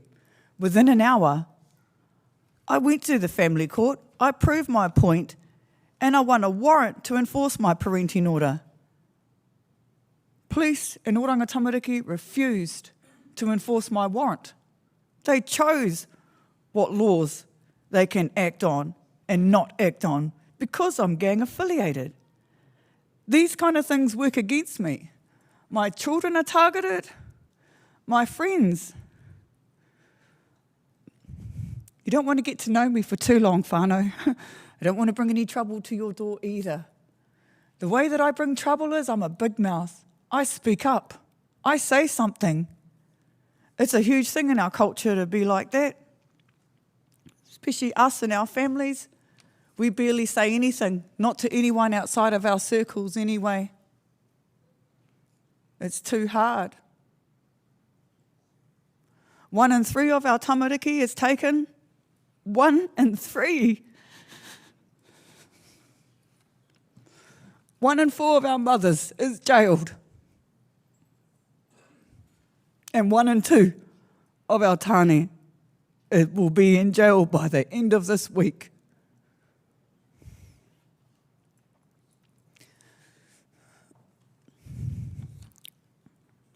We know a lot of this has come through our own behaviours, from our own traumas. We're hurt people, and hurt people hurt people.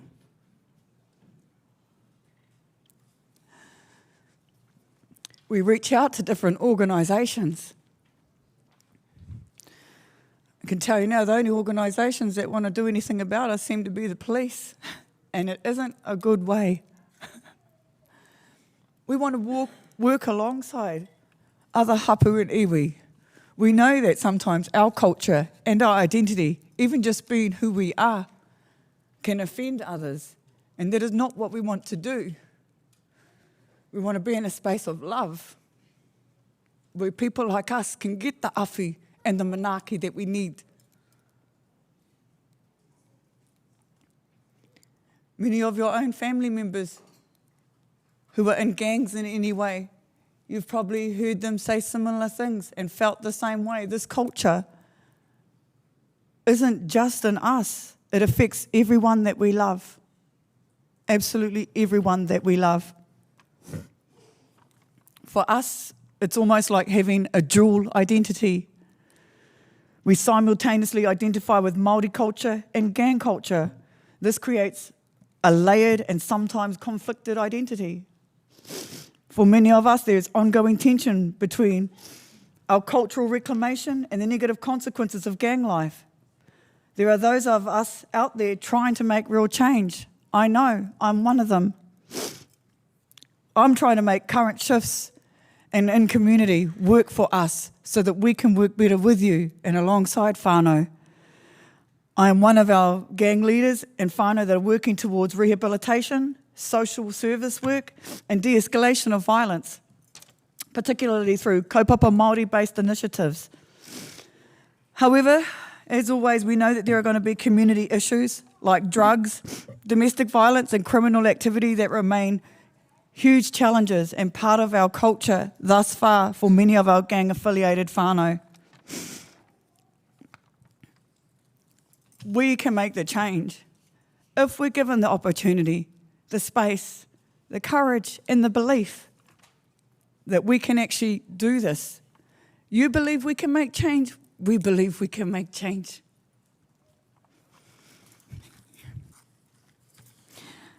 In summary, whānau,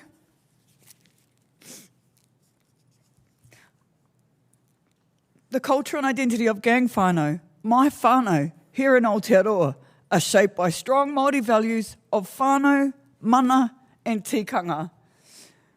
They're shaped by whānau responses to historical and social injustices. They're shaped by whānau loyalty, survival and belonging. And let's not also forget our favoured mixture of cultural pride and social dysfunction. We as gang whānau represent a part of our society, a part nobody wants to acknowledge, where cultural strength and systemic struggles intersect. An identity nobody wants to allow, so government create laws against us. A culture that is hurting and full of mamai. We need your love, your understanding, to help us create the change we want to see, not just for us, but for our tamariki and our mokopuna. Hati.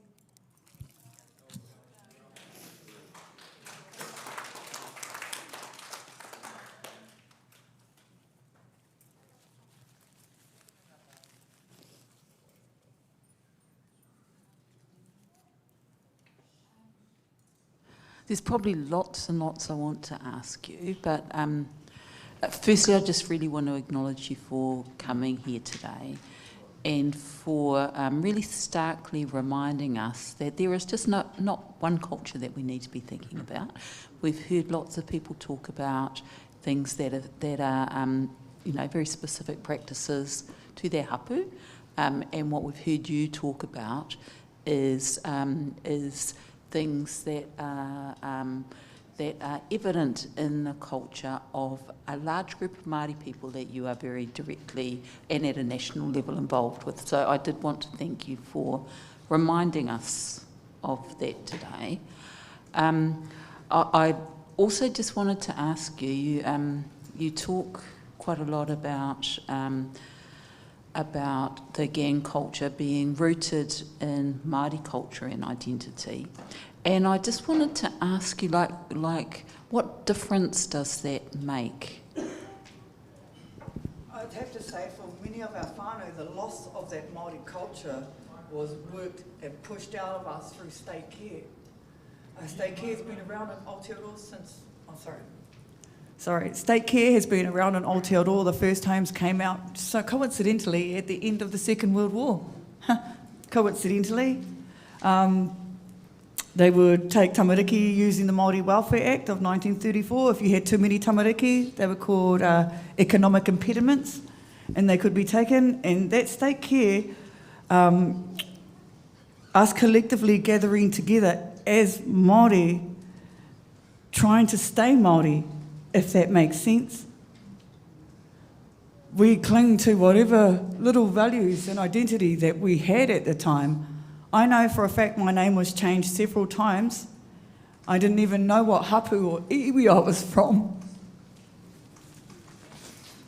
I had very small, sporadic memories of a childhood around a beautiful family, a family rooted in ohakuni, waipatu, uruahapia, and taranaki. Things just take care.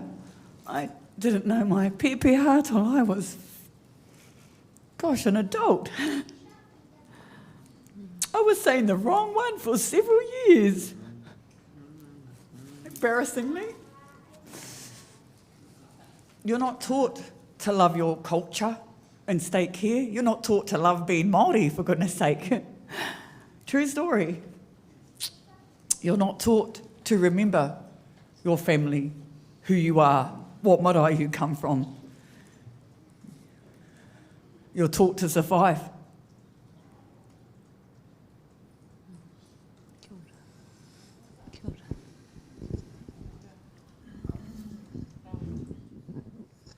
Kia ora, Shiri. E mihi ana ki a koe tautoko anau i ngā kupu a Kim. Thank you very much for sharing your kōrero that perhaps is a bit different to other kōrero that's been shared today. So we really appreciate te kaha me te maia for you to come and share your story with us today. Kia kaha rā i roto i o mahi katoa. Tēnā koe. Oh, sorry. Shiri, ngā mihi kia koe. My street is the safest street in New Zealand.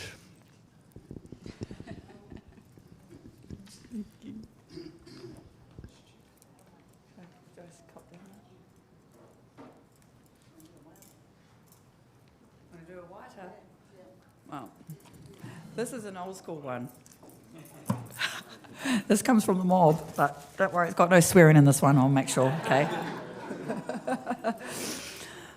High on a hill where the kings are all gone, mongrels remember their ghosts, the ones who are lost, the ones who are found, ones who loved us the most. We never want them to leave, never want them to leave. Hāti whānau katoa.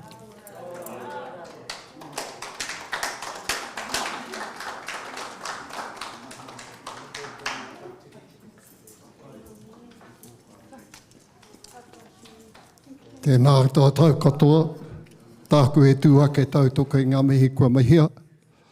O te rā ka mihi ake anō hoki kia mahinga rangi, mahina rangi, te honunga hoki ki te tai rāwhiti mātou kua tai mai.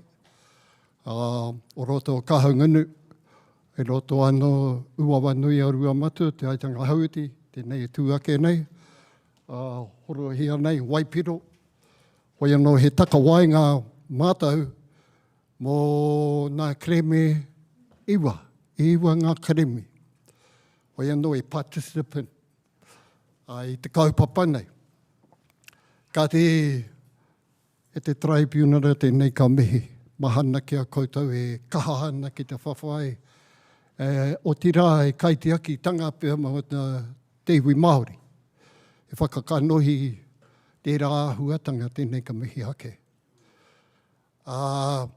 Me ngā kai kōrero e mua nei, mi haro ngā kōrero. He nui ngā kōrero e rite ana mātou whakaaro. Au hoi anō, tā mātou kōrero e pāna ki te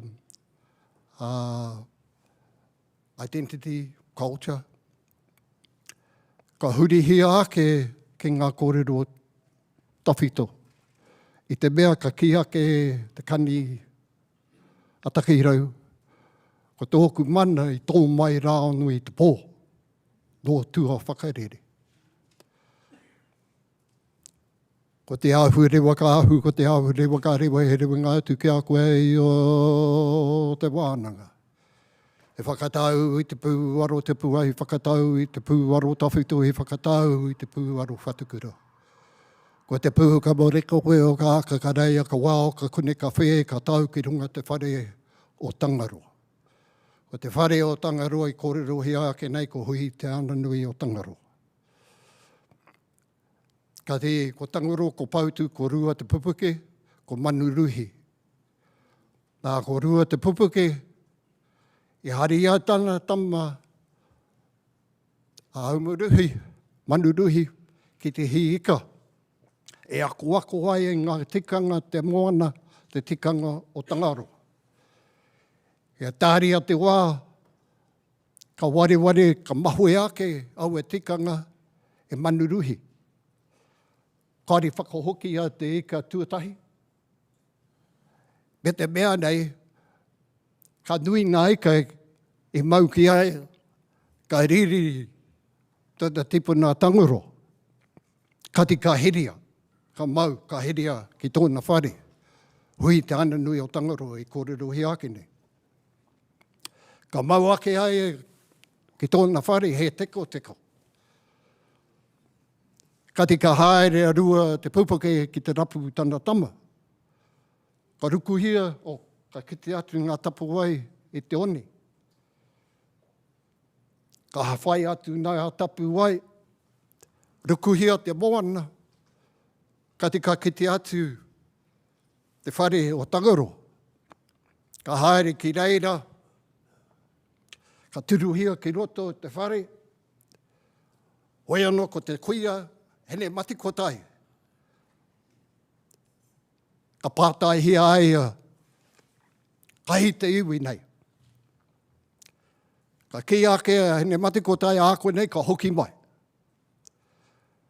Ka tiruhia ake ki runga e rua te Pupuke ko tana tama, ko heria he teko.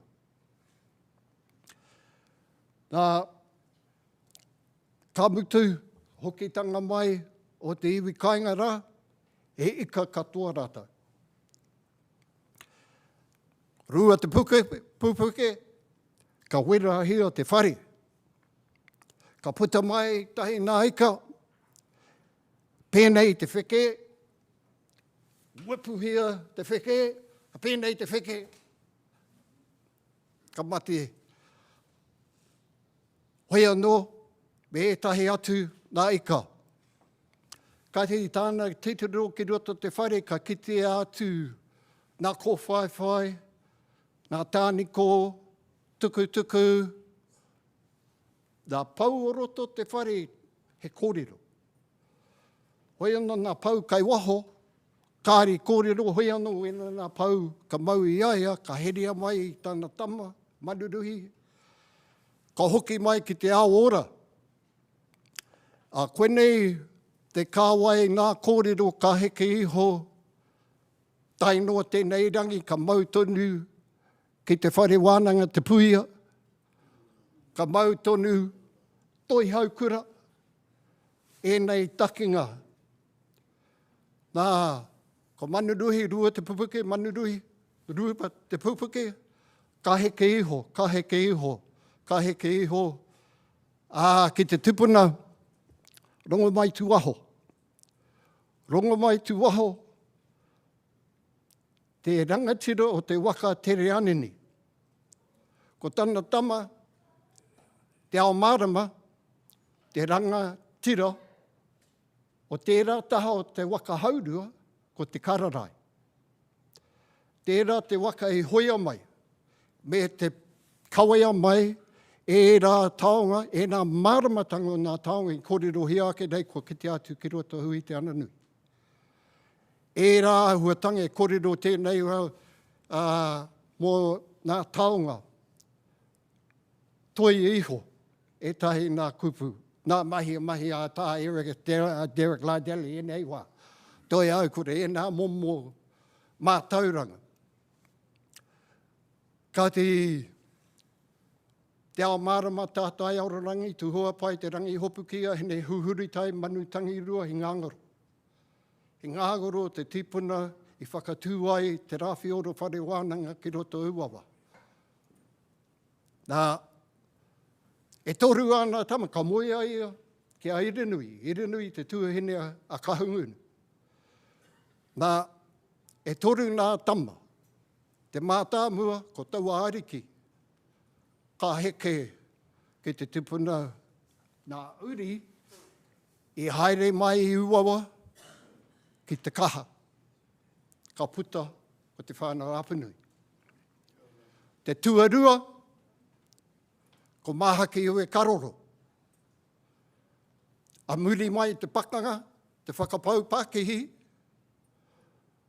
ka wehe atu ai i uawa, ka tau kia waiapu.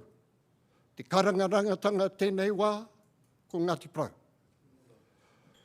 Ko te pōteke, nōna te ringa kaha, e pakanga rātau ko ona tuakana, kai riro mana te mana whenua. Mai i te wā o nehe, tai noa mai ke enei wā, e ai ki ngā taiohi, e ai ki ngā tamariki mokopuna i roto kohanga reo, i roto ngā te kura, tā tamariki pakupaku, e nā kōrero i te kawea. Kati,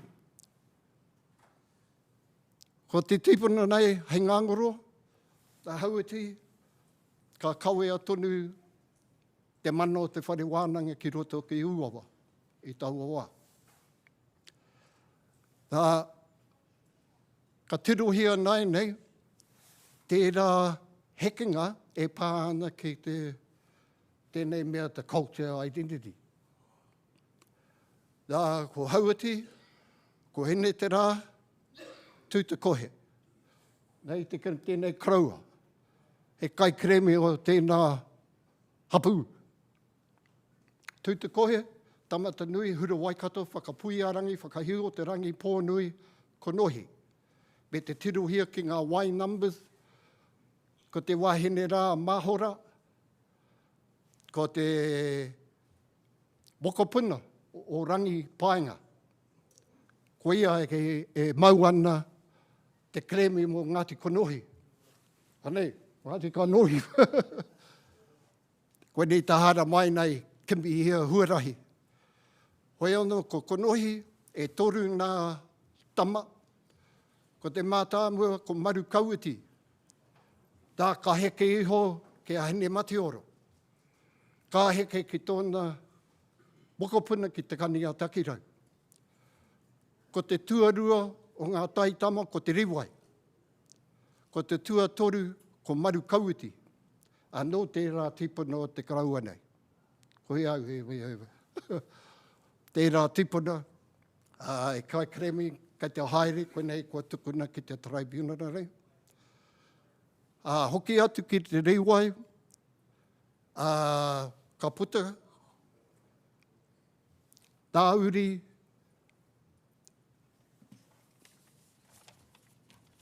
kia te kara, ko waia tapu, ko hene kehu, hene tiurangi, ka puta ko te eke tū o te rangi, nāna te tiriti o Waitangi i Waitohu. Nā e rangatira tērā o rākai a tāne, wai anō he tāpiri tāna tērā kia Ngāti Onioni. Ngāti Onioni e pakanga mō tō rātau whenua ko murua, tai noa tēnei rangi. Kati kia hoki atu ki te tupuna kia hauati, kai runga i tōku whare, tā mātou whare, a rua kapanga, he teko, ko kahu kuranui. Tama o hauati, kahu kuranui, nāna ko tautini, nāna ko te ao tāwarirangi, ko te whānau te ao tāwarirangi hapu ki roto o toko maru ākau tērā. Kia hoki atu kia kahu kuranui anō, kahu kuranui kapi horo manga waka pāwhero hene mauri a rua taupare.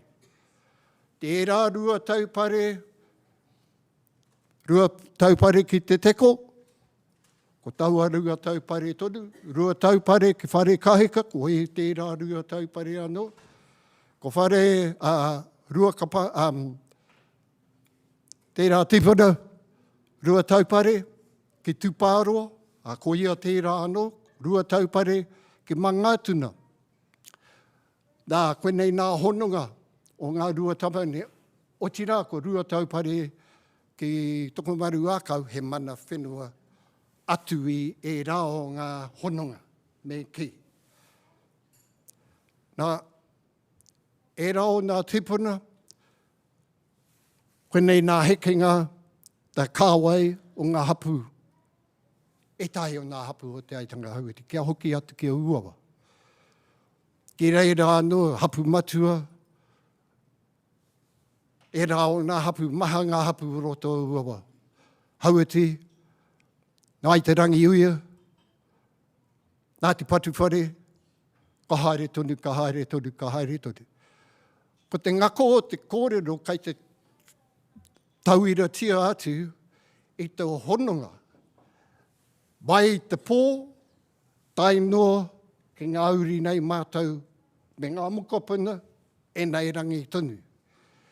Tēnei te take, e reka ki ngā kōrero, ko puta mai te rangi nei. I te mea, hei rite ki tā mātou, e pāna ki te Y272, krem. I reira, ka riro. Nā whenua, mai te huna kōrero e te krauna me e tahi atu kare te aitanga hauiti ka reira. Nā e nei kōrero ko puta atu nei, koe nei kei te aue ana e te mea ko te tuakiri, e rā huatanga katoa, ka raru mā ngā uri o a popo. Nā rere ko tai mai matau nā takawainga, hei kimi huarai, hei whakatika, e tahi nā kōrero ka ki ake. Culture and identity written out of history. Koe nei te āhua mena kāri te tribunal, e taia te awhi. Wānanga for cultural continuity. Koe nei tā mātou e wānanga tonu nā wānanga o ngā tipuna, i nāia nei ko ngā tamariki paku kai te kōrero tia nā ingoa. Ohi no koe nei mātou katai mai i runga te ira āhuatanga kai aku rangatira kāre tōrongia nā kōrero. Tēnā koutou, tēnā koutou, tēnā koutou katoa.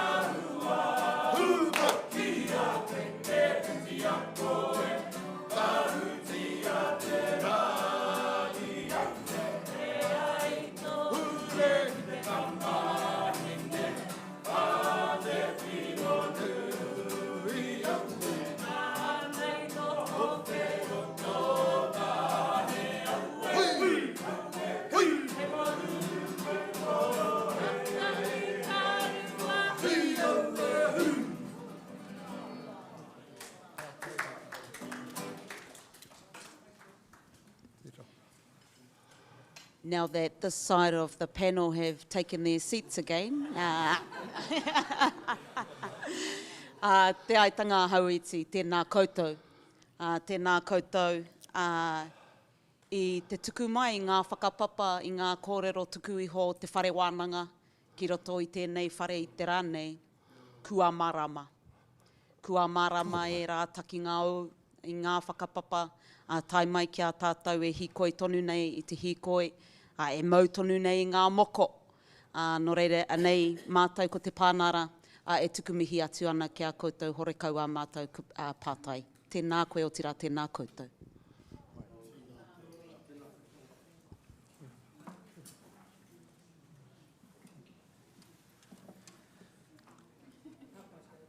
Poraurangi nāna kou, au kou e roa, ko toke rau ka puta ko iwi pupu, nāna ko kahu ngunu, ko kahu kuranui, ko rā kahiki roa, ko tū purupuru rangi tuehu tuaka, ko māhina rangi kei ngauri o ikaroa rāwhiti, tēnā rawātu koutou e taimā. Kia whaiwhai tonu i te karakia i puta i a tāpau, te ata nei tērā o te karakia hua ki tau. Whakawhiti ana tātou atu i te paki o matariki ki te taihau auru puanga, tēnā rawātu koutou haramai rā.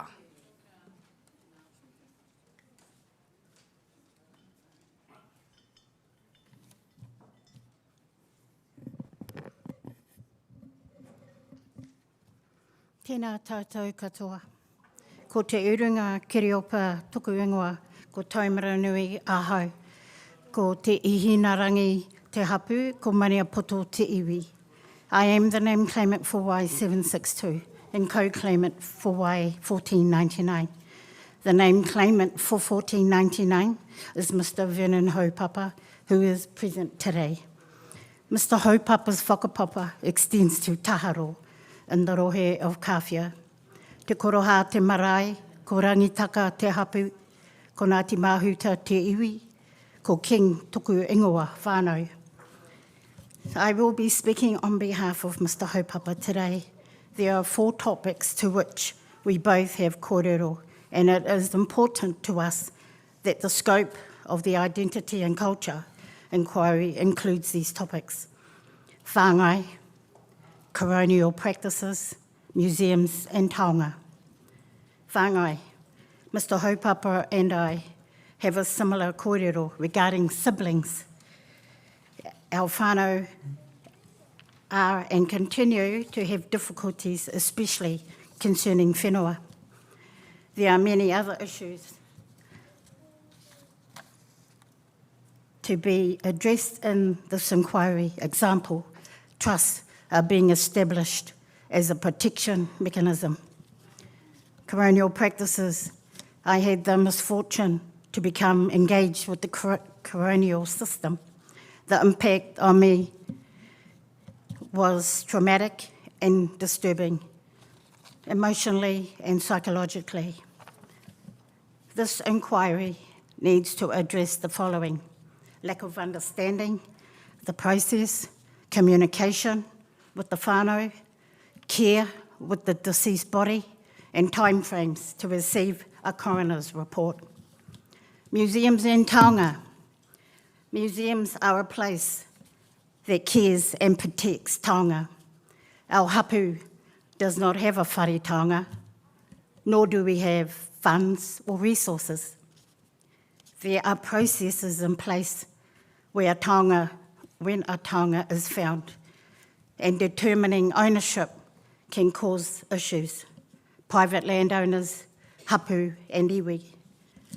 If a repatriation is required, this is not an easy process. Then, where would the taonga go? Auckland, Waikato, or Te Papa? On a recent trip to Auckland, as participants in the military inquiry, I had the opportunity to visit the Devonport Museum. Amazing, but I had a concern. This was also ideal to visit the Auckland Museum. I was saddened by the news that it was closed due to the discovery of asbestos in the Māori and Pacific sections.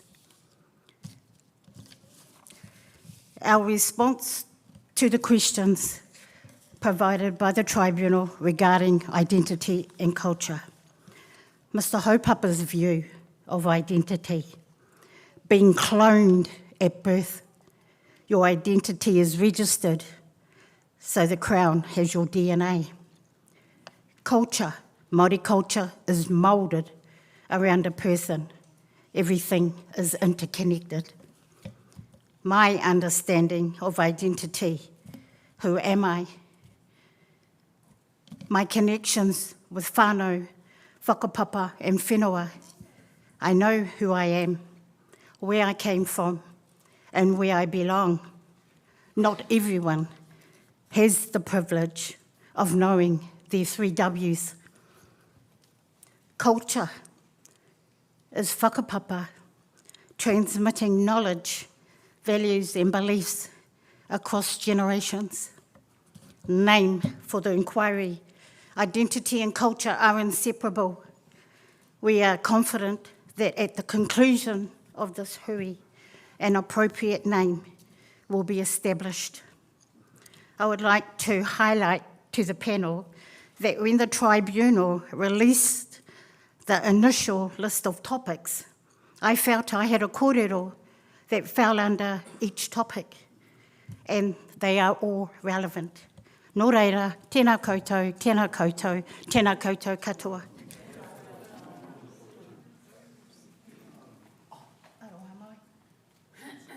Do we take questions now? Or?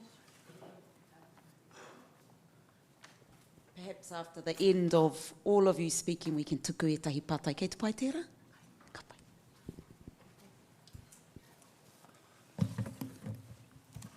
Kia ora tātou katoa, ko Matiu Haitana taku ingoa, rua tīpua, te tupuna, ko te maunga rua pehu e taku koro, ko te maunga hauhungatai e taku kuia, o maganui a te ao, a raua ko Waimārino, e ngā waiora e. Mai hapu, ngāti rua kōpiri, ngāti kahu kurupango, ngāti tumanuka, ngāti tauangarero. I also stand here for my cousins of Ngāti Whaikiterangi. I have been a claimant since 2004. I've been in 3 district inquiries, and it wasn't just about land, it was about identity as too. So, going on from here, my claim is 2628. Originally, my first cause of action was just births, deaths and marriages, adoption. I'm legally adopted. It's all about identity. Ko wai au, ko wai koe, ko wai tātou, ko wai rātou, ko wai koutou. That's what it's about. In my journey to get my identity back in my births and deaths, I like to tell you who I'm not. I am not a piece of paper. I am not a picture on a card. I am not a fictitious entity. I am not an applicant, which is a beggar. I'm not putting up with being put in the hard basket, waiting for 5, 8 years to receive a simple thing like a birth certificate. Been through family courts, they put me through psychiatric reports, make me feel like I'm crazy, trying to receive what's mine. Jumped all through their circles. Today, now I got told to go to family court. I put I begged again because I had to put in the application for family court. Been 4 years, haven't heard nothing. That's just one. For the court, I've got a couple others to say also.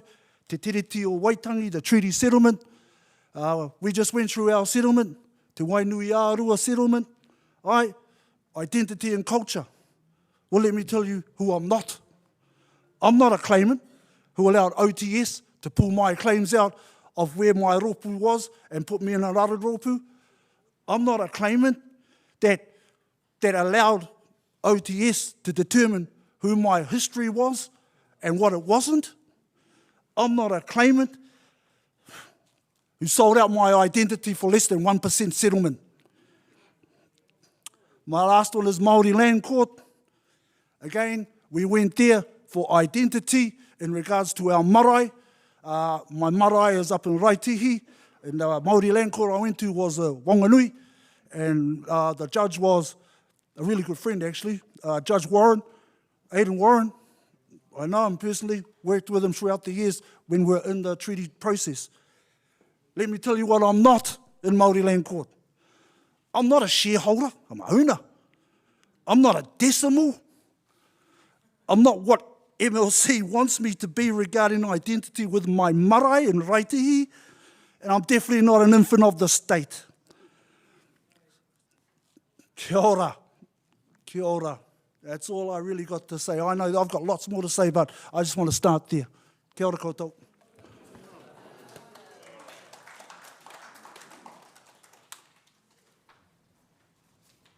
Hei, mauri ora. Ko ai tēnei e tuake nei, ko Estella, hine, rā, tia, tāwha. Ara, ko ihua o ngā manu, e tuake nei, tēnā koutou, tēnei te mihi kia koutou, tēnei te mihi kia tātou. I haven't come here to takahi on anyone's mana. I've come here to reclaim my own.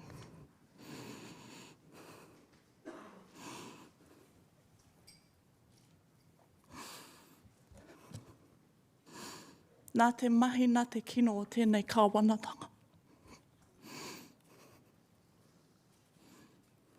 The identity and the heart and the pūmanawa of my own identity and the identity of my whānau has been lost and forgotten, and it infiltrates the walls of my whare. The words of our government infiltrates the walls of our whare tangata, our manawa, our wairuatanga. It removes us from the things that we need as Māori to survive. And it was never created to bring us any benefit. These systems that we're going through even today are not ours.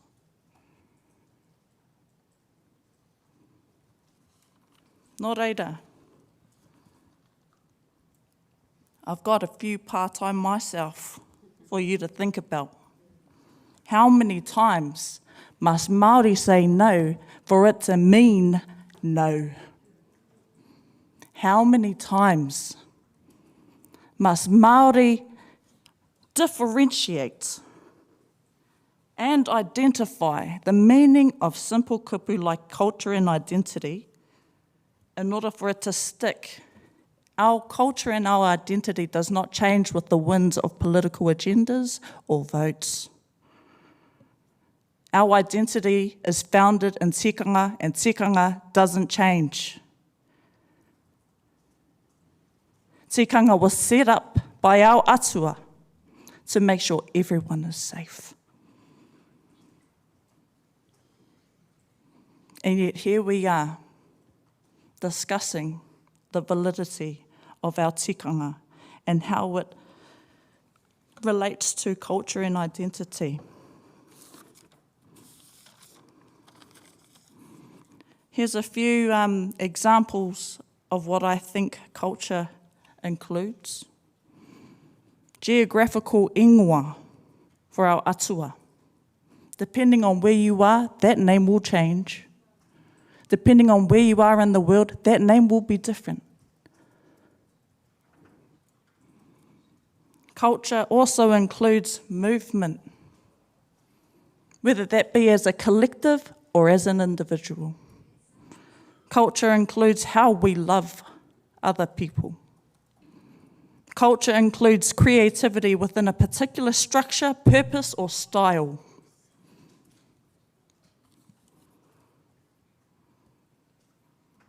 Identity. Examples of identity are mahinga kai, kōrero tuku iho, whakapapa, truth, and mana motuhake.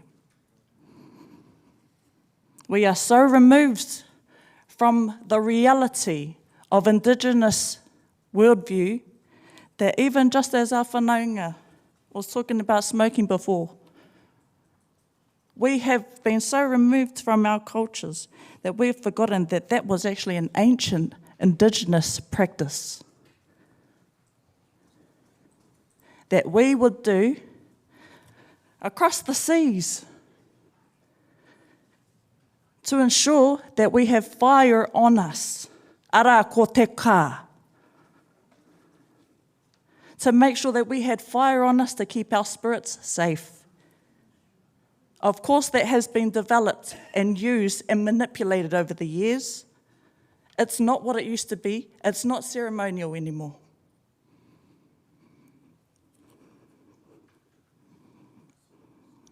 This crown, this Pākehā crown, has done so much damage that I stand here today as the final record of Matariki to inform you that we will not hide or be silent anymore because our whānau are in danger. This isn't about takahi ki tētahi atu mana. Engari, ko tēnei rā, mō tēnei rā, e tū ki tō mana, ki tō atuatanga. We, here sitting in this room, have a beautiful opportunity to sit in a warm room. But we have children walking in the night's rain in the winter, just trying to find shelter, whilst we sit here and have this hui. How does that feel in your puku? How does that feel in your whare tangata? How does that feel in your whenua?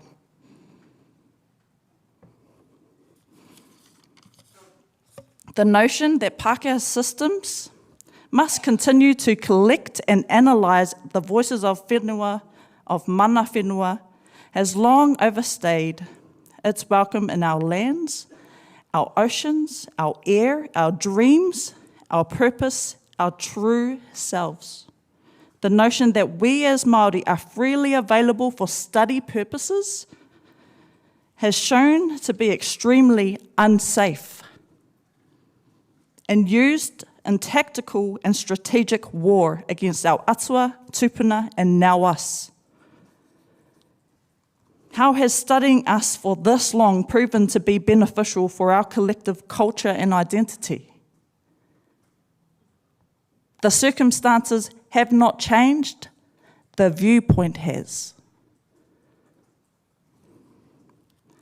It is Māori that have kept our sacred practices and mātauranga aflame, and the studies done on us and our whanaunga all around the world hasn't been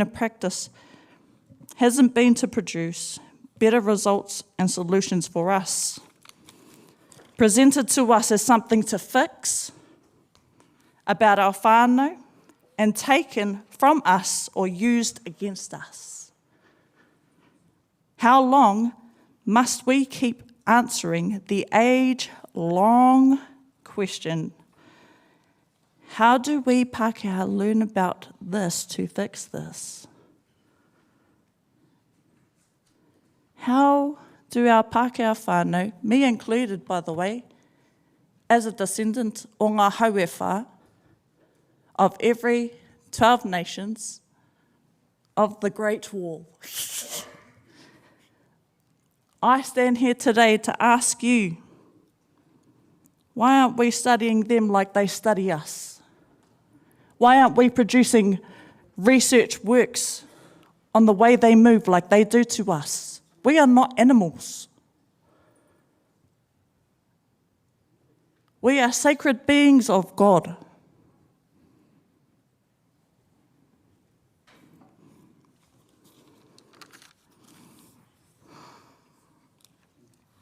I have a simple mechanism, since we were talking about mechanisms today. Here it goes. You've got an issue, give it to the wahine. Nō te mea, ko te wahine te whenua. And when the whenua is alive, our children live. Easy as that, eh? You either get a yes or a no, and yes means yes, and no means no, and that's it. Don't ask later. Don't ask us to change our mind because your friends got different. Because the people in your political groups got voted out. The process is, our wahine were sent here to protect everyone. To make sure that the things that were unseen were brought to light for everyone to be protected.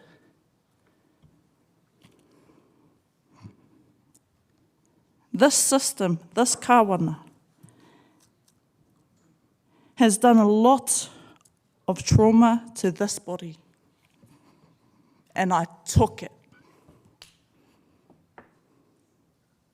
for each and every one of you.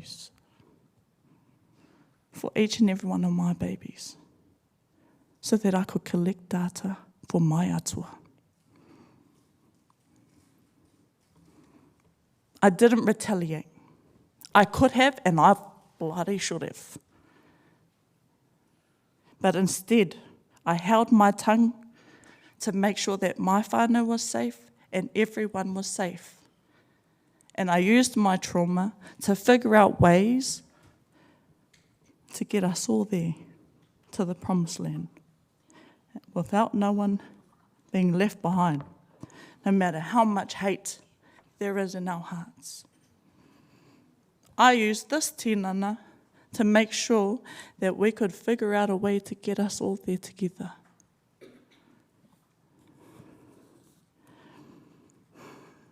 Nō reira,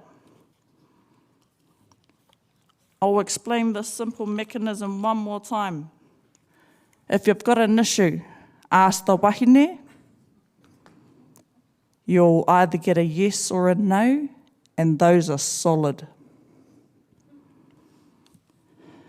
Mā ngā tohunga, hei ako. Our tohunga gather the information. They analyse the behaviours. They analyse the patterns. Mā ngā atua, te final decision. Nō reira, tēnā koutou.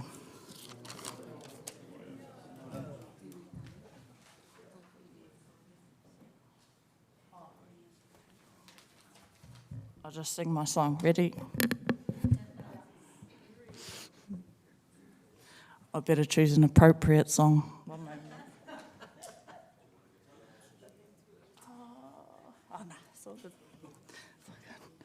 Whakarongorua ku tāringa ki tehi, a o te reo Pākehā e koro ai tēnei tōku nā oei.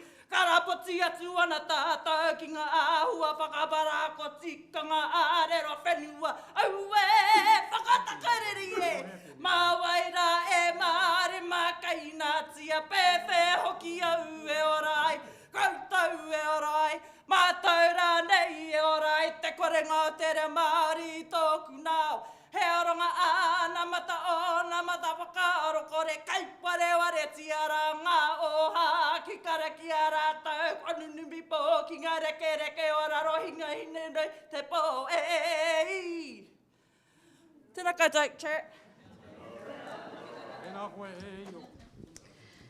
Tēnā koutou te urunga, Matthew, Stella, e mihi ana kia koutou katoa i te tōtika me te hāngai o ngā kōrero.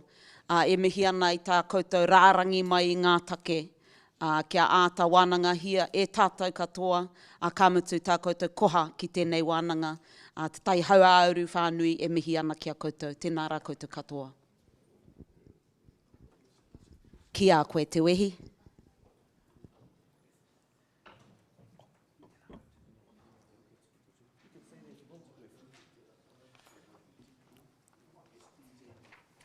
Kia ora tātou.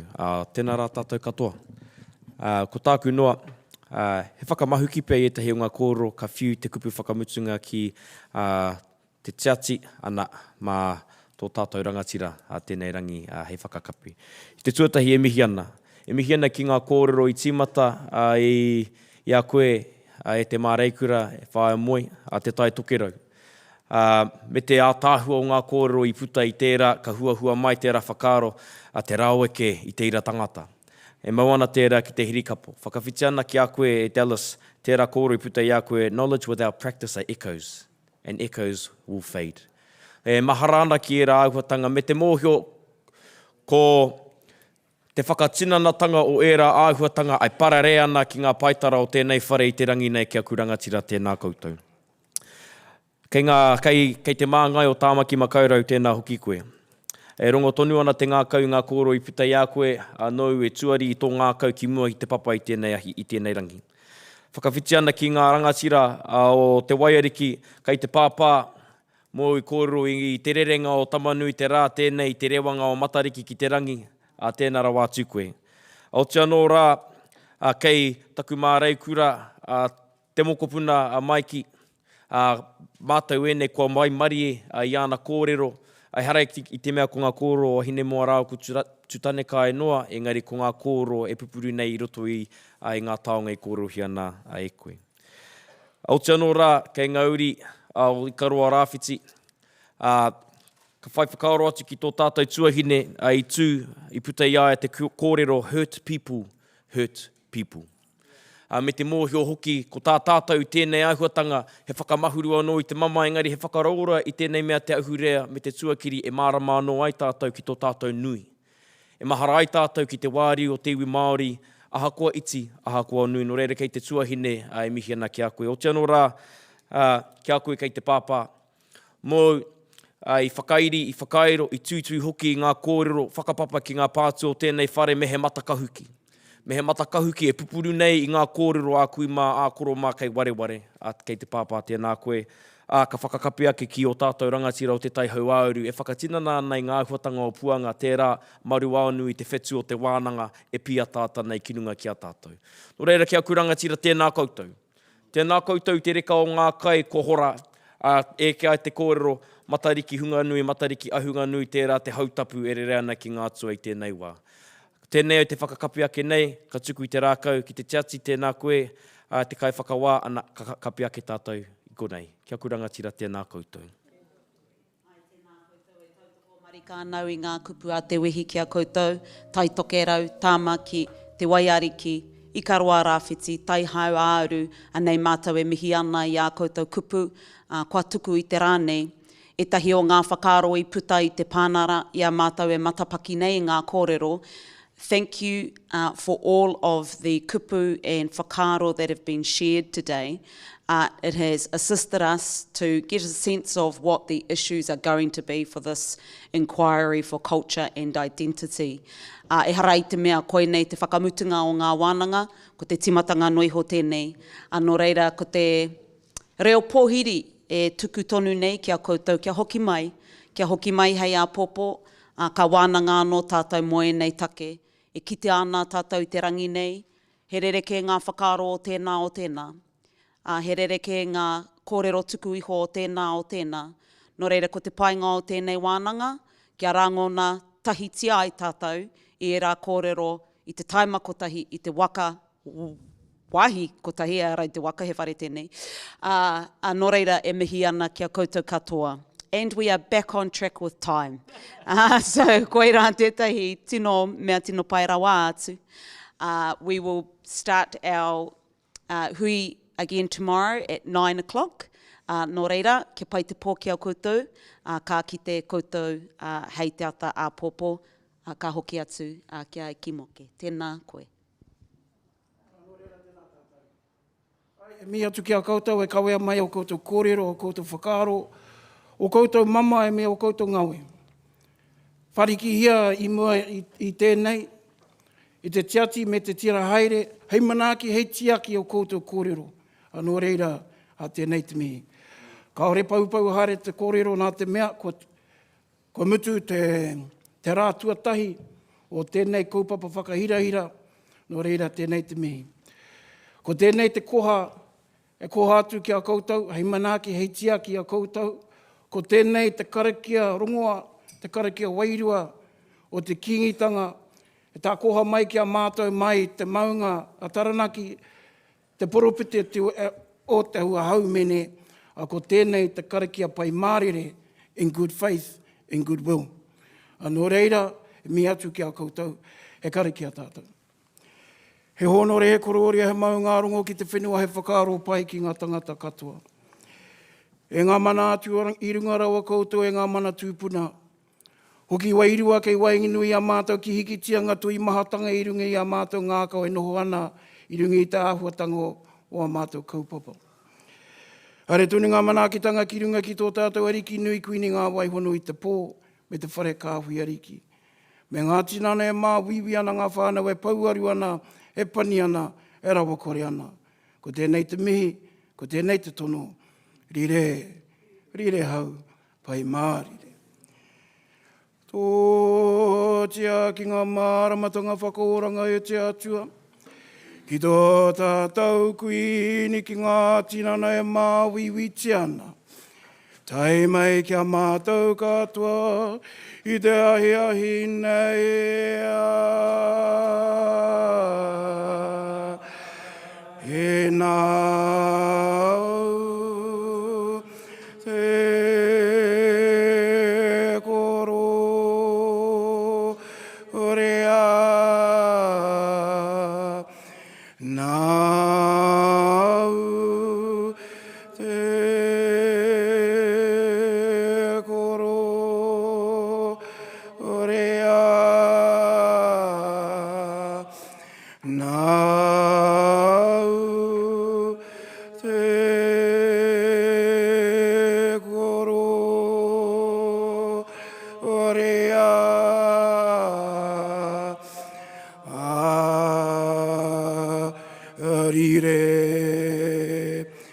rire hau. Pai, no reira pai mārire ki a tātou.